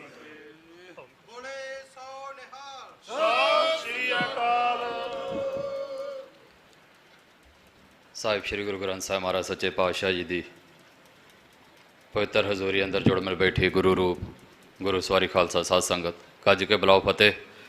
ਵਾਹਿਗੁਰੂ ਜੀ ਕਾ ਖਾਲਸਾ, ਵਾਹਿਗੁਰੂ ਜੀ ਕੀ ਫਤਿਹ। ਕਾਨੂੰਨਾਂ ਤੋਂ ਜ਼ਿਆਦਾ ਜਿਹੜਾ ਅੱਜ ਸਾਡੇ ਵਿੱਚ ਰੌਲਾ ਆ, ਇਹ ਤੇ ਆਏ ਆ ਤੇ ਚੱਲ ਜਾਣੇ, ਇਹ ਰੌਲਾ ਚੱਲ ਜਾਣਾ। ਸਭ ਤੋਂ ਵੱਡਾ ਰੌਲਾ ਆ ਵੀ ਪੰਥ ਕੌਣ ਹੈ। ਤੁਸੀਂ ਬਾਦਲ ਦਲ ਨੂੰ ਪੁੱਛ ਲਓ, ਕਹਿੰਦਾ ਜੀ ਪੰਥ ਕਿਉਂਕਿ ਮੈਨੂੰ ਚੁਣਿਆ ਸ਼੍ਰੋਮਣੀ ਕਮੇਟੀ ਸਾਡੇ ਕੋਲ, ਇਸ ਕਰਕੇ ਪੰਥ ਅਸੀਂ ਹਾਂ। ਭਗਵੰਤ ਮਾਨ ਕਹਿੰਦਾ ਅੱਛਾ ਜੀ ਉਹੀ ਨੇ, ਤੇ ਆ ਜਿਹੜੇ ਮੇਰੇ ਨਾਲ ਤੁਰੇ ਫਿਰਦੇ ਕੀ ਇਹ ਪੰਥ ਨਹੀਂ? ਉਹ ਕਹਿੰਦਾ ਮੇਰੇ ਵਾਲੇ ਵੀ ਪੰਥ ਆ। ਅਸੀਂ ਇੱਥੇ ਜਿਹੜੇ ਬੈਠੇ ਅਸੀਂ ਕਹਿੰਦੇ ਅਸੀਂ ਵੀ ਪੰਥ ਬਣ ਕੇ ਨੁਮਾਇੰਦਗੀ ਕਰਨੀ। ਪੰਥ ਹੈਗਾ ਕੌਣ ਹੈ? ਬਹੁਤਾ ਡੂੰਘਾ ਜੇ ਜਾਵਾਂਗੇ ਉਹ ਤਾਂ ਗਾਂ ਤੋਂ ਗਾਂ ਤੁਰਦੀ ਜਾਣੀ ਗੱਲ। ਪਰ ਸਿੱਖ ਰਹਿਤ ਮਰਿਆਦਾ ਦੇ ਵਿੱਚ ਪੰਥ ਦੀ ਪਰਿਭਾਸ਼ਾ ਲਿਖੀ ਹੋਈ ਆ। ਕਈਆਂ ਨੂੰ ਉਹਦੇ ਤੇ ਵੀ ਸਮੱਸਿਆ ਵੀ ਸਿੱਖ ਰਹਿਤ ਮਰਿਆਦਾ ਹੀ ਨਹੀਂ ਮੰਨਣੀ। ਸੋ ਫਿਰ ਤੇ ਜੇ ਤੇ ਤੁਰਨਾ ਹੈ ਤਾਂ ਲੋਕ ਤਾਂ ਕਹਿੰਦੇ ਅਸੀਂ ਗੁਰੂ ਗ੍ਰੰਥ ਸਾਹਿਬ ਨੂੰ ਗੁਰੂ ਹੀ ਨਹੀਂ ਮੰਨਣਾ। ਦੁਨੀਆ ਤੇ ਇੱਥੋਂ ਤੱਕ ਚੱਲ ਗਈ, ਮੁੱਕਰਨ ਵਾਲੇ ਮੁੱਕਰੀ ਗਏ। ਹਰ ਚੀਜ਼ ਤੇ ਮੁੱਕਰਨਾ ਹੋਵੇ ਮੁੱਕਰੀ ਜਾਓ ਫਿਰ ਤੇ। ਖੈਰ ਜਿਹੜੀ ਸਿੱਖ ਰਹਿਤ ਮਰਿਆਦਾ ਦੇ ਵਿੱਚ, ਕਿਉਂਕਿ ਅਕਾਲ ਤਖਤ ਦੀ ਗੱਲ ਚੱਲਦੀ ਆ, ਤੇ ਘੱਟੋ ਘੱਟ ਉਸੇ ਰਹਿਤ ਮਰਿਆਦਾ ਦੇ ਅਨੁਸਾਰ ਸਾਡੇ ਵਿੱਚ ਬਹੁਤਾਤ ਨੇ ਅੰਮ੍ਰਿਤਪਾਨ ਕੀਤਾ ਆ। ਉਹਦੇ ਵਿੱਚ ਜਿਹੜੀ ਪੰਥ ਦੀ ਪਰਿਭਾਸ਼ਾ ਲਿਖੀ ਆ, ਉਹ ਲਿਖੀ ਆ ਤਿਆਰ ਬਰ ਤਿਆਰ ਸਿੰਘਾਂ ਦਾ ਸਮੂਹ। ਇੱਕ ਜਾਂ ਦੋ ਜਾਂ ਚਾਰ ਜਾਣੇ, ਗਿਣਤੀ ਨਹੀਂ ਲਿਖੀ ਵੀ ਕਿੰਨੇ ਜਾਣੇ ਦਾ ਪੰਥ ਹੁੰਦਾ ਜਾਂ ਕਿੰਨਿਆਂ ਨੇ ਚੁਣਿਆ ਤੇ ਉਹਨਾਂ ਦਾ ਪੰਥ ਹੁੰਦਾ। ਆਂਦੇ ਤਿਆਰ ਬਾਰ ਤਿਆਰ ਸਿੰਘਾਂ ਦਾ ਸਮੂਹ ਨੂੰ ਪੰਥ ਕਿਹਾ ਜਾਂਦਾ। ਤੇ ਇਹਦੀ ਜਿਹੜੀ ਘਾੜਤ ਘੜੀ ਆ, ਉਹ ਕਹਿੰਦੇ 10 ਪਾਤਸ਼ਾਹੀਆਂ ਨੇ ਘੜੀ। ਹੁਣ ਇਹ ਨਹੀਂ ਆ ਵੀ ਅਸੀਂ ਕਹੀਏ ਵੀ 10ਵੇਂ ਪਾਤਸ਼ਾਹ ਤੋਂ ਬਾਅਦ ਵਾਲਾ ਪੰਥ ਸ਼ੁਰੂ ਹੋਇਆ। ਉਹਨਾਂ ਸਾਫ਼ ਕਰਤਾ ਵੀ ਇਹਦੀ ਘਾੜਤ 10 ਪਾਤਸ਼ਾਹੀਆਂ ਨੇ ਘੜੀ। ਮਤਲਬ ਪਹਿਲੀ ਪਾਤਸ਼ਾਹੀ ਤੋਂ ਲੈ ਕੇ 10ਵੀਂ ਪਾਤਸ਼ਾਹੀ ਤੱਕ ਜਿੰਨੇ ਸਿੱਖ ਵਿਚਰੇ ਨੇ ਉਹਦਾ ਹਿੱਸਾ ਰਹੇ ਨੇ। ਪਰ ਆਂਦੇ ਵੀ ਇਹਨੂੰ ਜਿਹੜੀ ਇੱਕ ਘਾੜਤ ਸੰਪੂਰਨ ਕੀਤੀ ਆ, ਉਹ 10 ਪਾਤਸ਼ਾਹ ਨੇ ਅੰਮ੍ਰਿਤ ਦੀ ਦਾਤ ਦੇ ਕੇ ਜਿਹੜੀ ਆ ਉਹ ਕੀਤੀ। ਸੋ ਇਹ ਗੱਲ ਬੜੀ ਸਾਫ਼ ਜੀ ਆ। ਹੁਣ ਇੱਥੇ ਤੇ ਕੀ ਆ, ਜਿਹਦੇ ਹੁਣ ਜੇ ਅਕਾਲੀ ਦਲ ਦੀ ਗੱਲ ਕਰੋ, ਉਹ ਸੁੱਖ ਨਾ ਹੈਗੇ ਨਾਮ ਅਕਾਲੀ ਦਲ ਆ ਤੇ ਅੱਧਿਆਂ ਦੇ ਮੂੰਹ ਤੇ ਦਾੜੀਆਂ ਨਹੀਂ ਆ, ਤੇ ਫਿਰ ਦੱਸੋ ਤੁਹਾਨੂੰ ਪੰਥ ਕਿੱਦਾਂ ਮੰਨ ਲਈਏ? ਤੁਹਾਡੀ ਆਪਣੀ ਰਹਿਤ ਮਰਿਆਦਾ ਦੇ ਅਨੁਸਾਰ ਕਿ ਅਸੀਂ ਪੰਥ ਦੀ ਪਰਿਭਾਸ਼ਾ ਤੇ ਖੜੇ ਉਤਰਦੇ। ਭਗਵੰਤ ਮਾਨ ਕਹਿੰਦਾ ਜੀ ਪੰਥ ਦੇ ਮੇਰੇ ਆਲੇ ਦੁਆਲੇ ਤੁਰਿਆ ਫਿਰਦਾ। ਪਹਿਲਾਂ ਤੂੰ ਦੱਸ ਵੀ ਤੇਰੇ ਆਪਣੇ ਚਿਹਰੇ ਤੋਂ ਪੰਥ ਝਲਕਦਾ? ਤੈਨੂੰ ਕਿਹੜੇ ਹਿਸਾਬ ਨਾਲ ਪੰਥ ਮੰਨ ਲਈਏ? ਸੋ ਜਿਹੜੀ ਘਾੜਤ ਘੜੀ ਆ 10 ਪਾਤਸ਼ਾਹੀਆਂ ਨੇ, ਕੀ ਉਹ ਘਾੜਤ ਇਹ ਘੜੀ ਆ ਵੀ ਕਿਸੇ ਹੋਰ ਦੁਨਿਆਵੀ ਤਖਤ ਦੇ ਅਧੀਨ ਜਾ ਕੇ ਜਿਹੜੇ ਚੁਣੇ ਜਾਣਗੇ ਉਹ ਪੰਥ ਹੋਊਗਾ? ਉਹਨਾਂ ਦੀ ਪਰਿਭਾਸ਼ਾ ਦੀ ਜੇ ਉਹ ਸਾਰੇ ਨੂੰ ਚੁੱਕਣਾ ਆ, ਤੇ ਕੀ ਉਹਨਾਂ ਨੇ ਇਹ ਪਰਿਭਾਸ਼ਾ ਘੜੀ ਸੀ ਉਦੋਂ ਪੰਥ ਦੀ ਵੀ ਜਿਹੜਾ ਮੈਂ ਅੱਜ ਤਿਆਰ ਲੱਗੇ ਆ ਪੰਥ ਕਰਨ, ਗੁਰੂ ਮਹਾਰਾਜ ਨੇ ਜਿਹੜਾ ਪੰਥ ਤਿਆਰ ਕੀਤਾ ਆ ਵੀ ਇਹ ਦੁਨਿਆਵੀ ਤਖਤ ਦੇ ਅਧੀਨ ਜਿਹਨੂੰ ਵੱਧ ਤੋਂ ਵੱਧ ਚੁਣ ਦੇਣਗੇ ਉਹ ਪੰਥ ਹੋ ਜਾਊਗਾ ਜੀ। ਸੋ ਉਹ ਘਾੜਤ ਜਿਹੜੀ ਘੜੀ ਅਸਲ 'ਚ ਉਹ ਪੰਥ ਹੈ। ਬੰਦਿਆਂ ਦੀ ਗਿਣਤੀ ਮਾਇਨੇ ਨਹੀਂ ਰਖਾਉਂਦੀ ਕਿੰਨੇ ਪੰਥ ਨੇ। ਔਰ ਜਿਹੜੀ ਇੱਥੇ ਵਾਰ-ਵਾਰ ਗੱਲ ਹੋਈ ਹੈ, ਮੇਰੇ ਤੋਂ ਪਹਿਲਾਂ ਕਰਕੇ ਗਏ ਨੇ ਜਿਹੜੇ ਵਿਰੋਧ ਵਾਲੇ ਨੇ, ਯਾਰ ਅਸੀਂ ਹਰ ਪੁਰਾਣੀ ਚੀਜ਼ ਦੇ ਉੱਤੇ ਚੱਲ ਜਾਂਦੇ ਵੀ ਇੱਥੇ ਮਾੜਾ ਆ ਤੁਸੀਂ ਉਦੋਂ ਨਹੀਂ ਬੋਲੇ, ਇੱਥੇ ਮਾੜਾ ਆ ਉਦੋਂ ਨਹੀਂ ਬੋਲੇ। ਪਰ ਨਾਲ ਦੀ ਨਾਲ ਇੱਕ ਚੀਜ਼ ਵੀ ਤਾਂ ਸਮਝ ਕੇ ਵੇਖੋ ਨਾ ਵੀ ਜਿਹੜੇ ਬੋਲੇ ਸੀ ਉਦੋਂ, ਜੇ ਕਿਤੇ ਉਹਨਾਂ ਦੀ ਗੱਲ ਸੁਣੀ ਹੁੰਦੀ ਤੇ ਅੱਜ ਵਾਲੀ ਨੌਬਤ ਹੀ ਨਹੀਂ ਹੋਣੀ। ਉਦੋਂ ਸਿਰਫ ਇੱਕੋ ਗੱਲ ਤੇ ਅਸੀਂ ਰੌਲਾ ਪਾ ਰੱਖਿਆ ਵੀ ਨਹੀਂ 2-4 ਬੰਦੇ ਬੋਲਦੇ ਨੇ। ਬਾਅਦ 'ਚ ਸਦੀਆਂ ਬਾਅਦ ਅਸੀਂ ਕਹਿੰਦੇ ਯਾਰ ਉਹ 2-4 ਬੰਦੇ ਸਹੀ ਸੀ। ਅਸਲ 'ਚ ਪੰਥ ਗਿਣਤੀ 'ਚ ਨਹੀਂ ਕਿ ਮਾਇਨੇ ਰਖਾਉਂਦਾ ਵੀ ਗਿਣਤੀ ਕਿਹਦੇ ਵੱਲ ਜ਼ਿਆਦਾ, ਉਹ ਸਿਧਾਂਤ ਤੇ ਟਿਕਦਾ ਹੈ। ਸ਼੍ਰੋਮਣੀ ਕਮੇਟੀ ਦੇ ਹੁਣੇ ਗੱਲ ਕਰਦੇ ਗਏ, ਸੈਕਟਰੀ ਸਾਹਿਬ ਨੇ 3-4 ਐਗਜ਼ਾਮਪਲ ਦੇਤੀ ਵੀ ਉਦੋਂ ਵੀ ਬੰਦਿਆਂ ਨੇ ਰਿਜੈਕਟ ਕੀਤੀ। ਤੇ ਜੇ ਉਦੋਂ ਰਿਜੈਕਟ ਕੀਤੇ ਵਾਲਿਆਂ ਦੀ ਮੰਨ ਲੈਂਦੇ ਤੇ ਅੱਜ ਰੌਲੇ ਤਾਂ ਨਾ ਪਾਉਂਦੇ ਵੀ ਡੀਸੀ ਬਹਿਣਾ ਵਾ ਸਾਡੀ ਕਮੇਟੀ 'ਚ ਕਿ ਨਹੀਂ ਬਹਿਣਾ, ਡੀਸੀ ਦੀ ਇੱਥੇ ਕੀ ਪਰਿਭਾਸ਼ਾ ਹੈ ਤੇ ਕੀ ਨਹੀਂ ਪਰਿਭਾਸ਼ਾ, ਉਹ ਨਹੀਂ ਮੰਨੀ ਉਹਨਾਂ ਦੀ। ਹੁਣ ਇਹਦਾ ਮਤਲਬ ਇਹ ਥੋੜ੍ਹੀ ਹੈ ਵੀ ਉਹ ਉਦੋਂ ਬੇਈਮਾਨ ਸੀ, ਉਹਨਾਂ ਨੂੰ ਦੂਰਅੰਦੇਸ਼ੀ ਉਹਨਾਂ ਨੂੰ ਦਿਖਦਾ ਸੀ ਵੀ ਇਹਦੇ ਕੀ ਨੁਕਸਾਨ ਹੋਣ ਜਾ ਰਹੇ। ਪਰ ਇਹਦਾ ਮਤਲਬ ਇਹ ਵੀ ਨਹੀਂ ਵੀ ਜਿਹੜੇ ਉਦੋਂ ਉਹਨੂੰ ਮੰਨਣ ਡਏ ਵੀ ਉਹ ਬੇਈਮਾਨ ਹੈ, ਗਲਤ ਸਮਝਦੀ ਹੈ ਅਖੀਰ ਨੂੰ। ਪਰ ਉਦੋਂ ਅਸੀਂ ਬਹੁ ਗਿਣਤੀ ਦੇ ਚੱਕਰਾਂ ਦੇ ਵਿੱਚ ਪੈ ਗਏ ਵੀ ਜਿਹਨੂੰ ਬਹੁ ਗਿਣਤੀ ਹੋ ਗਈ ਜੀ ਬਸ ਲੈ ਗਿਆ ਜੀ ਲੈ ਗਿਆ। ਬਹੁ ਗਿਣਤੀ ਦੇ ਹਿਸਾਬ ਦੇ ਨਾਲ ਤਾਂ ਨਾ ਉਹ ਇੱਕ ਕੋਈ ਕਹਾਣੀ ਸੁਣਾਉਂਦਾ ਹੁੰਦਾ ਨਾ, ਵੀ ਜੰਗਲ 'ਚ ਇੱਕ ਵਾਰੀ ਕਿਸੇ ਨੇ ਕਹਿਤਾ ਬੱਕਰੀਆਂ ਵੀ ਹਰ ਵਾਰ ਸ਼ੇਰ ਨੂੰ ਹੀ ਰਾਜਾ ਚੁਣ ਲੈਂਦੇ ਹੋ, ਐਤਕੀ ਅਸੀਂ ਵੋਟਾਂ ਪਾ ਕੇ ਚੁਣ। ਉਹ ਆਂਦੇ ਵੋਟਾਂ ਪੈ ਗਈਆਂ ਤੇ ਬਾਂਦਰ ਚੁਣ ਲਿਆ। ਹੁਣ ਬਾਂਦਰ ਚੁਣ ਲਿਆ ਤੇ ਬੱਕਰੀ ਦਾ ਬੱਚਾ ਇੱਕ ਦਿਨ ਲੂੰਬੜੀ ਨੇ ਫੜ ਲਿਆ। ਹੁਣ ਬੱਕਰੀ ਉਹ ਜਾਊ ਤੇ ਸਰਪੰਚ ਕੋਈ ਨਾ ਮੋਰੀ ਕੋਈ ਜਾਊ ਨਾ ਵੀ ਹੁਣ ਕਰੋ ਕੋਈ ਹੀ ਲਵਸੀਲਾ। ਉਹ ਚਲ ਗਈ ਬਾਂਦਰ ਕੋਲ ਵੀ ਸਰਪੰਚ ਸਾਹਿਬ ਹੁਣ ਬਚਾਓ। ਤੇ ਬਾਂਦਰ ਨੇ ਕੀ ਕਰਨਾ ਸੀ, ਉਹ ਬਾਂਦਰ ਦੀ ਇੱਕ ਫਿਤਰਤ ਆ, ਭੁੜਕਦਾ ਬੜਾ। ਉਹ ਜਿਉਂ ਲੱਗਾ ਇੱਕ ਟਾਹਣੀ ਤੋਂ ਦੂਜੀ ਟਾਹਣੀ ਤੇ ਛਾਲ ਮਾਰਨ, ਦੂਜੀ ਤੋਂ ਤੀਜੀ ਤੇ ਚੌਥੀ ਤੇ ਪੰਜਵੀਂ ਤੇ ਕਦੀ ਪੂਛ ਨਾਲ ਲਮਕ ਜੇ ਕਦੀ ਕਿੱਦਾਂ ਲਮਕ ਜੇ। ਅਖੀਰ ਨੂੰ ਬੱਕਰੀ ਕਹਿੰਦੀ ਵੀ ਕੀ ਬਣਿਆ? ਕਹਿੰਦਾ ਭੈਣ ਤੇਰੇ ਸਾਹਮਣੇ ਹੀ ਆ, ਮੈਂ ਸਭ ਕੁਝ ਤੇ ਕਰਕੇ ਵੇਖ ਲਿਆ, ਹੁਣ ਨਹੀਂ ਵੱਜਦਾ। ਉਹ ਹਾਲ ਸਾਡੇ ਲੀਡਰਾਂ ਦਾ। ਫਿਰ ਕਹਿਣਗੇ ਸਭ ਕੁਝ ਕਰਕੇ ਵੇਖ ਲਿਆ ਜੀ, ਹੁਣ ਇਹ ਤਾਂ ਕੇਂਦਰ ਨਹੀਂ ਕੁਛ ਕਰਦੀ। ਤੇ ਫਿਰ ਜਿਹੜੇ ਕਹਿੰਦੇ ਨੇ ਵੀ ਭਾਈ ਜਿਹੜੇ ਚੱਜ ਦੇ ਸ਼ੇਰ ਨੇ ਉਹਨਾਂ ਨੂੰ ਚੁਣ ਲਓ, ਤੇ ਉਧਰ ਨੂੰ ਤਾਂ ਅਸੀਂ ਤੁਰਦੇ ਨਹੀਂ। ਫਿਰ ਅਸੀਂ ਬਾਂਦਰ ਆਗੂ ਚੁਣ ਲੈਂਦੇ ਹਾਂ। ਫਿਰ ਉਹ ਬਾਂਦਰ ਮੇਰੇ ਕੋਲ ਟਪੂਸੀਆਂ ਬਹੁਤ ਮਾਰਦਾ, ਕਦੀ ਉਹਦੀ ਗੱਡੀ ਚੰਡੀਗੜ੍ਹ ਹੁੰਦੀ, ਕਦੀ ਉਹਦੀ ਦਿੱਲੀ ਹੁੰਦੀ, ਕਦੀ ਉਹਦੀ ਹੋਮ ਮਿਨਿਸਟਰੀ ਕੋ ਹੁੰਦੀ, ਕਦੀ ਕਿਤੇ ਹੁੰਦੀ। ਤੇ ਪੱਲੇ ਪੁੱਲੇ ਕੌਮ ਤੇ ਕੁਝ ਨਹੀਂ ਪੈਂਦਾ। ਅਖੀਰ ਨੂੰ ਤੇ ਫਿਰ ਆ ਕੇ ਉਹ ਕਹਿੰਦਾ ਵੀ ਭਾਈ ਹੁਣ ਪੱਲੇ ਕੁਛ ਨਹੀਂ ਕਹਿੰਦਾ, ਮੈਂ ਤੇ ਆਪਣੀ ਵਾਹ ਲਾ ਲਈ। ਇਹ ਹਾਲ ਤੇ ਸਾਡਾ ਹੋਇਆ ਪਿਆ ਇੱਥੇ ਵੀ। ਸੋ ਗਿਣਤੀ ਦੇ ਮਾਇਨੇ ਨਹੀਂ ਰਖਾਉਣੇ। ਸੁਖਰਾਜ ਵੀਰ ਇੱਥੋਂ ਬੋਲ ਕੇ ਚੱਲ ਗਿਆ, ਉਹਦੇ ਬਾਰੇ ਭਾਣੇ ਨੇ ਬਾਤੀ ਗੱਲਾਂ ਕਰਤੇ, ਮੈਂ ਵਾਧੂ ਨਹੀਂ ਕਰਨਾ ਚਾਹੁੰਦਾ। ਉਹਦੀ ਵੀ ਇਹੀ ਸਮੱਸਿਆ ਵੀ ਉਦੋਂ ਇੱਦਾਂ ਨਹੀਂ ਆਇਆ, ਉਦੋਂ ਇੱਦਾਂ ਨਹੀਂ ਆਇਆ। ਜੇ ਤੈਨੂੰ ਉਦੋਂ ਨਹੀਂ ਪਤਾ ਤਾਂ ਮੈਂ ਚਿੱਠੀਆਂ ਪੜ੍ਹਾ ਦਿੰਦਾ ਤੈਨੂੰ, ਜਦੋਂ ਉਦੋਂ ਵੀ ਲੋਕੀ ਬੋਲੇ ਆ ਵੀ ਭਾਈ ਗਲਤ ਹੋਣ ਲੱਗਾ। ਹੁਣ ਜੇ ਤੇਰੇ ਕੋਲ ਚਿੱਠੀ ਨਹੀਂ ਹੈਗੀ ਜਾਂ ਤੂੰ ਨਹੀਂ ਇੰਨੀ ਮਿਹਨਤ ਤਰੱਦਦ ਕੀਤੀ, ਇਹਦੇ 'ਚ ਕਿਸੇ ਦਾ ਕੀ ਕਸੂਰ ਆ? ਉਦੋਂ ਵੀ ਬੋਲੇ। ਜਿਹੜੇ ਉਧਰ ਨੇ ਇਹਨਾਂ ਨੂੰ ਐਂ ਲੱਗਦਾ ਵੀ ਬਾਦਲਾਂ ਵਾਲੀ ਸੋਚ ਸ਼ਾਇਦ ਭਾਰੀ ਹੋ ਰਹੀ। ਐਵੇਂ ਬਹੁਤਾ ਐਕਸਪਲੇਨੇਸ਼ਨ 'ਚ ਜਾਣ ਦੀ ਲੋੜ ਨਹੀਂ। ਦੋਵਾਂ ਅੱਖਰਾਂ 'ਚ ਗੱਲ ਨਿਬੇੜਦੀ। ਅਸੀਂ ਭਾਈ ਨਰੈਣ ਸਿੰਘ ਚੌੜੇ ਵਾਲੇ ਆ। ਜੇ ਕਿਸੇ ਨੂੰ ਨਹੀਂ ਸਮਝ ਆਉਂਦੇ ਤਾਂ ਕੀ ਕਰੀਏ? ਇਹ ਤੋਂ ਵੱਧ ਅਸੀਂ ਨਹੀਂ ਐਕਸਪਲੇਨੇਸ਼ਨ ਦੇਣੀ ਵੀ ਅਸੀਂ ਉਧਰ ਵਾਲੇ ਹੈਗੇ ਕਿ ਨਹੀਂ ਹੈਗੇ। ਹੁਣ ਦੋ ਧਿਰਾਂ ਦੇ ਇੰਟਰਸਟ ਅਲੱਗ-ਅਲੱਗ ਹੋਣ ਪਰ ਰਸਤਾ ਇੱਕ ਹੋ ਜੇ ਤੇ ਇਹਦਾ ਮਤਲਬ ਇਹ ਥੋੜੀ ਵੀ ਇਕੱਠੇ ਹੋ ਗਏ ਨੇ। ਹੁਣ ਪੰਥ ਦਾ ਇੰਟਰਸਟ ਇਹ ਆ ਵੀ ਦੁਨਿਆਵੀ ਤਖਤਾਂ ਦੀ ਦਖਲਅੰਦਾਜ਼ੀ ਨਹੀਂ ਹੋਣੀ ਚਾਹੀਦੀ। ਉਹਨਾਂ ਦਾ ਇੰਟਰਸਟ ਕੀ ਆ ਬਾਦਲ ਦਲੀਆਂ ਦਾ, ਮੈਂ ਉਹਦੇ ਬਾਰੇ ਨਹੀਂ ਬੋਲਣਾ। ਪਰ ਜੇ ਦੋਵਾਂ ਦੇ ਇੰਟਰਸਟ ਅਲੱਗ ਹੋਣ ਪਰ ਗੱਲ ਇੱਕ ਹੀ ਹੋਵੇ ਵੀ ਕਾਨੂੰਨ ਨਹੀਂ ਹੋਣੇ ਚਾਹੀਦੇ, ਤੇ ਇਹਦਾ ਮਤਲਬ ਇਹ ਥੋੜੀ ਵੀ ਦੋਵੇਂ ਇੱਕ ਹੋ ਗਏ ਨੇ। ਅਸੀਂ ਐਵੇਂ ਮਨਾਉਂਦੇ ਅੱਛਾ ਜੀ ਉਹ ਵੀ ਇਹ ਕਹਿਣ ਡਿਆ ਉਹ ਵੀ ਇਹ ਕਹਿਣ ਡਿਆ, ਤਾਂ ਮਤਲਬ ਦੋਵੇਂ ਇੱਕ ਹੀ ਹੋ ਗਏ, ਰਲ ਗਏ ਜੀ, ਸਰਕਾਰੀ ਹੋ ਗਏ। ਦੋਵਾਂ ਦੀ ਭਾਵਨਾ ਤੇ ਵੇਖ ਲਓ ਕੀ ਆ, ਦੋਵੇਂ ਬੋਲਦੇ ਕਿੱਥੋਂ ਨੇ ਇਹ ਤੇ ਵੇਖ ਲਓ ਕੀ ਆ। ਜਿਹੜੇ ਕਾਨੂੰਨ ਦੇ ਵਿਰੋਧ 'ਚ ਨੇ ਉਹ ਯਾਰ ਮੱਦਾਂ ਮੁੱਦਾਂ ਦੇ ਵਿੱਚ ਛੱਡੋ ਤੁਸੀਂ ਵੀ ਵਿੱਚ ਕੀ ਰੱਖਿਆ, ਚੰਗਾ ਕੀ ਰੱਖਿਆ, ਮਾੜਾ ਕੀ ਰੱਖਿਆ। ਦੋ ਟੁਕ ਗੱਲ ਆ ਵੀ ਖਾਲਸਾ ਪੰਥ ਨੇ ਗੁਰੂ ਗ੍ਰੰਥ ਦੇ ਬਾਰੇ ਦੇ ਵਿੱਚ ਗੁਰੂ ਪੰਥ ਨੇ ਫੈਸਲੇ ਕਰਨੇ ਨੇ, ਤੇ ਗੁਰੂ ਪੰਥ ਦੇ ਬਾਰੇ ਦੇ ਵਿੱਚ ਫੈਸਲੇ ਕੋਈ ਤੀਸਰਾ ਤਖਤ ਨਹੀਂ ਕਰ ਸਕਦਾ, ਭਾਵੇਂ ਸੋਨੇ ਦਾ ਕਾਨੂੰਨ ਹੋਵੇ। ਗੱਲ ਖਤਮ। ਚੰਗਾ ਆ ਮਾੜਾ ਆ ਕੋਈ ਮਾਇਨੇ ਨਹੀਂ ਰਖਾਉਂਦਾ। ਬਸ ਜੋ ਕੁਝ ਵੀ ਹੋਣਾ ਆ ਉਹ ਗੁਰੂ ਪੰਥ ਦੀ ਰਾਹੀਂ ਹੋਣਾ, ਤੇ ਅਕਾਲ ਤਖਤ ਸਾਹਿਬ ਦੀ ਉਹਦੇ ਕੋਲ ਪਾਵਰ ਜਿਹੜੀ ਆ ਉਹ ਰਾਖਵੀਂ। ਹੁਣ ਸਮੱਸਿਆ ਤਾਂ ਉੱਥੇ ਖੜ ਗਈ ਵੀ ਜਿਵੇਂ ਮੇਰੇ ਤੋਂ ਪਹਿਲਾਂ ਵੀ ਸਾਰੀ ਗੱਲ ਹੋ ਗਈ, ਸ਼ਬਦ ਹੀ ਦੁਬਾਰਾ ਬਦਲ ਕੇ ਬੋਲੇ ਜਾਣੇ ਆ ਵੀ ਅਕਾਲ ਤਖਤ ਸਾਹਿਬ ਕਿਉਂਕਿ ਉਸ ਰੌ ਦੇ ਵਿੱਚ ਨਹੀਂ ਗਾ, ਉਹ ਕੁਰਸੀ ਉਹ ਜਥੇਦਾਰ ਉਸ ਰੌ 'ਚ ਨਹੀਂ ਗਾ, ਇਸ ਕਰਕੇ ਆਹ ਹਾਲ ਸਾਡੇ ਬਣ ਗਏ ਨੇ। ਹੁਣ ਚਾਹੀਦਾ ਤੇ ਇਹ ਆ ਕਿ ਜਿਸ ਤਰੀਕੇ ਦੇ ਨਾਲ ਗ੍ਰੰਥੀ ਸਿੰਘਾਂ ਦੀਆਂ ਮੀਟਿੰਗਾਂ ਹੋਣ ਡਈਆਂ ਆ ਤੇ ਹੋਰ ਪਤਾ ਨਹੀਂ ਕਿਹੜੀ ਮੀਟਿੰਗ ਵਾਰ-ਵਾਰ ਜਥੇਦਾਰ ਸਾਹਿਬ ਕਰ ਰਹੇ ਨੇ, ਇੱਕ ਵਾਰੀ ਤੇ ਯਾਰ ਹਿੰਮਤ ਰੱਖੋ ਇਹ ਗੱਲ ਕਹਿਣ ਦੀ ਵੀ ਯਾਰ ਸਾਡਾ ਤਖਤ ਤੁਹਾਡੇ ਦੇ ਨਹੀਂ ਆਉਣਾ ਤੇ ਨਹੀਂ ਚਾਹੀਦਾ, ਕਾਨੂੰਨ ਤਾਂ ਨਹੀਂ ਚਾਹੀਦਾ। ਅਸੀਂ ਸੋਧਾਂ ਦੇ ਚੱਕਰ 'ਚ ਪੈ ਜਾਂਦੇ। ਅੱਛਾ ਜੀ ਆਹ ਕਿਉਂ ਲਿਖਿਆ ਇਹਦੇ 'ਚ? ਚਾਹੀਦਾ ਹੀ ਨਹੀਂ ਸੀ ਜਥੇਦਾਰ ਸਾਹਿਬ ਨੂੰ ਪ੍ਰੈਸ ਕਾਨਫਰੰਸ ਕਰਕੇ ਇਹਨਾਂ ਐਕਸਪਲੇਨ ਕਰਨਾ ਵੀ ਇਹ 'ਚ ਆਹ ਲਿਖਿਆ ਲਿਖਿਆ। ਦੋ ਟੁਕ ਗੱਲ ਹੀ ਬਸ ਵੀ ਦੂਸਰੇ ਤਖਤ ਦਾ ਜਾਂ ਦੂਸਰੇ ਚੁਣੇ ਹੋਏ ਬੰਦਿਆਂ ਦਾ ਕਾਨੂੰਨ ਸਾਡੇ ਤੇ ਨਹੀਂ ਲਾਗੂ ਹੋ ਸਕਦਾ ਤੇ ਨਹੀਂ ਹੋ ਸਕਦਾ। ਤੇ ਵਿੱਚ ਹੀ ਕਹਿੰਦਾ ਵੀ 2008 'ਚ ਵੀ ਗਲਤੀ ਸੀ ਤੇ ਗਲਤੀ ਸੀ। ਗਲਤੀ ਸਿਰਫ ਇੱਥੇ ਆ ਕੇ ਖੜਦੀ ਹੈ ਵੀ ਅਸੀਂ ਮੌਜੂਦਾ ਸਮੇਂ ਤੱਕ ਗਲਤ ਕਹਿੰਦੇ, ਉਹ ਨਹੀਂ ਗਲਤ ਕਹਿੰਦੇ ਕਿਉਂਕਿ ਉਹ ਮੇਰੀ ਧਿਰ ਨੇ ਜਿਹੜੀ ਮੈਨੂੰ ਥਾਪ ਕੇ ਬੈਠੀ ਉਹਨੇ ਉਹ ਬਣਾਇਆ ਹੈ। ਉੱਥੇ ਤੇ ਸਮੱਸਿਆ ਆ ਕੇ ਖੜਦੀ ਆ। ਧਿਰਾਂ 'ਚੋਂ ਬਾਹਰ ਨਿਕਲ ਕੇ ਅਸੀਂ ਪੰਥ ਦੀ ਧਿਰ ਦੇ ਵਿੱਚ ਤੇ ਆਉਂਦੇ ਹੀ ਨਹੀਂ ਥੋੜ੍ਹੀ ਕੀਤੇ। ਤੇ ਜਿਹੜੇ ਖੜਨ ਨੇ ਇਸ ਗੱਲ ਦੇ ਉੱਤੇ ਵੀ ਅਕਾਲ ਤਖਤ ਸਾਹਿਬ ਸਰਵਉੱਚ ਆ, ਉਹਨਾਂ ਨੂੰ ਇਗਨੋਰ ਕਰੋ, ਤੇ ਜਿਹੜੇ ਅਕਾਲ ਤਖਤ ਸਾਹਿਬ ਨੂੰ ਵਰਤਣਾ ਚਾਹਣ ਉਹਨਾਂ ਨੂੰ ਪੰਥ ਬਣਾ ਕੇ ਦੁਨੀਆ 'ਚ ਪੇਸ਼ ਕਰੋ। ਇਹ ਤੇ ਰੀਤ ਹੈ ਅੱਜ ਦੀ। ਜਿਹੜੀ ਧਿਰ ਤਖਤ ਨੂੰ ਸਿਰਮੌਰ ਸਭ ਤੋਂ ਉੱਚਾ ਮੰਨ ਕੇ ਰਾਜਨੀਤਿਕ ਤੌਰ ਦੇ ਉੱਤੇ ਵਿਚਰਦੀ ਆ, ਤੁਸੀਂ ਵੇਖੋ ਕਿਸ ਤਰੀਕੇ ਨਾਲ ਬਾਦਲ ਦਲ ਨੇ ਉਹਨਾਂ ਨੂੰ ਖੂੰਜੇ ਲਾਇਆ ਵੀ ਕੋਈ ਰਾਏ ਨਹੀਂ ਲੈਣੀ ਜੀ ਅਸੀਂ ਇਹਨਾਂ ਦੇ ਕੋਲ।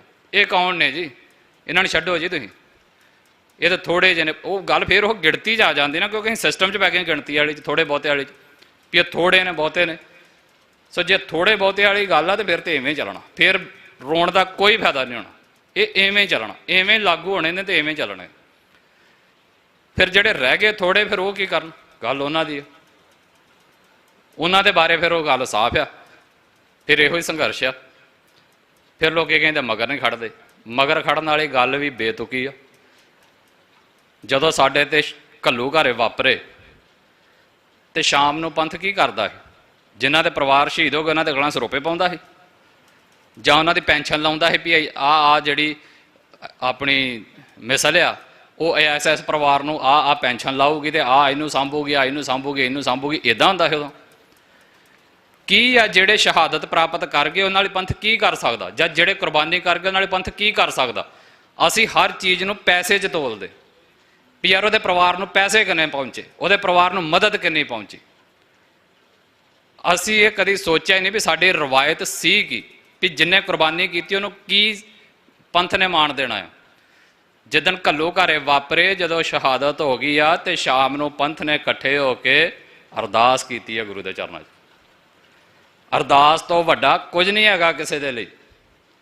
ਤੇ ਅੱਜ ਵੀ ਇਹ ਸਾਡੀ ਸਿਆਣਪ ਆ ਪੰਥ ਦੀ ਕਿ ਅਰਦਾਸ ਇੰਨੀ ਖੂਬਸੂਰਤ ਬਣਾਤੀ ਆ ਕਿ ਚਾਹੇ ਕਿਸੇ ਨੇ 100 ਸਾਲ ਪਹਿਲਾਂ ਕੁਰਬਾਨੀ ਕੀਤੀ ਤੇ ਚਾਹੇ ਕੋਈ ਅੱਜ ਕਰੇ ਤੇ ਚਾਹੇ ਕੱਲ ਨੂੰ ਕਰੇ, ਸਵੇਰੇ ਸ਼ਾਮ ਉਹਦੀ ਕਮਾਈ ਦਾ ਧਿਆਨ ਧਰ ਕੇ ਹਰ ਸਿੱਖ ਵਾਹਿਗੁਰੂ ਬੋਲਦਾ ਹੈ।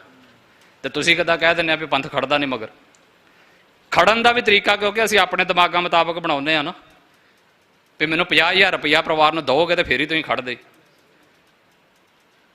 ਇੱਦਾਂ ਇਹ ਮਤਲਬ ਬਿਲਕੁਲ ਸਾਡੇ ਸਿਧਾਂਤ ਹੀ ਅਸੀਂ ਪੁੱਠੇ ਪਾਸੇ ਨੂੰ ਤੋਰ ਲਿਆ ਦੁਨੀਆ ਦੇ ਮੁਤਾਬਕ।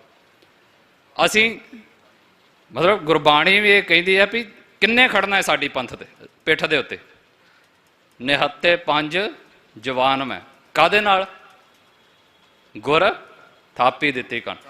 ਕਿਹਨੂੰ ਖਿਲਾਰਨਾ ਅਸੀਂ ਆਪਣੀ ਕੰਡ ਦੇ ਉੱਤੇ? ਗੁਰੂ ਨੂੰ। ਤੇ ਮੈਂ ਕੀ ਕਹਿੰਦਾ ਆ ਵੀ ਪਰਮਜੀਤ ਸਿੰਘ ਪਹਿਲਾਂ ਤੂੰ ਮੇਰੀ ਪਿੱਠ ਤੇ ਖੜ, ਬਲੇਰ ਸਾਹਿਬ ਪਹਿਲਾਂ ਤੂੰ ਮੇਰੀ ਪਿੱਠ ਤੇ ਖੜ, ਤੂੰ ਖੜ, ਗੁਰੂ ਖੜੇ ਨਾ ਖੜੇ ਬਾਅਦ ਦੀ ਗੱਲ। ਇੱਦਾਂ ਨਹੀਂ ਢਾਇਆ ਜਾਣਾ ਕੋਈ ਵੀ। ਸੋ ਜਿਹੜੇ ਕੁਰਬਾਨੀ ਕਰਦੇ ਨੇ ਭਾਈ, ਸਗੋਂ ਉਹਨਾਂ ਨੂੰ ਤਾਂ ਪਤਾ ਆ ਵੀ ਅਸੀਂ ਗੁਰੂ ਦਾ ਥਾਪੜਾ ਲੈ ਕੇ ਕਰ ਚੱਲੇ ਆ।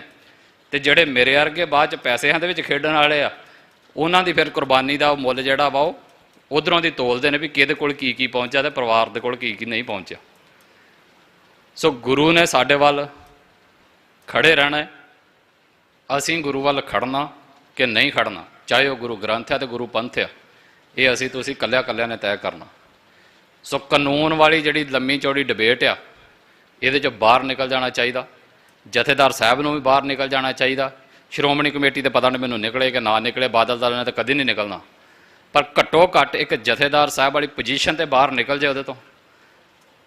ਅਸੀਂ ਉਸ ਤਖਤ ਨੂੰ ਉਸ ਲੈਵਲ ਤੇ ਤਾਂ ਹੀ ਲੈ ਕੇ ਜਾਵਾਂਗੇ ਜੇ ਖੜੀ ਹੋਈ ਮੌਜੂਦਾ ਪਰਸਨੈਲਿਟੀ ਸਟੈਂਡ ਲਏਗੀ। ਤੇ ਇਹਨਾਂ ਸਟੈਂਡ ਉਦੋਂ ਲੈਣੇ ਜਿੱਦਣ ਇਹਨਾਂ ਦੇ ਕੋਲੋਂ ਸਰੋਪਾ ਲੱਥ ਕੇ ਕਿਸੇ ਹੋਰ ਦੇ 'ਚ ਪੈ ਗਿਆ। ਉਦੋਂ ਬੋਲਣਗੇ ਪ੍ਰੈਸ ਕਾਨਫਰੰਸਾਂ ਕਰਕੇ। ਇਹ ਪੁਰਾਣੇ ਸਾਰੇ ਜਥੇਦਾਰਾਂ ਦੇ ਨਾਲ ਅਸੀਂ ਵੇਖਿਆ, ਜਿੱਦਣ ਬੋਲਣਾ ਹੁੰਦਾ ਉਦੋਂ ਅਸੀਂ ਬੋਲਦੇ ਨਹੀਂ, ਜਿੱਦਣ ਕੁਰਸੀਆਂ ਤੇ ਹੁੰਦੇ ਆ ਉਦੋਂ ਅਸੀਂ ਬੋਲਦੇ ਨਹੀਂ।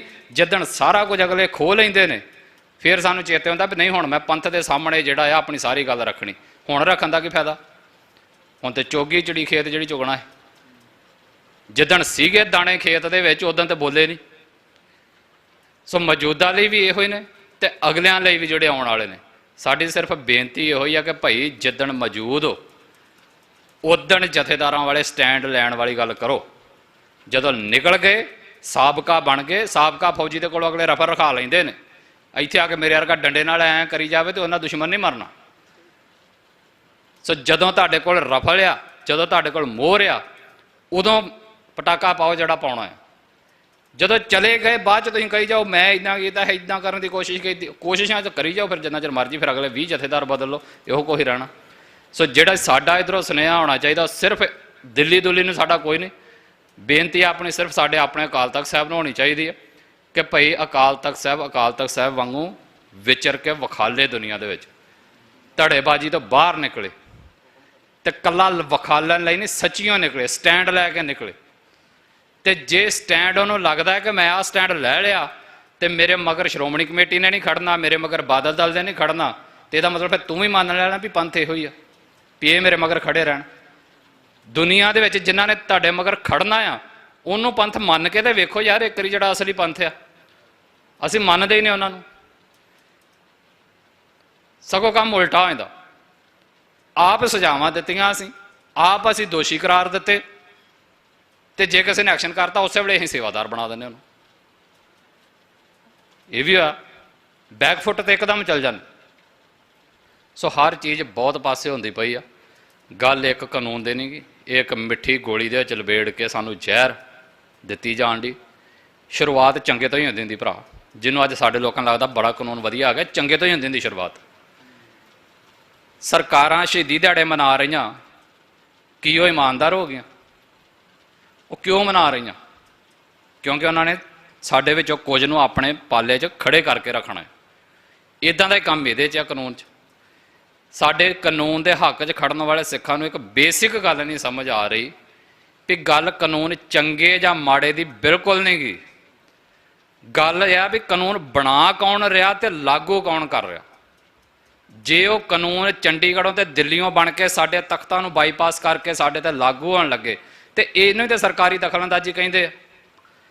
ਦੁਨੀਆ ਦੇ ਵਿੱਚ ਮੈਂ ਆਖਰੀ ਗੱਲ ਆਪਣੀ ਕਰਾਂ, ਇੱਕ ਵੈਟੀਕਨ ਸਿਟੀ ਆ ਜਿਹਨੂੰ ਪੋਪ ਚਲਾਉਂਦਾ, ਤੁਸੀਂ ਸਾਰਿਆਂ ਨੇ ਬਹੁਤਾ ਪੋਪ ਦਾ ਨਾਂ ਤਾਂ ਸੁਣਿਆ ਹੀ ਆ। ਉਹ ਬੇਸ਼ੱਕ ਨਿੱਕੀ ਜੀ ਆ, ਪਰ ਉੱਥੇ ਜਿਹੜਾ ਕਾਨੂੰਨ ਆ ਉਹ ਪੋਪ ਦਾ ਸ਼ਬਦ ਆ।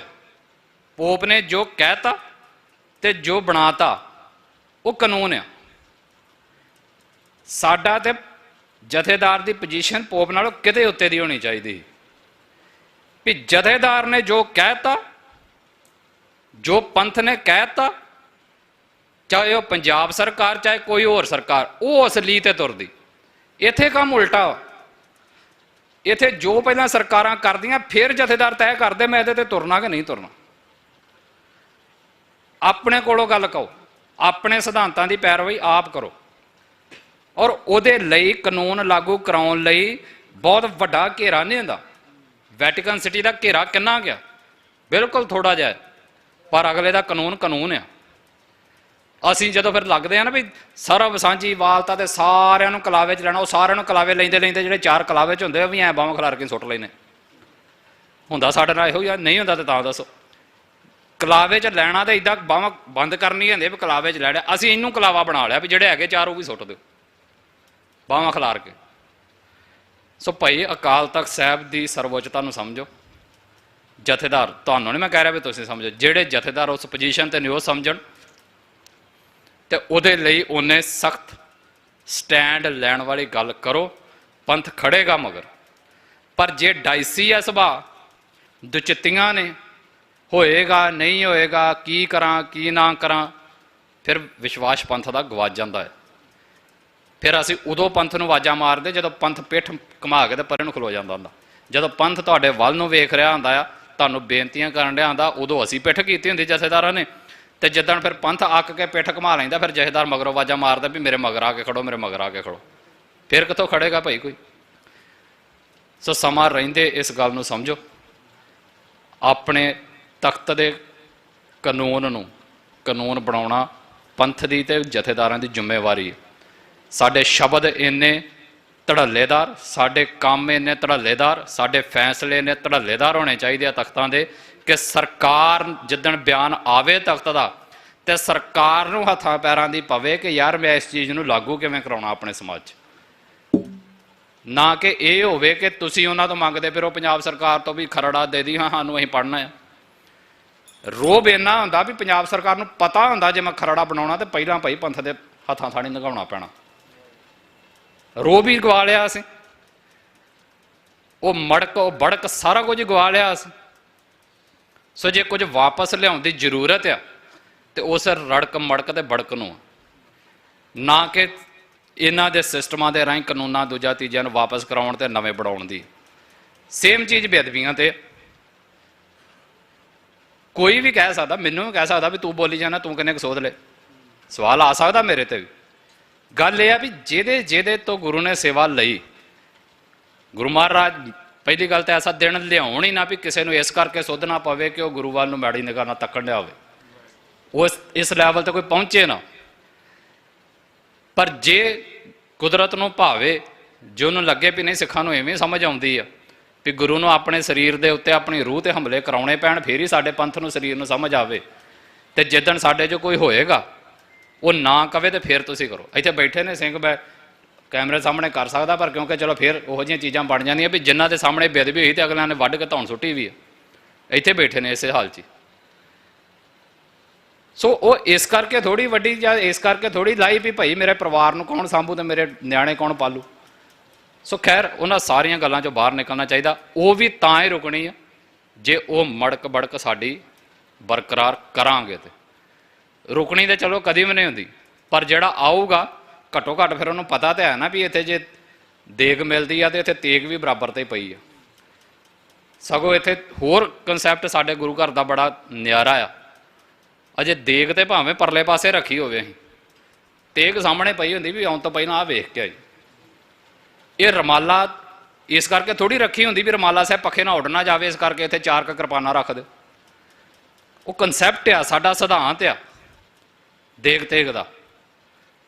ਸੋ ਉਸ ਸਿਧਾਂਤ ਨੂੰ ਲਾਗੂ ਕਰਨਾ ਪੰਥ ਦੀ ਸਮੂਹਕ ਜ਼ਿੰਮੇਵਾਰੀ, ਤੇ ਉਸ ਪੰਥ ਦਾ ਸਮੂਹਕ ਲੀਡਰ ਜਥੇਦਾਰ ਹੈ। ਤੇ ਫਿਰ ਜਥੇਦਾਰ ਨੂੰ, ਲੀਡਰ ਨੂੰ ਲੀਡਰਾਂ ਵਾਲੀ ਕਰਨੀ ਚਾਹੀਦੀ, ਨਹੀਂ ਤੇ ਉਹ ਅੰਗਰੇਜ਼ੀ ਦਾ ਅਖਾਣ ਜਿਹਦੀ ਪੰਜਾਬੀ 'ਚ ਕਹਾਵਤ ਹੈ ਨਾ, ਉਹ ਬੜੀ ਸੱਚ ਹੋ ਜਾਣੀ ਆ। ਤੇ ਕਿਸੇ ਨੇ ਇੱਕ ਟਾਈਮ ਕਿਹਾ ਸੀ ਵੀ ਮੈਨੂੰ ਸ਼ੇਰਾਂ ਦੀ ਫੌਜ ਦਾ ਕੋਈ ਡਰ ਨਹੀਂ ਆ ਜੇ ਉਹਨਾਂ ਦਾ ਆਗੂ ਗਿੱਦੜ ਹੋਵੇ। ਆਂਦਾ ਮੈਨੂੰ ਉਸ ਗਿੱਦੜਾਂ ਦੀ ਫੌਜ ਦਾ ਡਰ ਆ ਜਿਹਦਾ ਆਗੂ ਇੱਕ ਸ਼ੇਰ ਆ। ਤੇ ਇੱਥੇ ਤੇ ਸੋਨੇ ਤੇ ਸੁਹਾਗਾ ਵਾ, ਸੁਖਨਾ ਪੰਥ ਵੀ ਸ਼ੇਰ ਆ, ਤੇ ਜੇ ਲੀਡਰ ਸ਼ੇਰ ਸਵਾ ਸ਼ੇਰ ਬਣ ਜਾਏ ਤੇ ਕਿੱਧਰ ਨੂੰ ਜਾਵੇ ਗੱਲ। ਸ੍ਰੀ ਅਕਾਲ। ਸੋ ਉਸ ਗੱਲ ਵੱਲ ਸਾਡਾ ਪੰਥ ਵਾਪਸ ਆਵੇ। ਜਥੇਦਾਰ ਸਾਹਿਬ ਸਮਾਂ ਰਹਿੰਦੇ ਆਪਣੀ ਪੋਜੀਸ਼ਨ ਦੀ ਪਾਵਰ ਨੂੰ ਸਮਝੋ। ਤੁਹਾਡਾ ਆਲਾ ਦੁਆਲਾ ਜਿਹੜਾ ਆ ਉਹਨੇ ਉਸ ਤਰੀਕੇ ਨਾਲ ਤੁਹਾਨੂੰ ਫੀਡ ਕਰਨਾ ਆ ਵੀ ਨਹੀਂ ਜੀ ਇੱਦਾਂ ਹੋ ਗਿਆ, ਇੱਦਾਂ ਹੋਣਾ। ਅੱਜ ਨੇ ਕਹਿਤਾ SSP DCP ਦੂਜਾ ਤੀਜਾ ਲੱਲੜ ਭੱਬੜ, ਇਹਨਾਂ ਨੇ ਸਾਰੇ ਉਹ ਪੜ੍ਹਾਈ ਪੜਾਉਣੀ, ਕਿਉਂਕਿ ਆਲਾ ਦੁਆਲਾ ਉਹਨਾਂ ਦਾ ਆ। ਕਿਸੇ ਉਸ ਆਲੇ ਦੁਆਲੇ ਨੂੰ ਬ੍ਰੇਕ ਕਰਕੇ ਉਹਨੂੰ ਉਸ ਸੰਗਲਾਂ ਨੂੰ ਤੋੜ ਕੇ ਅਸਲੀ ਪੰਥ ਦੀ ਭਾਵਨਾ ਨੂੰ ਸਮਝ ਕੇ ਜਥੇਦਾਰੀ ਵਾਲੇ ਫੈਸਲੇ ਲਓ ਕਿਤੇ, ਤੇ ਪੰਥ ਖੜ ਜਾਏਗਾ। ਮਗਰ ਪੰਥ ਤੇ ਉਡੀਕਦਾ ਪਿਆ ਵੀ ਕੋਈ ਲਵੇ ਤੇ ਸਹੀ ਯਾਰ ਤਖਤ ਤੇ ਬਹਿ ਕੇ ਐਸੇ ਫੈਸਲੇ ਕਰੋ ਤਾਂ ਸਹੀ ਜ਼ਰੂਰਤ। ਪਰ ਜੇ ਸਾਡੇ ਵੀ ਮਨਾਂ 'ਚ ਸਿਰਫ ਅਮੈਂਡਮੈਂਟਸ ਨੇ ਵੀ ਸਰਕਾਰ ਨੂੰ 15 ਦਿਨ ਦਾ ਸਮਾਂ ਦੇ ਦਿੱਤਾ ਜੀ ਇਹਦੇ 'ਚੋਂ ਆ ਚੀਜ਼ ਕੱਢ ਕੇ ਆਓ, ਜਿਹਦਾ ਜਵਾਬ ਦੇ ਕੇ ਆਓ, ਕਾਹਦੇ ਜਵਾਬ ਮੰਗਣੇ? ਦੋ ਟੁਕ ਗੱਲ ਆ ਵੀ ਨਹੀਂ ਤੁਹਾਡਾ ਕਾਨੂੰਨ ਤੇ ਨਹੀਂ ਕਾਨੂੰਨ। ਤੇ ਸੇਮ ਚੀਜ਼ ਹੀ ਬਾਦਲਾਂ ਵਾਸਤੇ, ਉਹਨਾਂ ਨੂੰ ਵੀ ਕਹੋ ਵੀ ਇਹਦਾ ਮਤਲਬ ਇਹ ਨਹੀਂ ਵੀ ਭਗਵੰਤ ਮਾਨ ਦਾ ਕਾਨੂੰਨ ਨਹੀਂ ਮਨਜ਼ੂਰ ਤੇ ਕੱਲ ਨੂੰ ਬਾਦਲ ਆ ਜਾਣ ਤੇ ਤੇਰਾ ਕਾਨੂੰਨ ਮਨਜ਼ੂਰ ਆ। ਕਿਸੇ ਦਾ ਨਹੀਂ ਮਨਜ਼ੂਰ, ਕਿਸੇ ਦਾ ਮਤਲਬ ਕਿਸੇ ਦਾ ਨਹੀਂ। ਤੇ ਕੱਲ ਨੂੰ ਜੇ ਕੋਈ ਮੇਰੇ ਵਰਗਾ ਗਾਤਰਾ ਉੱਤੋਂ ਦੀ ਪਾ ਕੇ ਮੁੱਖ ਮੰਤਰੀ ਬਣ ਜੇ, ਕਾਨੂੰਨ ਉਹਦਾ ਵੀ ਨਹੀਂ ਮਨਜ਼ੂਰ। ਕਾਨੂੰਨ ਸਿਰਫ ਤੇ ਸਿਰਫ ਅਕਾਲ ਤਖਤ ਸਾਹਿਬ ਦਾ ਤੇ ਪੰਥ ਦਾ। ਇਹ ਆ ਦੋ ਟੋਕਾ, ਦੋ ਤਖਤਾਂ ਦੀ ਲੜਾਈ ਆ, ਦੋ ਧੜਿਆਂ ਦੀ ਲੜਾਈ ਨਹੀਂ ਗੀ ਵੀ ਆ ਧੜਾ ਕਿਹੜਾ ਖੜ ਗਿਆ ਤੇ ਇੱਧਰ ਧੜਾ ਕਿਹੜਾ ਖੜ ਗਿਆ। ਇਹ ਦੋ ਤਖਤ ਨੇ, ਇੱਕ ਦਿੱਲੀ ਦੇ ਤਖਤ ਦੇ ਅਧੀਨ ਆਉਂਦੀਆਂ ਚੀਜ਼ਾਂ ਤੇ ਇੱਕ ਅਕਾਲ ਤਖਤ ਦੇ ਅਧੀਨ ਆਉਂਦੀਆਂ ਚੀਜ਼ਾਂ। ਅਸੀਂ ਹਮੇਸ਼ਾ ਜਦੋਂ ਤਖਤ ਸਾਡੇ ਸਾਹਮਣੇ ਖੜ ਗਏ ਤੇ ਸਾਡੀ ਪ੍ਰਾਇੋਰਟੀ ਹਮੇਸ਼ਾ ਤੇ ਹਮੇਸ਼ਾ ਸਿਰਫ ਤੇ ਸਿਰਫ ਅਕਾਲ ਤਖਤ, ਹੋਰ ਕੋਈ ਨਹੀਂ। ਇੱਧਰਲੇ ਪਾਸੇ ਭਾਵੇਂ ਜਿੰਨਾ ਮਰਜ਼ੀ ਦੁੱਧ ਧੋਤਾ ਬੰਦਾ ਰਾਜਾ ਬਣ ਕੇ ਬੈਠਾ ਹੋਵੇ, ਕੋਈ ਲੈਣ ਦੇਣ ਨਹੀਂ ਸਾਡਾ ਉਹਦੇ ਨਾਲ। ਸੋ ਇਸ ਪੂਰੇ ਇਕੱਠ 'ਚੋਂ ਮੈਂ ਆਪਣੀ ਗੱਲ ਸਮਾਪਤ ਕਰਾਂ। ਸਮਾਂ ਕਾਫੀ ਹੋ ਗਿਆ, ਤੁਹਾਡਾ ਸਾਰਿਆਂ ਦਾ ਧੰਨਵਾਦ। ਪਰ ਮੇਰੀ ਜਿੰਨੀ ਕੁ ਭਾਵਨਾ ਆ ਉਹ ਸਿਰਫ ਇੰਨੀ ਕੁ ਆ ਵੀ ਕਾਨੂੰਨ ਦੀਆਂ ਉਲਝਣਾਂ 'ਚ ਨਾ ਪਾਓ ਬੰਦੇ, ਕਿਉਂਕਿ ਯਾਰ ਸਿਸਟਮ ਪਿਛਲੇ 100-150 ਸਾਲ ਦਾ 200 ਸਾਲ ਦਾ ਸਾਡੇ ਤੇ ਗੁਲਾਮੀ ਦਾ ਇੰਨਾ ਭਾਰਾ ਹੋ ਗਿਆ ਆ ਵੀ ਅਸੀਂ ਹੱਲ ਹੁਣ ਸਿਸਟਮ ਦੇ ਵਿੱਚ ਲੱਗਣ ਲੱਗ ਪਏ ਆ।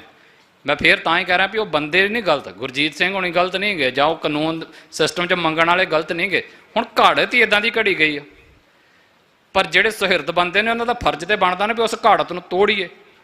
ਪਰ ਬੰਦੇ ਮੇਰੇ ਵਰਗੇ ਇਸ ਕਰਕੇ ਡਰਦੇ ਬੋਲਦੇ ਵੀ ਜੇ ਉਦਣ ਬੋਲ ਪਏ ਤੇ ਪੰਥ ਜਿਹੜਾ ਬੋਲਣ ਡਿਆ ਤਾਂ ਉਹਦੇ ਗਲ ਪੈ ਜਾਂਦਾ ਵੀ ਇਹ ਸਰਕਾਰੀ ਫਟੇ ਦੇ ਅਸੀਂ ਝੱਟ ਚੁੱਕੀ ਫਿਰਦੇ ਨੇ। ਵੀ ਜੇ ਕੋਈ ਬੰਦਾ ਉਸ ਸਮੇਂ ਤੇ ਕਵੇ ਨਾ ਵੀ ਤੁਸੀਂ ਯਾਰ ਆਹ ਕੰਮ ਗਲਤ ਕਰਨ ਡੇ ਹੋ, ਤਾਂ ਬੰਦੇ ਝੱਟ ਕਹਿੰਦੇ ਲੈ ਇਹ ਤਾਂ ਚਾਹੁੰਦਾ ਹੀ ਨਹੀਂ ਇੱਦਾਂ ਹੋਵੇ, ਇਹ ਤਾਂ ਚਾਹੁੰਦਾ ਬਸ ਬੇਅਦਬੀਆਂ ਹੋਈ ਜਾਵੇ, ਇਹ ਤਾਂ ਸਰਕਾਰੀ ਆ, ਇਹਦੇ ਪੱਲੇ ਕੁਝ ਨਹੀਂ, ਬਸ ਇੱਦਾਂ ਉੱਦਾਂ ਫਲਾਣਾ ਢੀਂਗਾ। ਇਹਨਾਂ ਸਾਰੀਆਂ ਚੀਜ਼ਾਂ 'ਚੋਂ ਬਾਹਰ ਨਿਕਲੋ। ਸਮੇਂ ਦੇ ਮੁਤਾਬਕ ਸਾਡੇ ਕੋਲੋਂ ਕੁਝ ਹੋਵੇ ਨਾ ਹੋਵੇ, ਕੋਈ ਮਾਇਨੇ ਨਹੀਂ ਰਖਾਉਂਦਾ। ਪਰ ਜਿੱਦਣ ਵੀ ਕਰੇ ਪੰਥ ਆਪਣੇ ਡੌਲਿਆਂ ਦੇ ਤੇ ਆਪਣੇ ਆਤਮਿਕ ਬਲ ਦੇ ਜ਼ੋਰ ਤੇ ਕਰੇ। ਬਗਾਨੇ ਦੇ ਮੋਢੇ ਤੇ ਰੱਖ ਕੇ ਨਾ ਅਸੀਂ ਕਦੀ ਚਲਾਈ ਆ ਤੇ ਨਾ ਚਲਾਉਣੀ ਆ।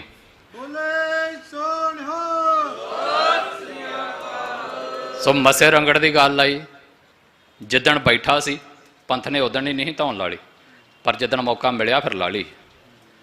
ਸੋ ਗੱਲ ਇਹ ਨਾ ਕਿਹਾ ਕਰੋ ਵੀ ਅੱਜ ਬੇਅਦਬੀਆਂ ਹੋਣੀਆਂ ਤੇ ਰੁਕਦੀਆਂ ਨਹੀਂ, ਦੋਸ਼ੀ ਤੁਰੇ ਫਿਰਦੇ ਨੇ, ਆਹ ਤੁਰੇ ਫਿਰਦੇ ਨੇ। ਜਿੱਦਣ ਲਿਖੀ ਹੋਈ ਨਾ ਉਦੋਂ ਲੱਥ ਹੀ ਜਾਣੀ, ਉਹ ਉਦਣ ਹੀ ਆਉਣਾ ਦਿਨ।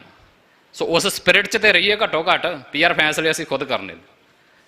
ਤੇ ਫੈਸਲੇ ਕਰਨ ਤੋਂ ਬਾਅਦ ਜਿਹੜੀ ਮੈਂ ਵਿੱਚ ਪਹਿਲਾਂ ਵੀ ਗੱਲ ਕੀਤੀ ਸੀ, ਉਹ ਹੱਥ ਬੰਨ੍ਹ ਕੇ ਮਾਫੀ ਜੋੜ ਕੇ ਫਿਰ ਮਾਫੀ ਮੰਗ ਕੇ ਤੁਹਾਡੇ ਕੋਲ ਕਰ ਲਾਂ ਵੀ ਉਹਦੀ ਭਾਵਨਾ ਨੂੰ ਸਮਝੋ ਵੀ ਜੇ ਕੋਈ ਐਕਸ਼ਨ ਕਰਦਾ ਆ ਤੇ ਮਗਰ ਖੜਨ ਦੀ ਆਪਣੀ ਪਰਿਭਾਸ਼ਾ ਪੰਥ ਠੀਕ ਕਰੇ। ਕੋਈ ਨਹੀਂ ਕਹਿ ਸਕਦਾ ਕਿ ਕੋਈ ਖੜਿਆ ਕਿ ਨਹੀਂ ਖੜਿਆ, ਸਿਰਫ ਗੁਰੂ ਮਗਰ ਚਾਹੀਦਾ ਹੈ।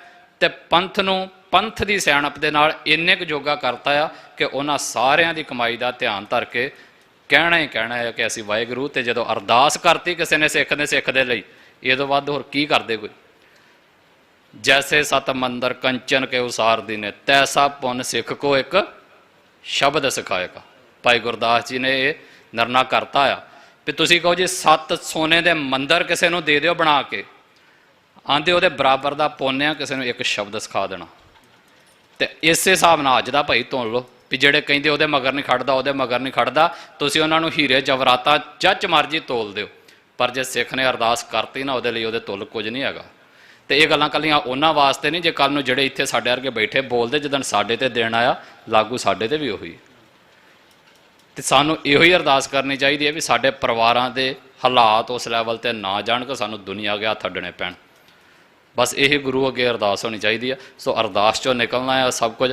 ਅਰਦਾਸ ਅਸੀਂ ਕਰੀਏ ਤੇ ਬੇਨਤੀ ਤਖਤ ਅੱਗੇ ਤੇ ਬੇਨਤੀ ਗੁਰੂ ਅੱਗੇ ਹੈ ਸਾਡੀ ਵੀ ਗੁਰੂ ਮਹਾਰਾਜ ਸਾਡੇ ਤਖਤਾਂ ਨੂੰ ਇੰਨੀ ਸਮਰੱਥਾ ਦੇ ਵਿੱਚ ਵਾਪਸ ਲਿਆਵੇ, ਉਹਨਾਂ ਪਰਸਨੈਲਿਟੀਆਂ ਨੂੰ ਇੰਨੀ ਸਮਰੱਥਾ 'ਚ ਵਾਪਸ ਲਿਆਵੇ ਜਿਹੜੀਆਂ ਉੱਥੇ ਬੈਠੀਆਂ ਨੇ ਕਿ ਉਹ ਗੁਰੂ ਦੇ ਆਸ਼ੇ ਅਨੁਸਾਰ ਫੈਸਲੇ ਲੈ ਸਕਣ ਤੇ ਉਹਦੇ ਤੇ ਜਿਹੜੀ ਗੱਲ ਕਰ ਸਕਣ। ਕਾਨੂੰਨ ਤੇ ਮੈਨੂੰ ਲੱਗਦਾ ਭਗਵੰਤ ਮਾਨ ਨੇ ਆਪ ਨਹੀਂ ਪੜ੍ਹਿਆ, ਜਿਹਨੂੰ ਕਸਟੋਡੀਅਨ ਦੀ ਪਰਿਭਾਸ਼ਾ ਨਹੀਂ ਸਮਝ ਆਉਂਦੀ, ਤੇ ਜਿਹੜੇ ਮੇਰੇ ਵਰਗੇ ਉਹਦੇ ਸਪੋਕਸਮੈਨ ਕਰਕੇ ਬਣ ਕੇ ਇੱਥੇ ਸਾਨੂੰ ਸਮਝਾਉਂਦੇ ਫਿਰਦੇ, ਉਹਨਾਂ ਤੋਂ ਅਸੀਂ ਕੀ ਲੈਣਾ।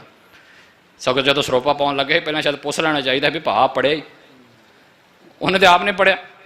ਜਿਹਨੂੰ ਆਪ ਨੂੰ ਨਹੀਂ ਕਸਟੋਡੀਅਨ ਦਾ ਪਤਾ ਵੀ ਕਸਟੋਡੀਅਨ ਲਿਖਿਆ ਕਿਹਦੇ ਲਈ ਆ, ਉਹਨੇ ਹੋਰ ਕੀ ਲਾਗੂ ਕਰਾਉਣਾ। ਸੋ ਖੈਰ ਸੌ ਹੱਥ ਰਸਾ ਸਿਰੇ ਤੇ ਗੰਢ। ਕਾਨੂੰਨ ਭਾਵੇਂ ਸਾਰਾ ਕੁਝ ਚੰਗਾ ਹੋ ਜੇ, ਪਰ ਦੂਸਰੇ ਤਖਤ ਦਾ ਕਾਨੂੰਨ ਸਾਡੇ ਤੇ ਨਹੀਂ ਬਣ ਸਕਦਾ ਤੇ ਨਹੀਂ ਬਣ ਸਕਦਾ। ਸਾਡੀ ਰਾਜਨੀਤੀ ਆਪਣੇ ਤਖਤ ਵੱਲ ਨੂੰ ਵਾਪਸ ਮੁੜੇ, ਇਹਦੇ ਨਾਲ ਹੀ ਪੰਥ ਦੀ ਚੜ੍ਹਦੀ ਕਲਾ ਹੋਣੀ ਆ, ਆਪਣੇ ਰਾਜ ਦੇ ਨਾਲ ਸਾਡੀ ਚੜ੍ਹਦੀ ਕਲਾ ਹੋਣੀ ਆ। ਹੋਈਆਂ ਬਿੰਦ ਭੁਲਾ ਚੁੱਕਾ ਦੀ ਖਿਮਾ। ਵਾਹਿਗੁਰੂ ਜੀ ਕਾ ਖਾਲਸਾ, ਵਾਹਿਗੁਰੂ ਜੀ ਕੀ ਫਤਿਹ। ਸਤਿ ਸ਼੍ਰੀ ਅਕਾਲ।